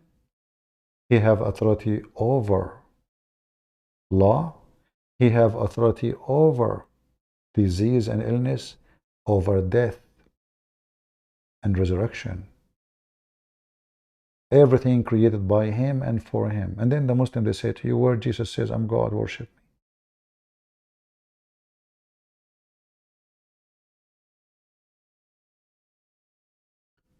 We go to Muhammad, we find that Muhammad saying, well, you know what?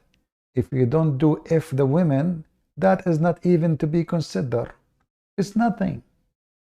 Kissing, touching, playing with your private part with her, fondling her, spanking her, spanking you, using your mouth here and there. It's okay. It's okay.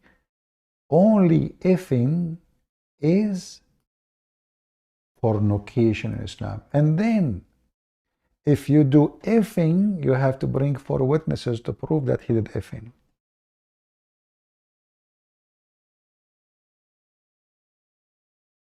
You have to.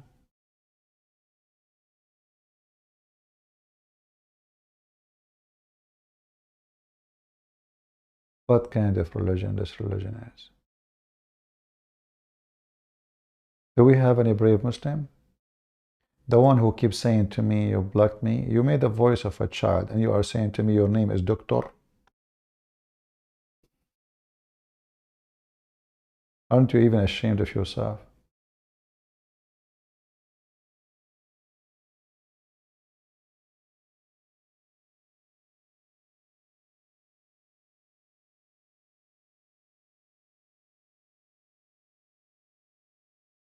Any Muhammadan?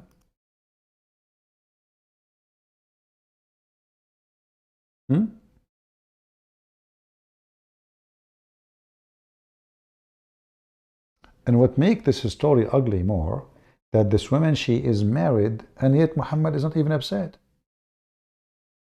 She is married.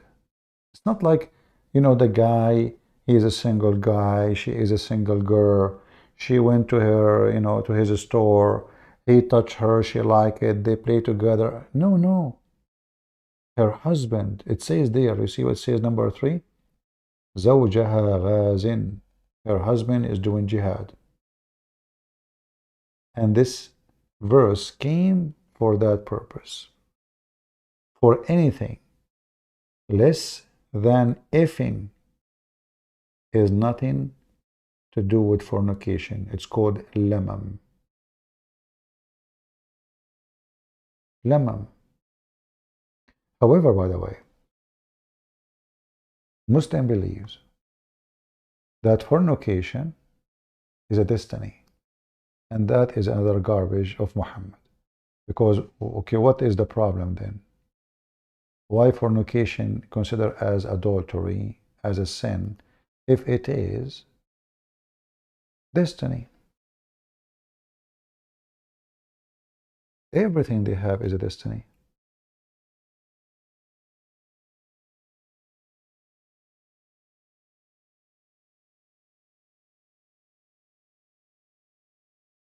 And I believe strongly, Muhammad, he said that to make you feel better. That, you know what, you fornicate. It's destiny. I cannot change it. Destiny. You touch, you kiss, you molest a child. It's destiny. When a Muslim woman, she called the sheikh, not this one,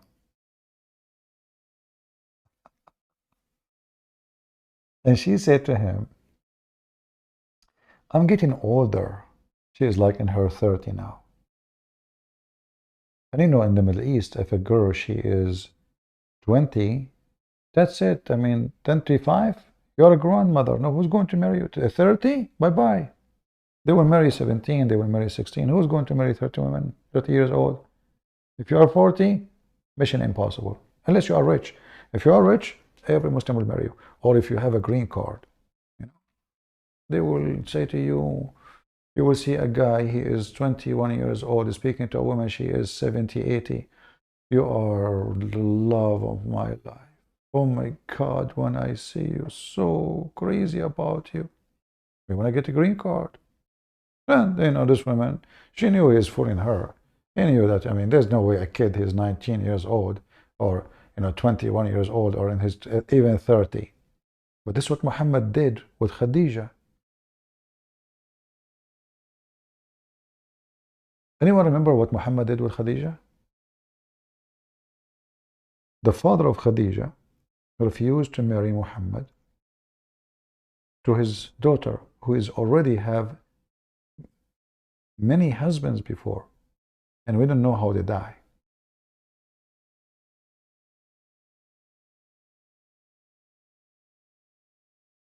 He refused because Muhammad is from a bad family. The Muslim, they say to you that Muhammad is from the most noble family in Quraysh, brother. But look what happened. Their stories getting busted. If he is from the most noble family, why in the world the man will refuse him? Because simply, it is the opposite. So when Muhammad wanted to marry this woman, and this woman, she wanted to marry him, she's old, she had many husbands, tons of kids, who's going to marry her? Muhammad, he have no money. She's way older in the age of his mother.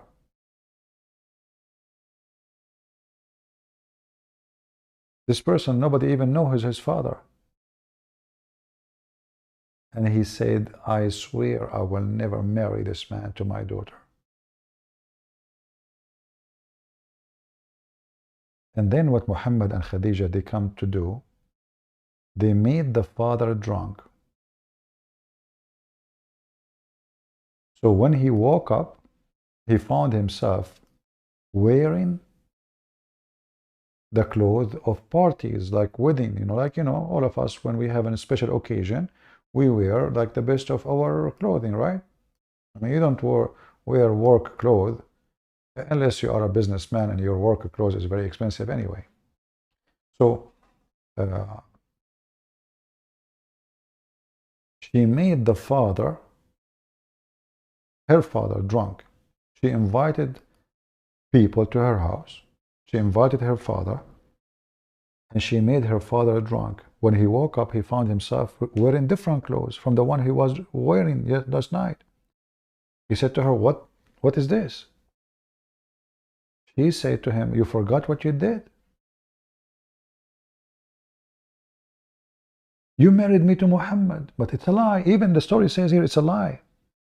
And she blackmailed him, she said, if you say I did not, I'm going to tell the people that you were drunk.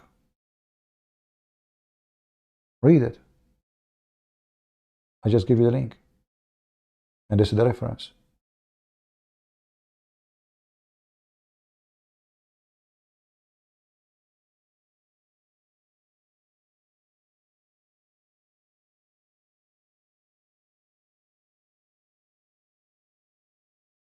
She made food and drink. She called her father and group of people from the Quraysh. Quraysh is the name of the tribe. They ate and they drank until they were drunk. Then Khadija, when her father wake up, oh sorry, it says here, so she said to her father when he's drunk, Muhammad, he proposing to me, so marry me to him. So he said he married to her. He's drunk. This is one version of the story. There's a different story. So she took him off, dressed him a suit, and like to convince him in the morning that this would happen when he was drunk. So when he woke up in the morning, he found himself wearing this suit. He said, why I'm wearing this? What is this? She said, you married me to Muhammad yesterday. He said, I will marry you to the orphan of Abu Talib? No. By my life, swear. Khadija said to him, aren't you ashamed? Do you want to make yourself the joke of everybody in Quraysh? Tell the people you were drunk.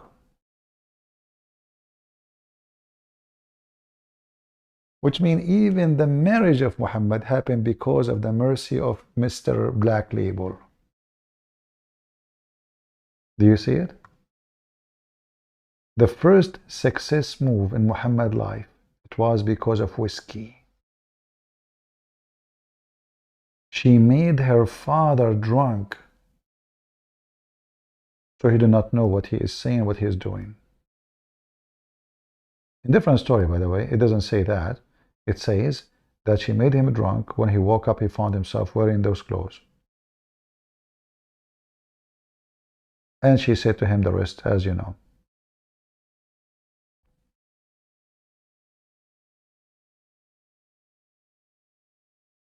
Very decent prophet and very decent women. Blackmailed her father. And Muhammad married Khadija. By the way, which means he did not marry her. Because no marriage. Even in Islam, if somebody is drunk and he agree upon something, his agreement is not approved. It's not valid. So Muhammad never married Khadija. It was a fraud from the beginning. And then you ask yourself, what kind of a wife she is and what kind of a prophet he is, to accept a fraud to be the way to get married.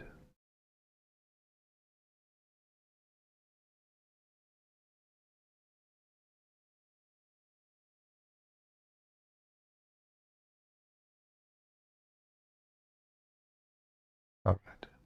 I think we have enough for today. And we end our session for today with whiskey. Sadly, we don't have any interesting Muslim to call us except those two dummies. And I think they are from the same country, both potatoes.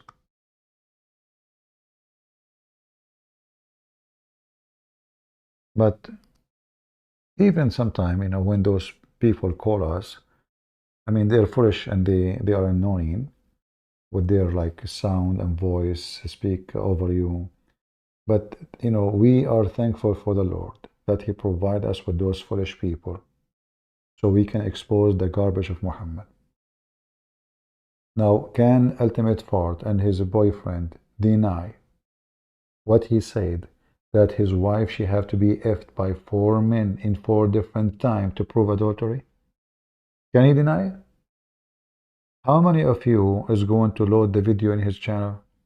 Ultimate Fart, what you would do now? 4 different times? Not in the same time? And supposedly he fixed it.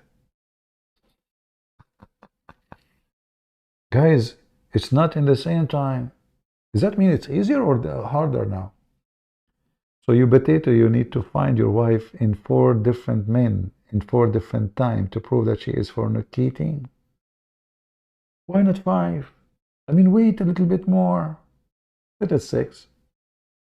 And you can imagine how many times your wife, she will if men to get her 4 times. Because how many times, how many attempts will be successful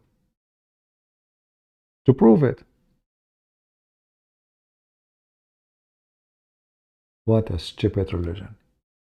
I want to say thank you all for being here. I hope we had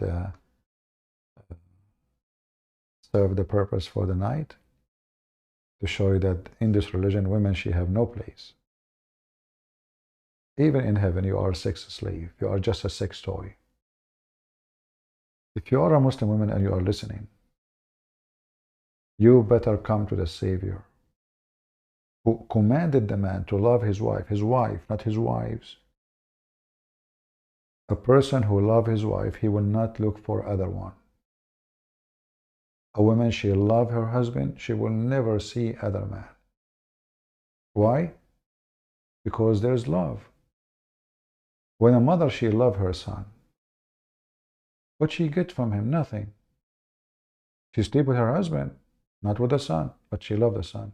Why? Because this is a pure love. Do she change her son? Do she replace her son? Unless she is a pervert, unless she is a murderer, she love him, even if he might be not a good person. When you have love, true love, it doesn't matter you love whom. You don't see him ugly. You don't even see him stupid. You don't even see his wrong, because you're in love.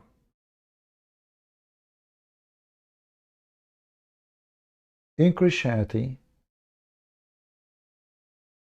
marriage means not sex in bed. Marriage means love. And the fruit of love is having a family. And the fruit of love, I see no one but you, and you see no one but me.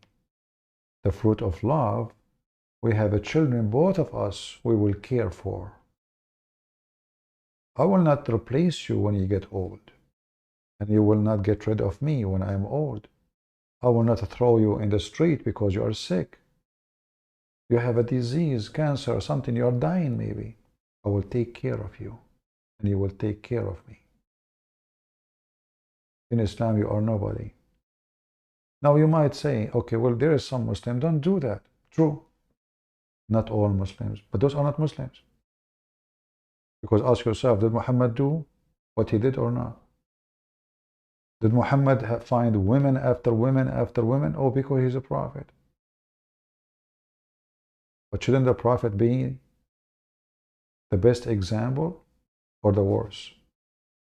So I give you a speech about not to cheat, and then I go cheat. I give you an example about not to look at women who they are not yours, and then I go to your house, flirt with your wife, even though she is my son's wife. Who remembers something very important I want to finish with for today about love in the Bible? Anyone remember? Where in the Bible it says love never fails?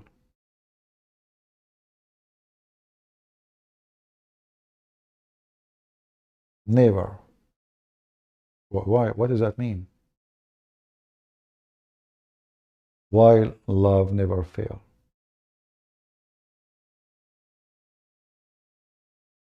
Because God never fails. God is love. That is a Christianity. Love never fails.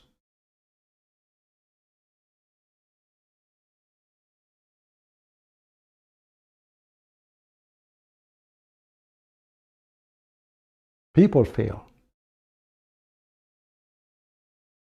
People, because they do not know what is love, they go after lust. A man, he went to women because she is a woman, not because he loved that woman. Which means any woman is wanted woman. A woman, she cheat her husband, she is just looking for any man. She don't love her husband. Love never fails. People fail. Love your enemy, but there's enemy, and there's evil enemy. It's not the fault of love. It is the enemy who don't have love. You know, when Jesus says, love your enemy, imagine if the whole world practiced that.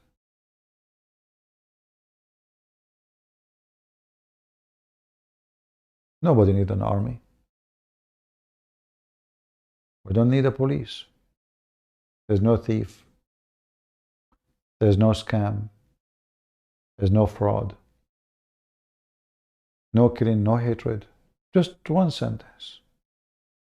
3 words. All the drama of a human being and the fear of a human being is gone. It's not love. Actually, love is the only success a human being can accomplish if he is serious. It's the only way for salvation. But human beings don't want love. Human beings want lust. Human being, he want to have more. Human being want to take everything, what is his and what is his not.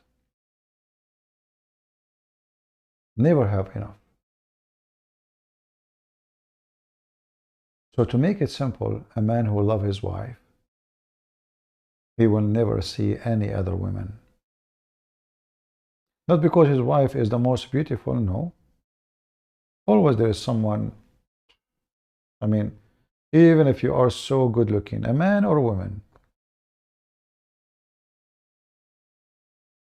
always there is someone is better looking than you. And not only that, you grow up in age. So maybe you are good looking now, tomorrow you will not be the same. What will happen then? If a man, he loves his wife, he will never leave her. Regardless if she is getting older or younger. Which is impossible except with the makeup. Same for the women. There's many men don't deserve to have even a wife. They don't. But if she loves him, even if he's an idiot, trust me, she will see him the angel. She will see him the best, the perfect man. Yet he is an idiot. This is why a mother, she sees her son as the best man. But maybe he is the most miserable man ever. But she loves him. Love is patient, is kind. It does not envy. It does not boast. It's not proud. It does not dishonor others. It is not self-seeking.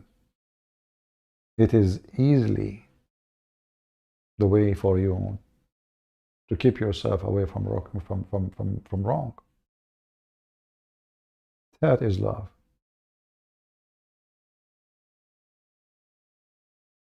The Bible says love can do everything, or do everything in love. Let me open those verses so we can have them in the screen before we finish for today. Because I find them very beautiful and we need them in our life. badly we need them in our life.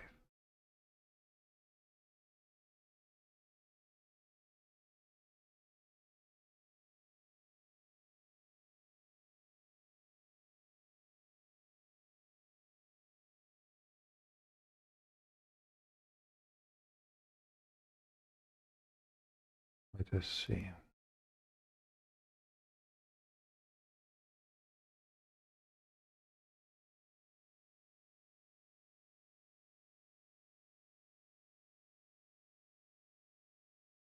I mean, there is many websites, but these days everything have commercial. Okay.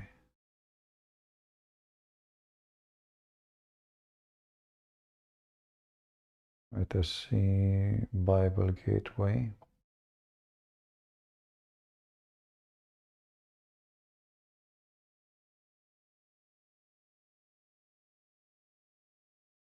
All right.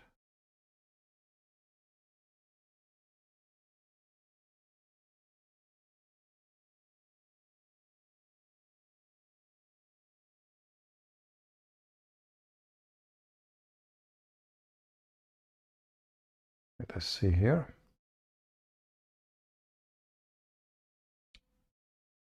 Actually, let us see if we can use the one have an audio.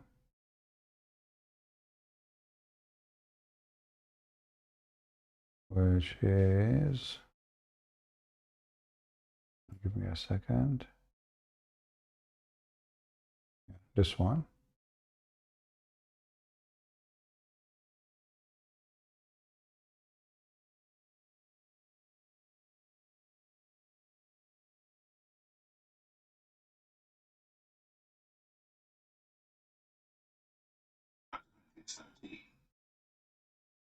Speak with the tongues of men and of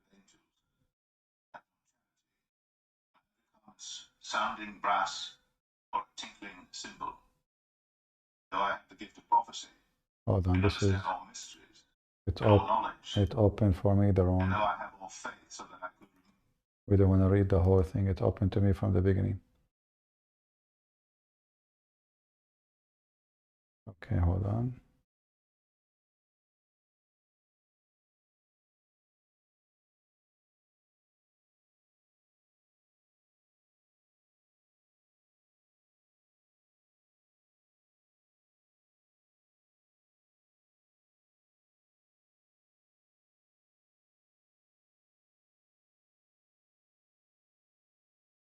Yeah, for some reason,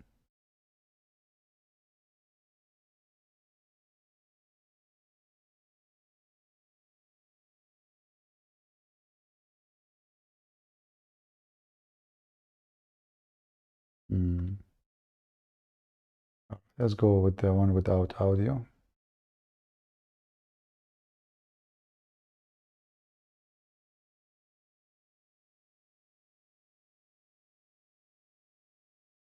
First Corinthians chapter 13.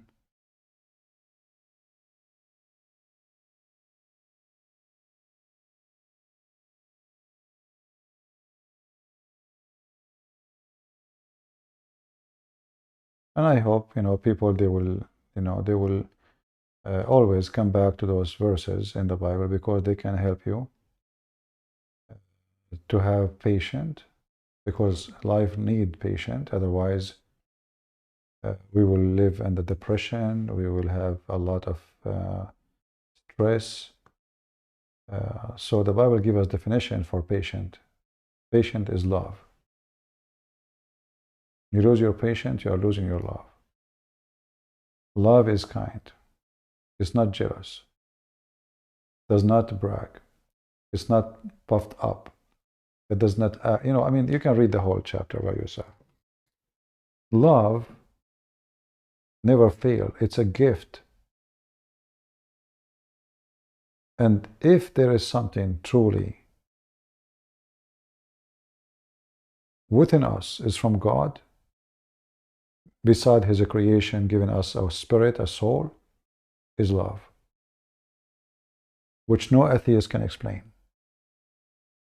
They claim that we are all animals, But even that is exist in animals. You will see a cat, she take care of her babies. But she's an animal. It's a cat. Chicken. It's amazing how every creation around us have the fingerprint of love from God. Even when a beast, it's a beast. It's not something you can even tolerate. A beast can eat you. Even the beast hunt to feed her babies. Which means even when she, let us say, a lion female or whatever, you call it, even a wolf, she feed her babies. All creatures, they have a fingerprint of God.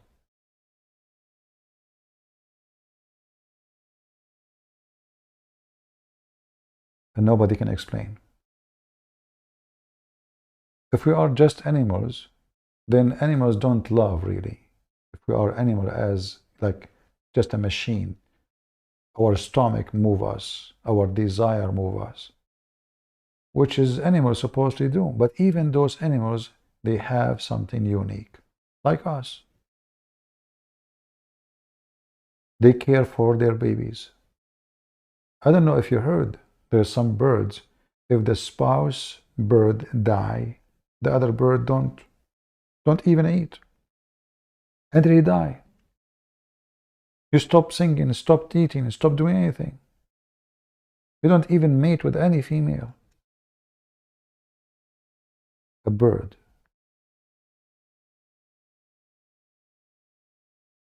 So why human being cannot do the act of love?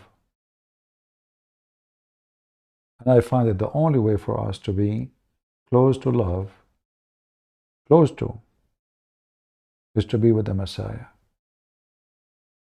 Father, forgive them, they do not know what they are doing. That is nothing but love. If the Messiah was a person giving speeches, mean nothing. I can give you a speech about love, but me, myself, I lose my patience with people.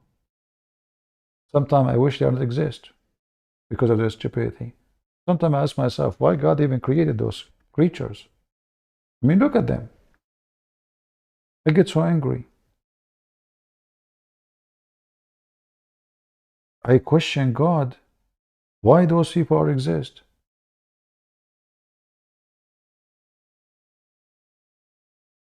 What for?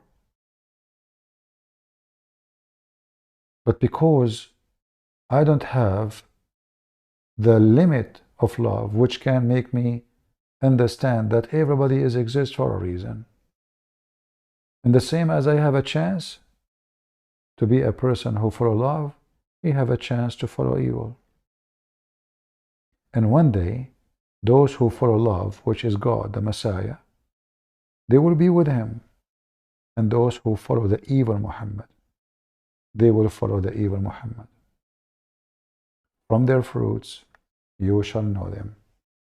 And the fruit of love is the fruit of Christ. So remember yourself always that we love our enemy not by giving them hugs, but by screaming in their face so we can save them from the devil and his lies. Many Christians today, they fool you with their funny understanding of Christianity because they are fake Christians. They think Christianity is to hug a person. Oh, I love you. That's not what Christ did. Jesus was not a hippie from Santa Cruz, California. He was not. He flipped the table on people. He said to them, sons of the serpents, if you are the same from your father Abraham, you do the act of your father. Murderer, from the beginning of time you are. Your father is the devil. They don't want to say those words to people because they are fake Christians.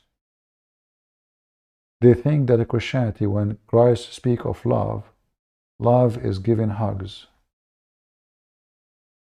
What is missing is to give Jesus some rings to put them in his ears and put a red dot in his forehead. They want to make him a Hindu or a Buddhist. That is not Jesus, the one we know. Love is to say to the devil, I rebuke you, I command you, I fight you. Get out of this man. That is love. As the Muslim remind us today of Luke chapter 4, where the devil said to Jesus, why you want to destroy us, Son of God? Jesus rebuked the devil. And a man doing evil is the devil, and the devil is inside him. So when you do nothing about it, and when you do not rebuke him, you are part of it. You are encouraging it. A witness of a crime, a silenced witness for a crime, is a criminal. Especially if you can do something about it.